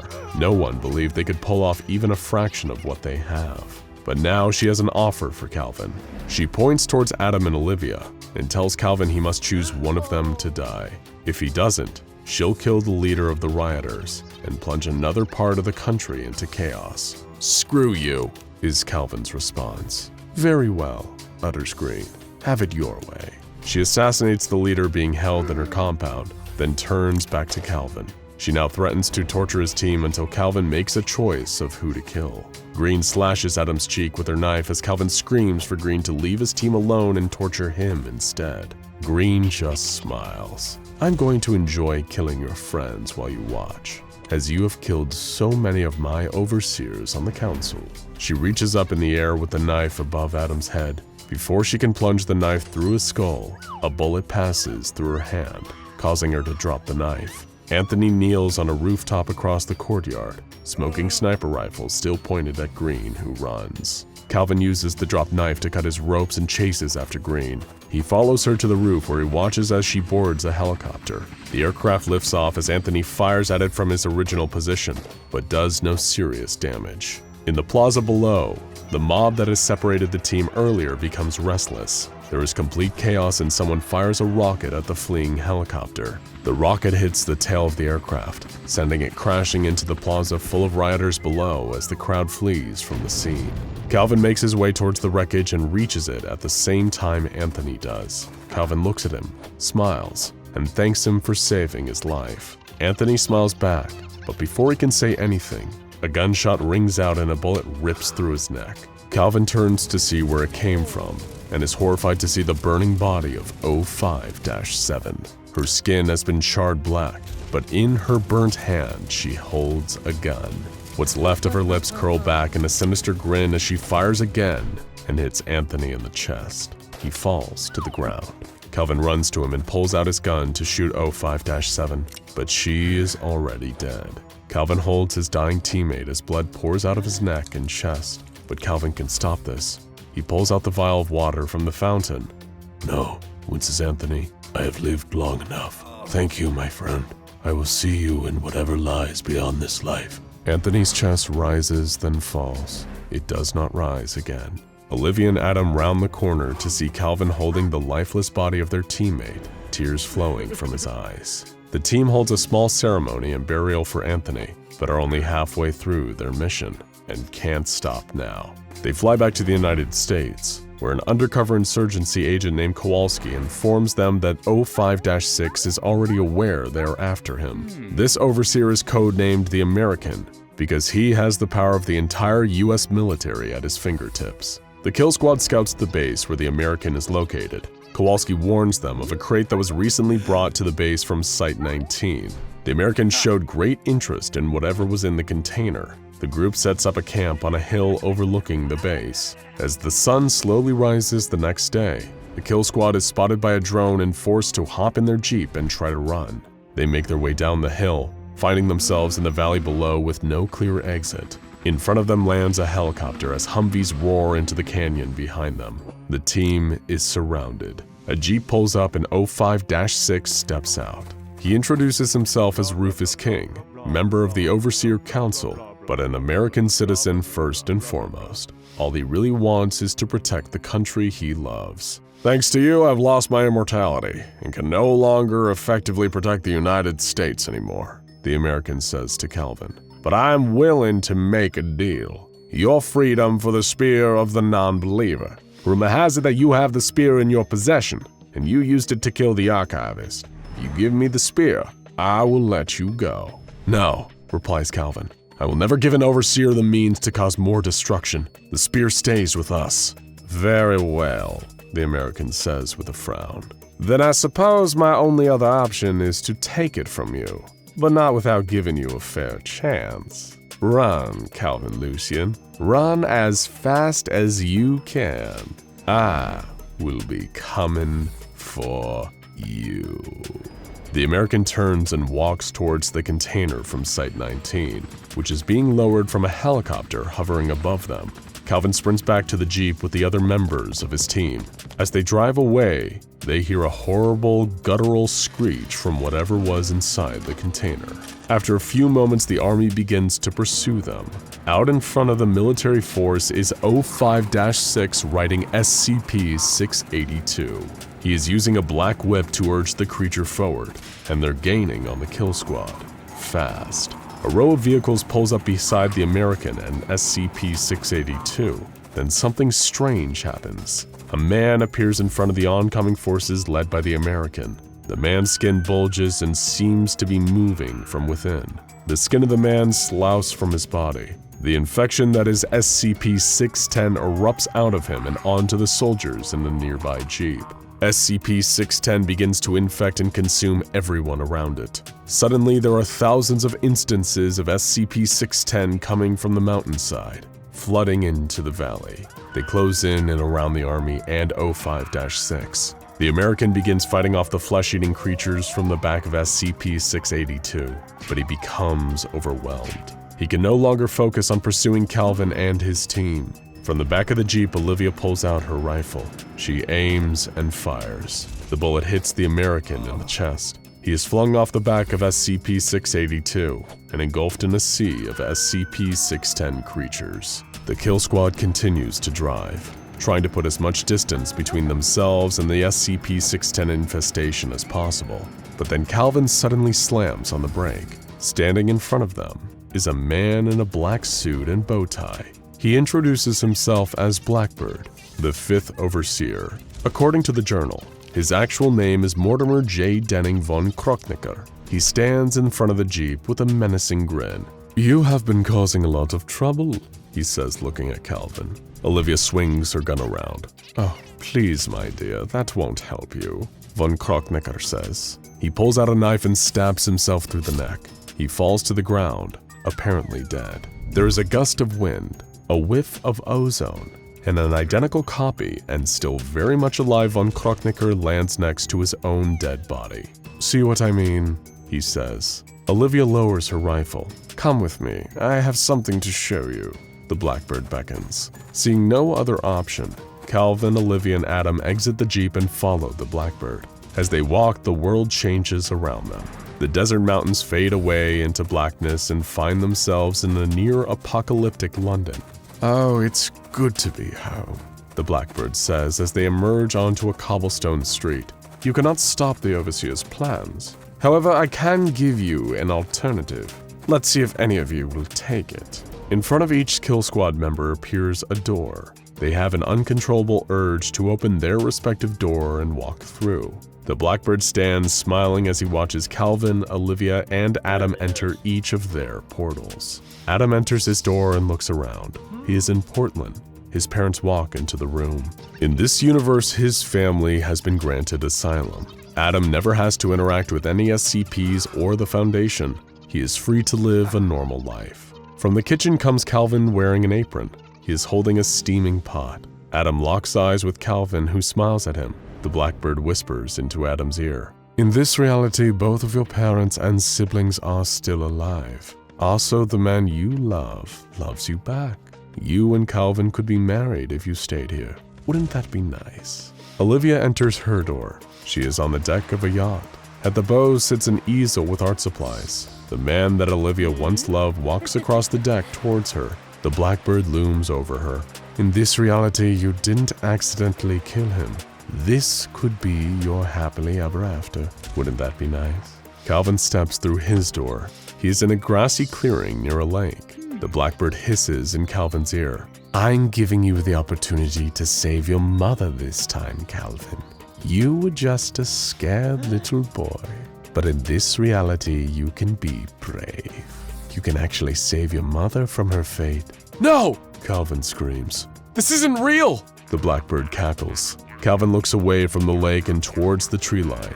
Hidden in the shadows, he can just barely make out a hooded figure. Calvin walks towards it. The Blackbird follows. He is screaming at the person in the tree line. "I was only trying to help!" The hooded figure reaches out and hands Calvin a metal tube. He opens it to find a set of eyeglasses inside. Calvin puts them on and turns to look at the Blackbird. He steps back in horror. The glasses have revealed the true form of the Blackbird. He is a winged pseudo-avian monstrosity full of rage. The mysterious hooded figure directs Calvin to open the tube again. Inside is an interdimensional fishing line made by Dr. Wondertainment and a white wiffle ball bat. Calvin grabs the fishing line and wraps it around 05-5's leg. The Blackbird flies into the air trying to get away from Calvin, but Calvin wraps the other end of the fishing line around his arm. The Blackbird begins to jump from dimension to dimension trying to get rid of Calvin.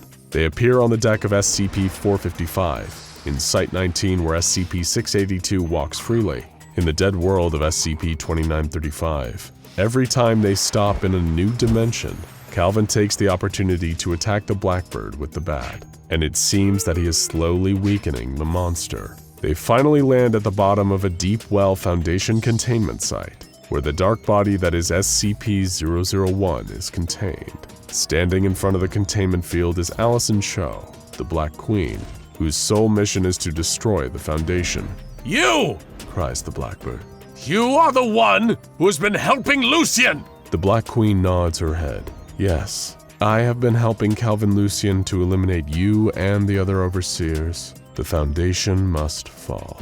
"You are nothing! You cannot stop me! I am the Black King!" screams 05-5. Allison Cho sighs. She pushes a button on the panel next to her, shutting down the array containing the dark body. Out of the cloud of dust appears SCP-001, a massive black creature who seemed to absorb all light. "No! Stop!"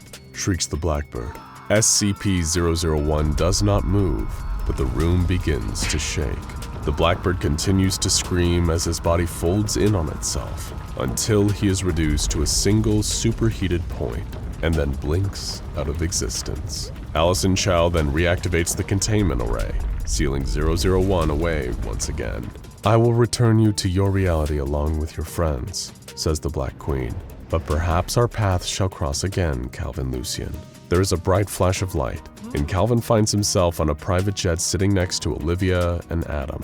They are all shaken, but the Blackbird is dead. 05-5 has been eliminated. The 3 members of the team sit silently, still pondering what might have been if they stayed in the alternate realities. Suddenly, the phone on the plane begins to ring, breaking the silence. Calvin picks it up. On the other line is the 4th Overseer. He has contacted Calvin to discuss surrendering to the insurgency. Unfortunately, things do not always go as planned. Calvin Lucien is about to make the most difficult and dangerous decision of his life. Aaron Siegel, better known to Foundation members as 05-1, descends into the abyss of a deep well site. He exits the elevator and peers into the optical scanner to unlock the reinforced door. Inside the room is Mobile Task Force Tau 5, Samsara. Aaron Siegel refers to these immortal cyborg clones created from the flesh of a dead god as his red right hand. Your mission is to eliminate the traitor 05-4 and to find the insurgents who have been killing the members of the Overseer Council. The cyborgs stand at attention. Now! Aaron Siegel screams. The soldiers of the red right hand march out the door to start their mission. Aaron Siegel pauses for a moment and then slams his fist against the wall in frustration. He has lost 9 Overseers to Calvin Lucien and his Kill Squad team. They have been somehow overcoming the odds each time and eliminating each Overseer they track down. It wasn't supposed to end this way. Aaron Siegel vows to kill them all. Calvin Lucien, meanwhile, sits on a private jet with Adam and Olivia. He had just hung up the phone after a conversation with 05-4. The Overseer known as the Ambassador wants to surrender to the insurgency. There's a good chance this is a trap, but Calvin has decided to meet with the Ambassador all the same. Calvin drops off Adam and Olivia at an insurgency base. They still haven't fully recovered from the previous mission with 05-5, known as the Blackbird. Before leaving, though, Calvin meets with an insurgency agent named Sylvester Sloan, who is going to join him as support. Calvin says goodbye to Adam and Olivia, then leaves with Sloan to meet the Ambassador in South Africa. After landing at Johannesburg Airport, Calvin and Sloan disembark and are led to a conference room where the Ambassador sits waiting for them. Calvin and Sloan sit across from 05-4 to discuss his surrender. "The Council is in shambles," says the Ambassador. "Everything is falling apart. I want to offer my services and information to the insurgency in exchange for protection from 05-1. He's lost his mind." Calvin agrees to the terms and prepares for extraction. But as they get up from the table, gunshots can be heard from down the hall. The Ambassador's eyes open wide in terror. "It's too late," he whispers. Calvin and Sloan grab the Ambassador, who is frozen in fear, and exit the conference room. They make their way towards their plane, but the gunshots are getting closer. Calvin looks over his shoulder to see Samsara pursuing them through the terminal. Calvin shoves the Ambassador behind a table as bullets whiz overhead. Calvin and Sloan return fire, but their volley doesn't seem to slow down the assassins. Calvin and Sloan pull the Ambassador to his feet, and they burst through an emergency exit onto the sun-baked tarmac, where they make a mad dash for the plane. From behind them, a bullet rips through the chest of Sloan. The red right hand has caught up, but Calvin continues to drag the Ambassador towards the plane. They are almost there. Suddenly, a metallic child's voice blares through the airport's external speakers. The child's voice says, "I want Calvin Lucien alive. I have business to settle with him." The red right-hand soldiers tackle Calvin and the Ambassador to the ground when they are just feet away from the plane. "Kill the traitor," the child's voice says, and Calvin can only watch helplessly as the Ambassador is violently murdered. One of the agents turns towards Calvin and slams his fist into Calvin's face, causing him to black out. Calvin awakes in a dark room. He is unsure how much time has passed. The only light in the room comes from a screen on the wall. In the middle of the screen is a rotating red SCP Foundation seal. A voice from a speaker speaks. "Hello, Calvin Lucien. My name is the Kid. I am the 3rd Overseer. You have killed all my friends, and now I will kill all of yours." The door to the room opens. Calvin leans through the doorway. There is a long, dimly lit hallway. The Kid orders him to proceed so they can meet face to face. As Calvin walks, the Kid's voice echoes down the hallway. "There once was another 05-3. He built incredible machines, even one that could see into the future.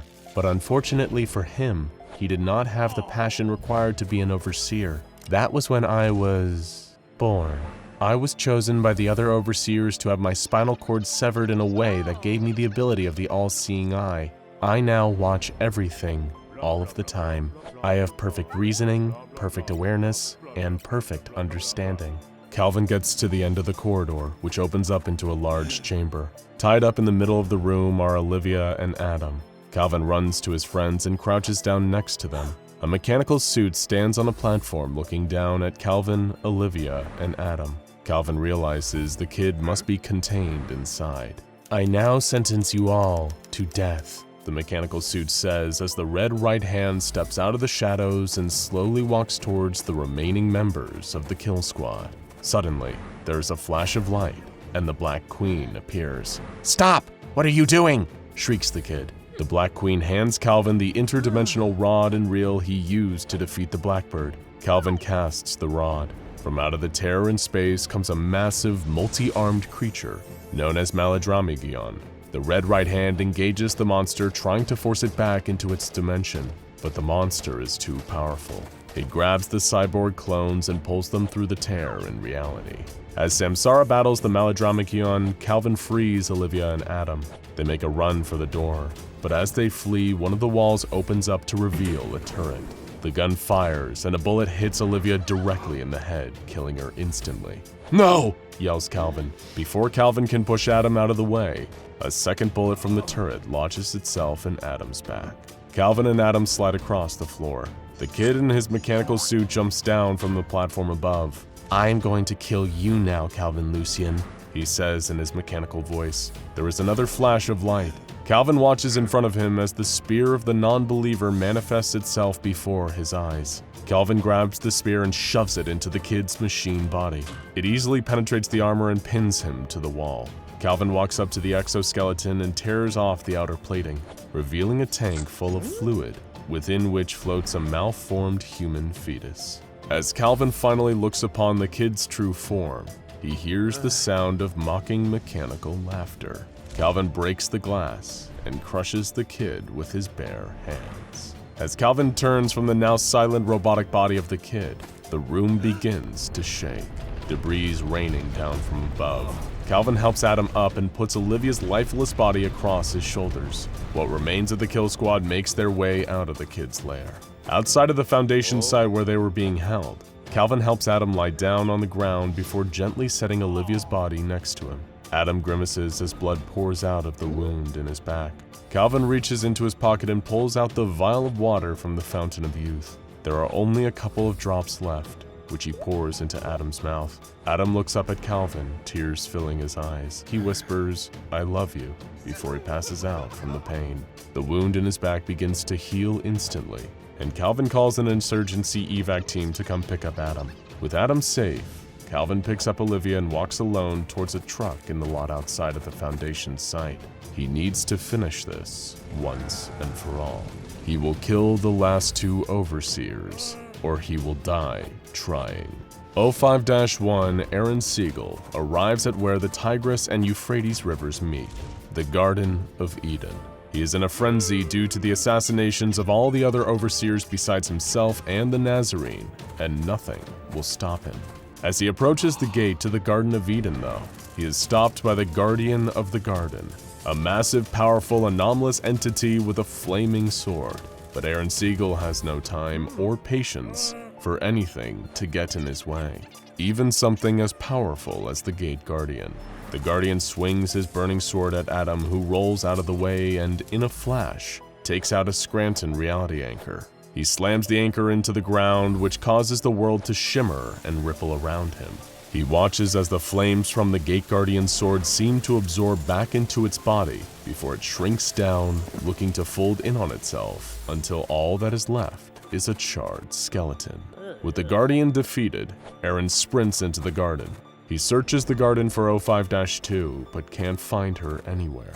He finally comes to the Tree of Life, and that's where he finds her. Laying at the base of the tree in a pool of blood is the Nazarene. She has taken her own life. This is her anomalous power though. She has died many times before, yet death always spared her and brought her back. But somehow, he knows this time is final. Aaron drops to his knees and screams in frustration. For all the power Aaron Siegel possesses, there's nothing he can do now. He sits next to the Nazarene's body for hours, hoping that she might wake up, or that he will, to find that this was all a dream. After sitting next to her cold body for some time, he notices something in her snowy white hand. It's a note. In it, the Nazarene explains that she was the one who gave the vials from the fountain to Calvin Lucian, and that she is the one who made the spear appear before him that he used to kill the kid. She explained that while she died many times and death always brought her back, each time she felt less and less like herself, less and less like Dr. Sophia Light. She hoped that maybe if things ended up like this, it would give Aaron the chance to walk away and live the life that they might have been able to have together. But she knows deep down that Aaron's fate is to meet Calvin and finish things once and for all. Aaron Siegel screams in rage, clutching the note in his hand. He tries to summon death, but no one comes. Aaron Siegel is alone. He stands up and walks deeper into the garden. He walks until he reaches a spot where even God's light does not reach. In this desolate land is an impact crater where Lucifer, star of the morning, had fallen. In the middle of the crater lies Lucifer's sword. Aaron Siegel descends into the hole and picks up the sword. He turns and exits the Garden of Eden. Aaron Siegel has only one mission in life now: to kill Calvin Lucian. Calvin reads the final entry of the journal. In it, the author warns that although he hopes the information contained within the journal is helpful, he hopes the reader does not try to use it. The words written on the final page are, "This information will only lead you to a devastating end." Calvin closes the journal and looks up at the structure in front of him. He has made it to Site-01. He had left Olivia's body in a cave nearby, promising to her that he would make this right. He now walks up to the massive doors and places his hand on the knotted wood. The doors slowly creak open. Calvin pauses for a moment and looks behind him at the setting sun. He enters Site-01, where he knows 05-1 is, where Aaron Siegel waits. Inside the main hall, Calvin sees a giant doorway in the shape of the SCP Foundation seal, with artistic depictions of certain SCPs that he instinctively knows are special in some way. Standing next to the doorway is a 2-meter-tall man in what looks to be a futuristic suit. Calvin approaches and asks who this giant man is. He responds that his name is Purpose, the Red Right Hand. He is the guardian of 05-1, and none shall enter the sanctum until he returns. "He isn't here?" asks Calvin. "No," Purpose responds. "He is." And with that, he steps aside and lets Calvin pass through the doorway. The doorway leads into a large room where screens on the wall flash to life depicting moments from Calvin's journey, documenting his entire quest. Had he been in control at all? Or was this all a setup to lead him to this moment? As he walks forward, he finally sees him. Sitting at a table in the middle of the room is Aaron Siegel.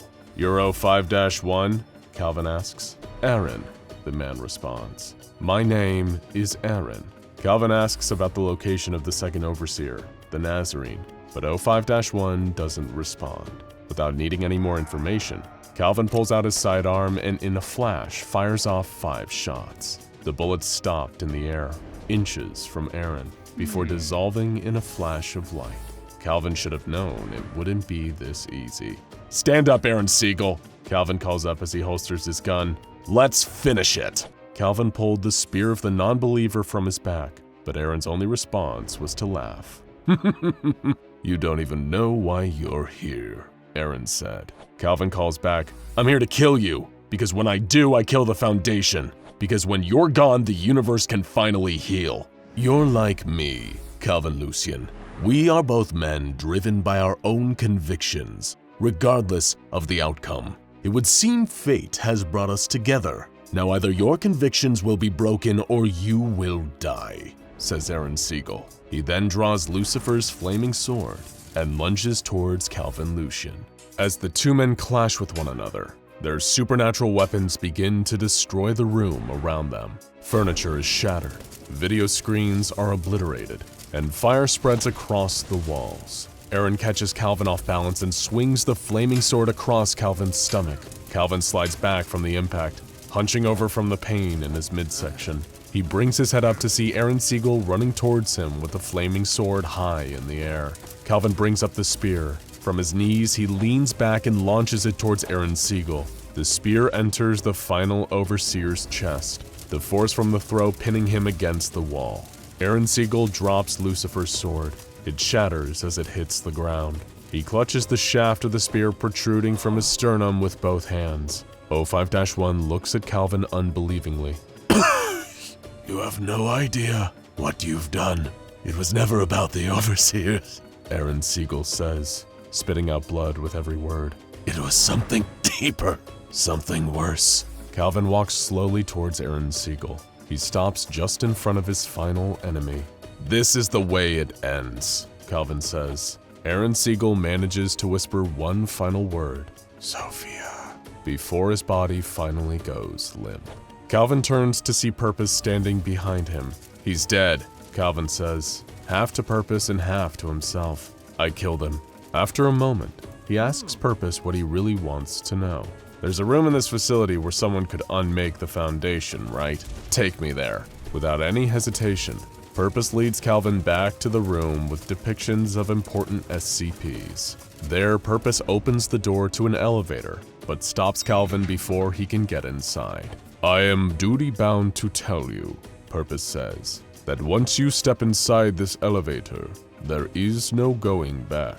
There is only one decision to be made, and it is not one that can be unmade. I know, Calvin responds. It's time. Before stepping inside, the elevator opens a door to reveal a room filled with bookcases and a huge window offering a beautiful view of the sun setting behind the mountains. On the wall are monitors depicting the ways he had killed all of the overseers, and in the middle of the room is a large desk with a computer. Calvin sits down at the desk and the computer comes to life. The computer prompts him to scan his fingerprint, which it accepts. He's logged in.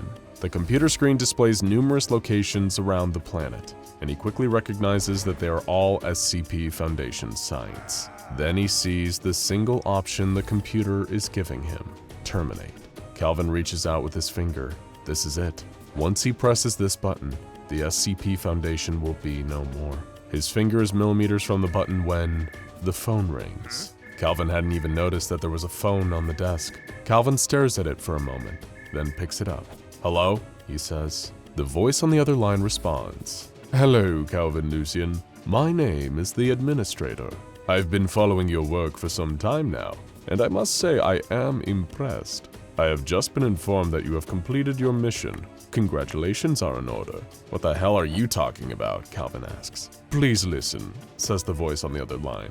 The man you just killed was once in the same exact position you are in now. Granted, it was a very long time ago, but Aaron Siegel originally was trying to destroy the Foundation. That was until I convinced him otherwise. And now, like Aaron Siegel, you will become the new head of the Foundation. Like hell I will, yells Calvin. I could hang up and walk away right now and be done with all this. You could, continues the Administrator, but if no one is in charge of the SCP Foundation, millions of people will die, if not billions, and then nobody would be there to manage what comes after. There is silence from Calvin. That's what I thought, says the Administrator. I look forward to working with you, Calvin Lucian. Or should I say, 05-1. The line goes dead.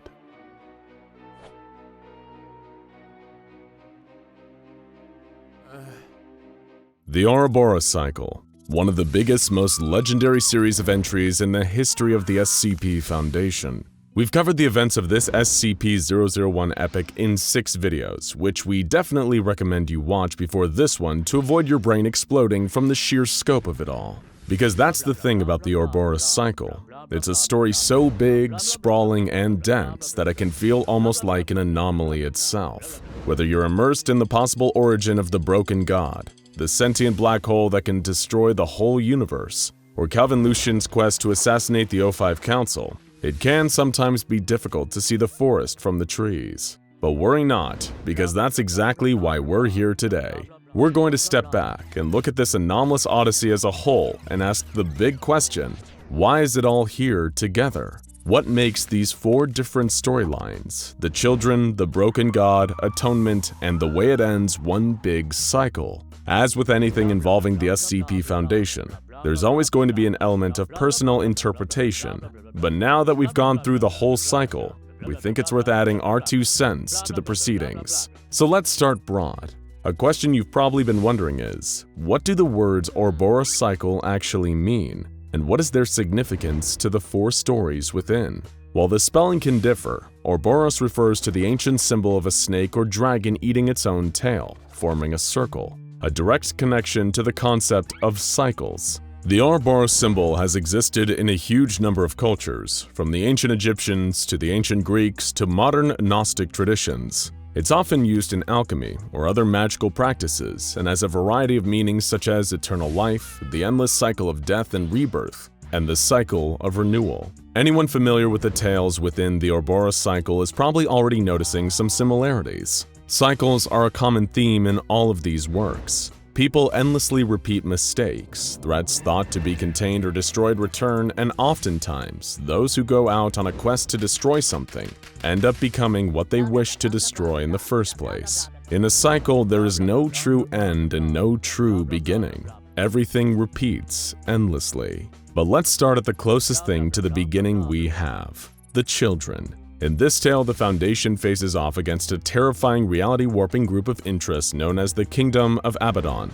This nasty group, which came from the Sahara Desert, could seemingly take anything the Foundation threw at them, and were able to straight up vaporize anyone who got too close. If the Kingdom was able to amass enough power, it could spell the end of the Foundation, and even the subjugation of the human race. Enter O5-1, a reoccurring character in the Ouroboros cycle. This outside-the-box thinker put all his chips on the Twins of God project, designated SCP-001, like many anomalies before and after it. This project would infuse a human being with godlike powers, but it was a power so great that it seemed to kill anyone who attempted to accept it. Needless to say, this was a major bummer for O5-1, but through relentless human experimentation, even sacrificing the population of entire towns to the project, he eventually came up with a solution. A horrifying solution, but a solution nonetheless. He found that a group of 9 children, with ages varying from 4 to 11, could act as a human conduit for 001's power, and as a result, it could be a weapon capable of turning the tide against the Kingdom of Abaddon. During the testing phase, though, it seemed like O5-1 went a little mad with power. He vaporized an entire church of the Broken God place of worship, and used the power of the children to wipe a few others off the map at his own discretion. His abuses of power got so flagrant that the administrator himself was called in to get a handle on the situation. And surprise, surprise, 05-1 disintegrated him too, before disappearing himself shortly afterwards. In the end, the children were deemed too dangerous to be practical, both because of their anomalous powers and from the level of ambient radiation they put out. All 9 were locked in radiation-proof boxes and buried in the desert, though they each show signs of life to this day. While this may seem disconnected from the rest of the series, it actually establishes some of the most important reoccurring themes and ideas of the cycle as a whole. Namely, the Foundation messing with reality and performing horrific acts to achieve their goals, the corruption of the O5 Council, and the fact that these grand attempts to change or save the world often blow up in everyone's faces, sometimes literally. We also have the introduction and apparent death of the mysterious administrator. But trust us, all is not what it seems with this one. The ripple effect beginning here will affect everything going forward. Next, the Broken God. This tells the chaotic story of a magical clockwork box which is worshipped by the Church of the Broken God as a conduit to their deity, and eventually becomes an all-devouring mechanical kaiju. The beast, soon dubbed SCP-001, devoured and consumed all the metal around it, slowly becoming larger and more destructive. If the Foundation didn't take it out before it reached critical mass, they'd be going toe-to-toe with a bona fide god, a fight they really weren't sure they could win. Thankfully, and with a little anomalous help from SCP-2399, the Foundation was able to destroy the anomaly. They removed its clockwork heart from the wreckage and contained the anomalous scrap that once comprised its destructive body. However, the Foundation soon realized that you just can't keep a good god down. The clockwork heart eventually evaded Foundation containment while being shipped to a secondary location, and instead ended up in a small town. Here it began to influence the minds of the residents into more subservient broken god cultists, intent on building him back up to his former glory. It'd be easy to discount the broken god as an outlier, seeing as the Foundation came out looking much better here than they do in any of the other Ouroboros tales. But when you look carefully, its place in the overall cycle is clear. The entry ends the way it begins, with the heart of the broken god influencing humans to carry out its bidding. The Foundation had to intervene in between these two instances, but in the end there was no net loss to the broken god itself. In a sense, the Foundation is doomed to encounter the same problems again and again, continually defending the world from the same anomalous threats. And the Foundation needs to succeed every time to maintain peace and normality. A major anomalous threat only needs to succeed once to drag everything into disarray. In many ways, that is the curse of the SCP Foundation. Speaking of major anomalous threats, now it's time for part 3 of the Ouroboros cycle, Atonement. Once again, we start off with the Foundation meddling with cosmic scale powers with the creation of the Area 11 Pietrocal-Fontaine Spatial Stabilization Array. Try saying that 3 times fast. That was a machine so powerful, it was capable of creating a singularity, though what it actually ended up doing was turning Dr. Calvin Desmet into an abomination. More specifically, into a kind of immensely powerful humanoid black hole, whose powers were only restrained by the very machine that created him. Think of him as kind of a malicious Dr. Manhattan from Watchmen. This new entity, dubbed SCP-001, presented a grim prophecy and an ominous offer. He told the O5 Council that anomalies were leaking into their universe from other realities, and soon the anomalous threat would destroy them all. His offer was to, upon his release, wipe out the rest of the multiverse entirely, leaving only our reality free from anomalous threats. Unsurprisingly, it was O5-1 that was most interested in this offer, so much so that he held a vote and murdered everyone who voted against the decision to release SCP-001. Having built his consensus among the survivors on the council, O5-1 let SCP-001 out. Unsurprisingly, this turned out to be a terrible decision, as one of his first acts upon being freed was to kill the members of the O5 Council that had just voted to release 001, saying that they themselves were anomalous and needed to be purged to atone for their past sins. The only survivor was a member of the council who abstained from the vote, who was able to recontain SCP-001 inside the Pietrocal-Fontaine array, for now. Once again, the thematic connections to the rest of the Ouroboros cycle is clear. We have a world-ending anomaly held off, but only temporarily, buying time before the cycle inevitably continues. We have the Foundation abusing its power and signing off on the death of countless people in other dimensions. And, of course, the O5 Council stepped out of their bounds and actively warped reality, just like they had with the children before. Their chickens truly come home to roost, though, in the final part of the cycle. Appropriately named The Way It Ends, this piece chronicles the story of Calvin Lucien and the Kill Squad, an elite group of 4 Chaos Insurgency soldiers with one goal: assassinating the entire O5 Council, 13 of the most powerful people in the world. Why? Because they've been messing with reality itself time and time again, and it's getting to the point that their selfish meddling could finally destroy everything. And given that we've already seen it happen with the children and the entity that Dr. Calvin Desmet became, it's hard to disagree with them. What follows is one of the longest and most complicated tales in all of the Foundation, as the Kill Squad systematically encounters and kills each insane, anomalous member of the O5 Council. In order to do this, they need to make deals with death itself, fight giant serpents, cross dimensions, deal with SCP-610 and SCP-682 containment breaches, and go toe-to-toe with Samsara, arguably the Foundation's deadliest mobile task force. A number of other insane things happen along the way, like O5-1 murdering the Gate Guardian with the Scranton reality anchor, and the Black Queen, the most prominent member of the Serpent's Hand, helping our heroes defeat more overseers. In the end, Calvin Lucien, despite losing almost everything, reigns victorious in the final battle. Using the Spear of the Non-Believer, a weapon so powerful it can kill gods, Calvin managed to finally kill the top member of the Overseers, 05-1. With the 05 Council destroyed, Calvin set about completing his final task, destroying the entire SCP Foundation, but that didn't happen. Instead, he was contacted by a mysterious and immensely powerful being known as the Administrator, who gave him some frightening news. He'd just been hired by the SCP Foundation to be their new 05-1.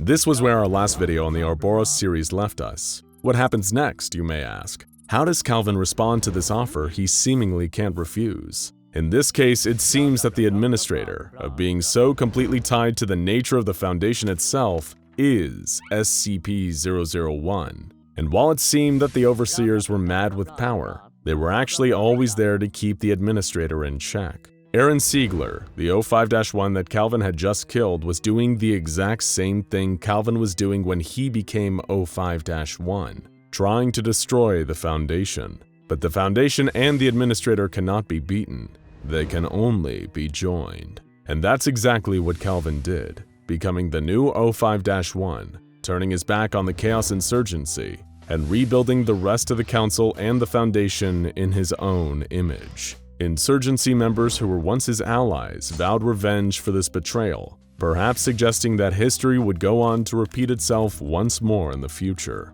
Because at the end of the day, that's what the Ouroboros cycle really is. The reoccurring threat and the changing of the guards that accompanies it. There will always be a Foundation. There will always be an Administrator. There will always be an 05 Council. Nothing starts, nothing ends. All that ever changes are the names and faces involved. Whether it's Calvin Lucien or Aaron Siegler, the wheel keeps turning. The snake devours its own tail. The Ouroboros cycle is, and forever will be, eternal.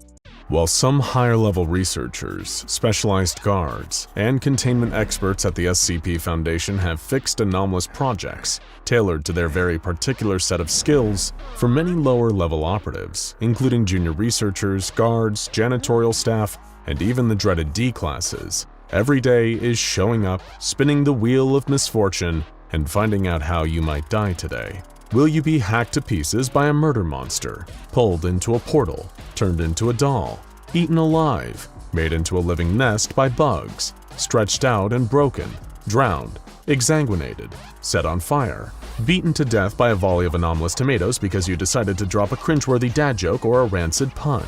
There are perhaps only a handful of anomalies that not only will not harm you, but will actively enrich your life by getting to spend time with them. And of course, chief among these is the legendary SCP-099, also known by its adorable moniker, the Tickle Monster. We don't need to get into too much detail in describing this gelatinous ray of sunshine. His anomalous delightfulness has made him somewhat of a celebrity compared to the murderer's row of terrifying entities and monsters around him. The researcher assigned to him today was troubled, having seen one of his favorite coworkers devoured by SCP-682 the day before. Getting assigned to feeding and checking on SCP-999 today was exactly what he needed. As he entered the room, several bags of M&Ms in hand, the creature cooed, perhaps sensing his tension, and approached him. Immediately, the researcher felt a wave of calm and contentment wash over him. The incredible and rare feeling that perhaps everything is going to be alright for once. 999 rubbed up against his leg as he poured M&Ms into its eager mouth, radiating good vibes the whole time. What an asset. What a gift. And to think this adorable little goober was prophesized to someday save the world. That much seemed almost funny, but he was certainly more than capable of saving the life of someone who hadn't felt the warmth of eternal sunshine in quite some time. And for that much, the researcher was profoundly grateful. He left 999's chamber that day with a renewed sense of hope for the future, that maybe, just maybe, they might be able to pull through, to make a difference, to push this crazy ball of rock we call our home in the right direction. Maybe someday, the sun would rise on a perfect world. Who would have thought that a strange sunrise could change everything? Emergency sirens went off across the globe, but in every case, they were drowned out by a terrible, endless chorus of screams. But below all that, you'll hear another gut-wrenching sound, a low but pervasive sizzling like an egg on a hot pan, as billions of human beings started to change their states of matter. The SCP Foundation had fought off and contained so many seemingly impossible threats, from interdimensional horrors like the Hanged, Sealed, and Scarlet Kings, to nightmarish mass killers like SCP-106, the Old Man, SCP-096, the Shy Guy, and SCP-682, the Hard-to-Destroy Reptile. In their many battles against the anomalous, they developed the incredible methodologies and exceedingly advanced technology. But what good would any of it do when the very center of our solar system decided in an instant that rather being the linchpin of our delicate cradle of life, it would instead be the horrible instrument of all of our demises? This awful hypothetical was answered upon the emergence of SCP-001, a terrible day also known as When Day Breaks. In the snap of one's fingers, half the world was plunged into terror and death. Rays of stark red light swept through the streets. People lucky enough to be in the shade or inside buildings with a view to the outside saw the people in the streets seize up and begin to shriek in terrible pain. Their skin sagged and their bones liquefied. Their bodies dropped down to the ground and coalesced into gurgling, retching puddles the color of melted flesh. Those who saw this abomination happening would never forget it. It would stay with them for the rest of their lives. It would endure like a stain on their retinas, an afterimage burned into the plasma of an old TV screen. But here's a slight consolation. For most of the human race, the rest of their lives wouldn't be that long. The sudden insanity taking over the world caused the SCP Foundation to do something drastic. Step out of the shadows. Metaphorically speaking, of course. The legendary Foundation motto had been reversed. They would die in the light, so that humanity could live on in the dark. Thankfully, the very concept of the day gave them one advantage. While one side of the Earth was effectively doomed the second the process began, the other side had a 12-hour head start before the sun turned its terrible eye to them. Sirens went off in the middle of the night, waking people up groggy, rubbing the sleep from their eyes. Every television and radio and internet-enabled device in their home was playing the same message, direct from the SCP Foundation, which now had effectively commandeered the entire US government, along with the rest of the world. It gave them directions to the nearest Foundation containment site, and told them that if they didn't immediately comply and find their way to safety, they would experience a terrible death by sunrise. And if you're at all familiar with human beings, you've probably already predicted that they didn't just calmly wrap themselves up, make their way to their cars, and form an orderly line to the various Foundation containment sites located around them. It was, in fact, total pandemonium. As the solar clock ticked down, slowly marking off the seconds that anyone outside had left to live, the only human beings with a meaningful head start began to go insane in a number of varied and interesting ways. Some who took the situation seriously and acknowledged that the sun was indeed going to wipe out most of humanity simply cracked under the pressure. There were those who went into totally catatonic states, rocking back and forth in the corner and refusing to respond to any stimuli. Some became erratic and violent, with unpredictable behavior that harmed themselves and others. After all, what was the point in acting normally anymore when the complete crumbling of human civilization was imminent, and their only hope was some shadowy organization they'd never heard of? Some, not heeding the warning seriously enough and prompted by greed and opportunism, tried to take advantage of the situation financially. Some smashed windows of local stores and looted, or broke into the homes of neighbors who had already fled in hopes of furloughing their property. Others were a little more creative, setting up short-term everything-must-go nighttime fire sales for their brands of essential oils, nootropics, and nutraceuticals, claiming all of them had the power to ward off or cure the new effects of the sun. Others completely denied the possibility that any of this was real, and claimed that the messages from this so-called SCP Foundation were actually just a front to take away their freedoms and trap them in underground government camps. They staunchly refused to follow any of the safety guidelines that the SCP Foundation put out, claiming, If you try to take away my First Amendment rights, you're gonna take away my Second Amendment rights. While riding around in their pickup trucks and SUVs blasting Kid Rocks, Don't Tell Me How to Live at ear-splitting volumes. Naturally, they had all melted into screeching puddles of liquid flesh by sunrise. Some were not victims of their own bizarre choices, but were doomed by the sudden terrible fear and panic of the circumstances themselves. The highways were gridlocked, cars stuck as far as the eye could see.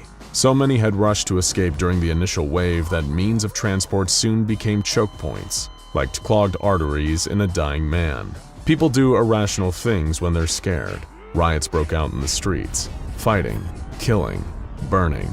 Everyone hoping for some means of meager control over a situation that had long been out of any of their hands. Some were too far away with not enough time to close the distance. What could they really do but just sit around and wait to die?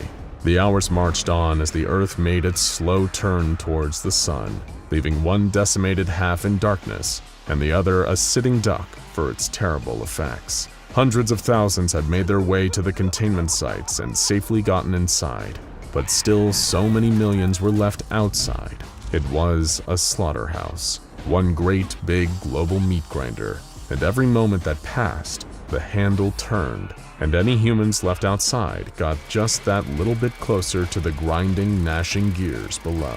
Site-19, being the largest containment site on the Foundation books, also became humanity's only bastion. It was the great hope of escape from the horrors going on outside. The Foundation had figured out so many ways of counteracting deadly anomalous forces before. Given enough time and enough personnel, surely they could figure out a solution to even this. This was, however, when the most startling realization yet swept over all the survivors. Those who were melted by the sudden hostile sun weren't dead. They were very much alive, in fact, but they'd been changed in both body and mind. What had once been humans now became terrible beasts. Half-melted gelatinous nightmares that coagulated into even bigger beasts. They got into their head that they were grateful for the transformation, that they had been liberated from their old forms in the old world. They were something so much more now, and they wanted everyone else to join them in their liberation. Survivors outside the Foundation containment sites were systematically hunted by these great masses of altered flesh. Even those smart enough to cover every inch of their bodies with clothes to protect from the sun, to only move at night, to carry weapons, were dragged out by meaty tendrils from their refuge in the basements and the lightless hearts of buildings, dragged into the searing gaze of the sun, to melt, to change, to coalesce into something greater. It was the inevitable fate of all of humanity. When most of the stragglers were dragged out and changed, the flesh masses started turning their attention to the Foundation containment sites that were keeping all these poor, deluded people from salvation. They mounted offensives against the bases, which the Foundation, with what remained of their manpower and advanced weaponry, did what they could to repel the attacks. But every single day, it got harder. Thankfully for the people holed up at Site-19, there was one consolation out there to help: SCP-099. The Foundation was at war with the Sun and its terrible disciples, and contrary to many people's beliefs, it takes more than men, equipment, and bullets to win a war. 999 provided the essential element that brought it all together: morale, hope, the will to go on, even when it seemed like all could be lost. After a long day of battling the fleshy abominations at the gates, Foundation guards, mobile task force members, and even civilian volunteers were drained and traumatized by the horrors that they'd seen. Once a day was over, 999 would move among the ranks, cuddling up to them, warding off the despair that was easy to set in during the downswing of a terrible apocalypse like this. Without his presence, there would be no hope of fighting that good fight. So many of them would have given up, walked into the sun, and joined the monstrous force they were fighting. After all, they seemed happy enough, and it would certainly be easier. 999 had become, once again, an indispensable asset to the SCP Foundation. The solar betrayal may not have been the Scarlet King's doing, well, as far as our current intel suggests anyway, but he was playing a crucial part in saving the world. Exactly as predicted. 999 didn't fully understand what was going on outside sometimes, why there seemed to be fewer people as the weeks went on, and why the people there seemed so sad all the time, whenever he wasn't helping them. But he was more than happy to help, whatever the case. Many of the humanoid and some even non-humanoid anomalies, which realistically posed no harm to people inside the site, were released from their containment chambers. They needed everyone and everything they could get in what seemed like a hopelessly one-sided fight against the very concept of being outside. Many of the larger vacated chambers were now filled with refugees from the outside, many of whom had lost everything and everyone they'd ever known to the horrors out there. 999 made the rounds in these areas regularly, and through the D-class cots, which had been repurposed into more sleeping areas for the thousands of desperate and terrified refugees. The adjustment to this new life, and to the knowledge of all secrets that had been kept from them for all these years, wasn't exactly easy on their psyches. But spending time with that soft yellow blob that seemed to smell exactly like their favorite scent from the old world made everything better. He was a savior in dark times, slithering from person to person, giving hope where there was none. People opened up about their problems and their fears, which these days were remarkably similar, and though 999 couldn't reply, for many it was enough just to feel like they were being listened to. He was a soft, blobby shoulder to cry on, and after day broke, everyone needed a good, old-fashioned cry. However, one day while wandering the long, dark corridors of Site-19, he saw a different kind of crying. It was a woman with an unfamiliar face, probably one of the rare new refugees, bawling her eyes out to a Foundation senior researcher and an accompanying guard with an assault rifle. Hot, fat tears were rolling down her dirty cheeks, her shaking hands clasped in prayer. She was begging the researcher and the guard to let her go outside. She said that her son was still out there, hiding away in the back room of a bank where she used to work. They got separated. She needed to go back and find him. Sadly, the researcher and the guard told her that this was out of the question. Official orders stated that anyone outside the base at this time was to be considered lost. Letting her go out there to find her son would essentially be condemning her to death. No human could go out there safely. But of course, SCP-099 isn't, by any definition, a human. When night fell and everyone else was hunkered down inside, 999 found a small crack in the wall and slithered out of it. It may not have been communicative in the way most humans were, but 999 was indeed an intelligent being, and knew intuitively that if it left through a more obvious route, its human caretakers here at the SCP Foundation might try to stop it. And when it came to saving this little boy, 999 refused to let anyone stop it. 999 slithered out and through the broken streets. There were no bodies, of course. It seemed even the dead could be revived and assimilated through the power of the sun. Talk about a mixed miracle. But the broken down world outside Site-19 undeniably reflected the pandemonium that took place here. 999 would need to do his best to find the little boy trapped out here before the sun rose. He lost a few hours even finding his way to the nearest town, where it was safe to assume that the little boy was trapped. He saw those things on the way there. Those moving, wailing mountains of melted human flesh, each talking and chattering to themselves in 100 different dead voices. 999 had been cross-tested with SCP-682, and still those monsters frightened him.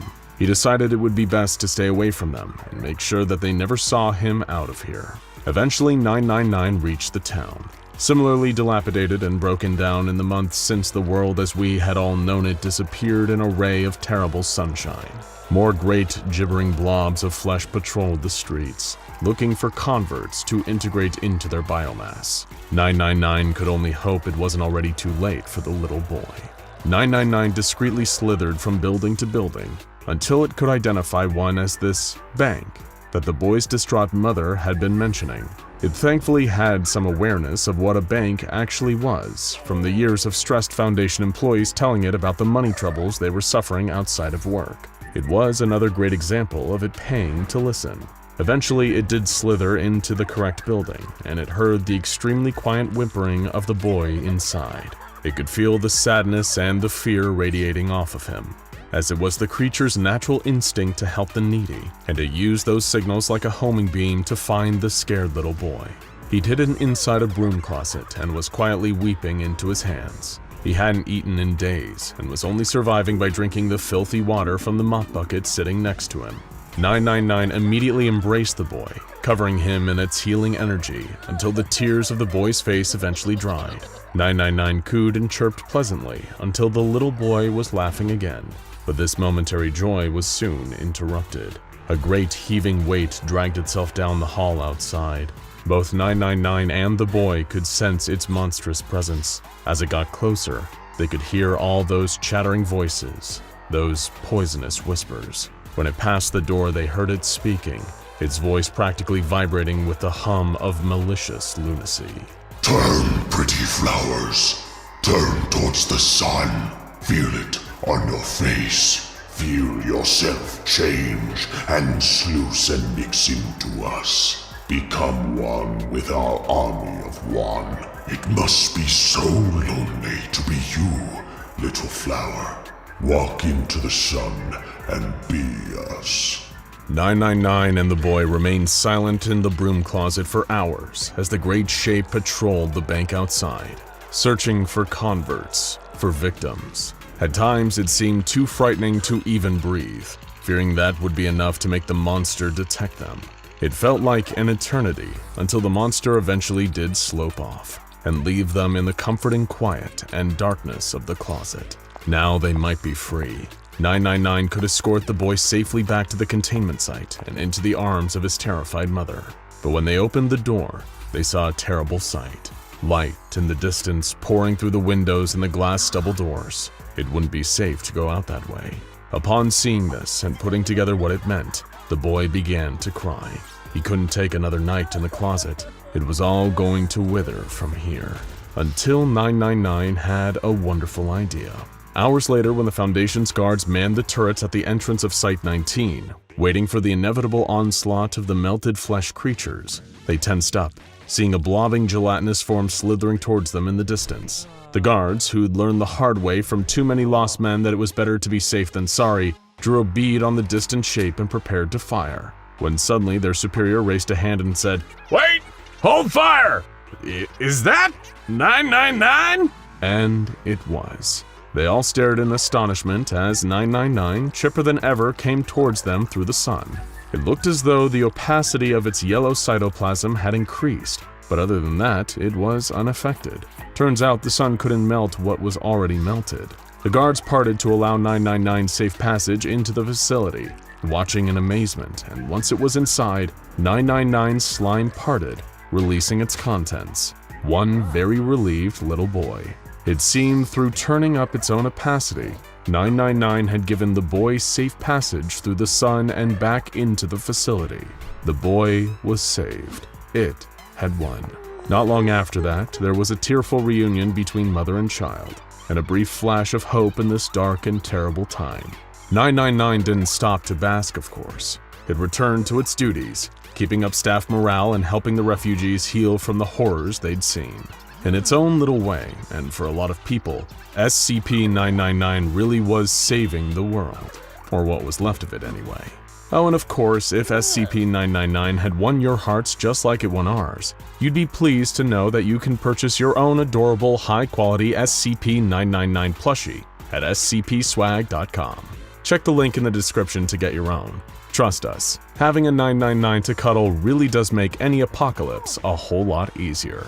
Now go check out SCP-001 When Day Breaks, and SCP-999 Tickle Monster vs. the Most Evil SCPs for more of the two incredibly contrasting anomalies from today's episode.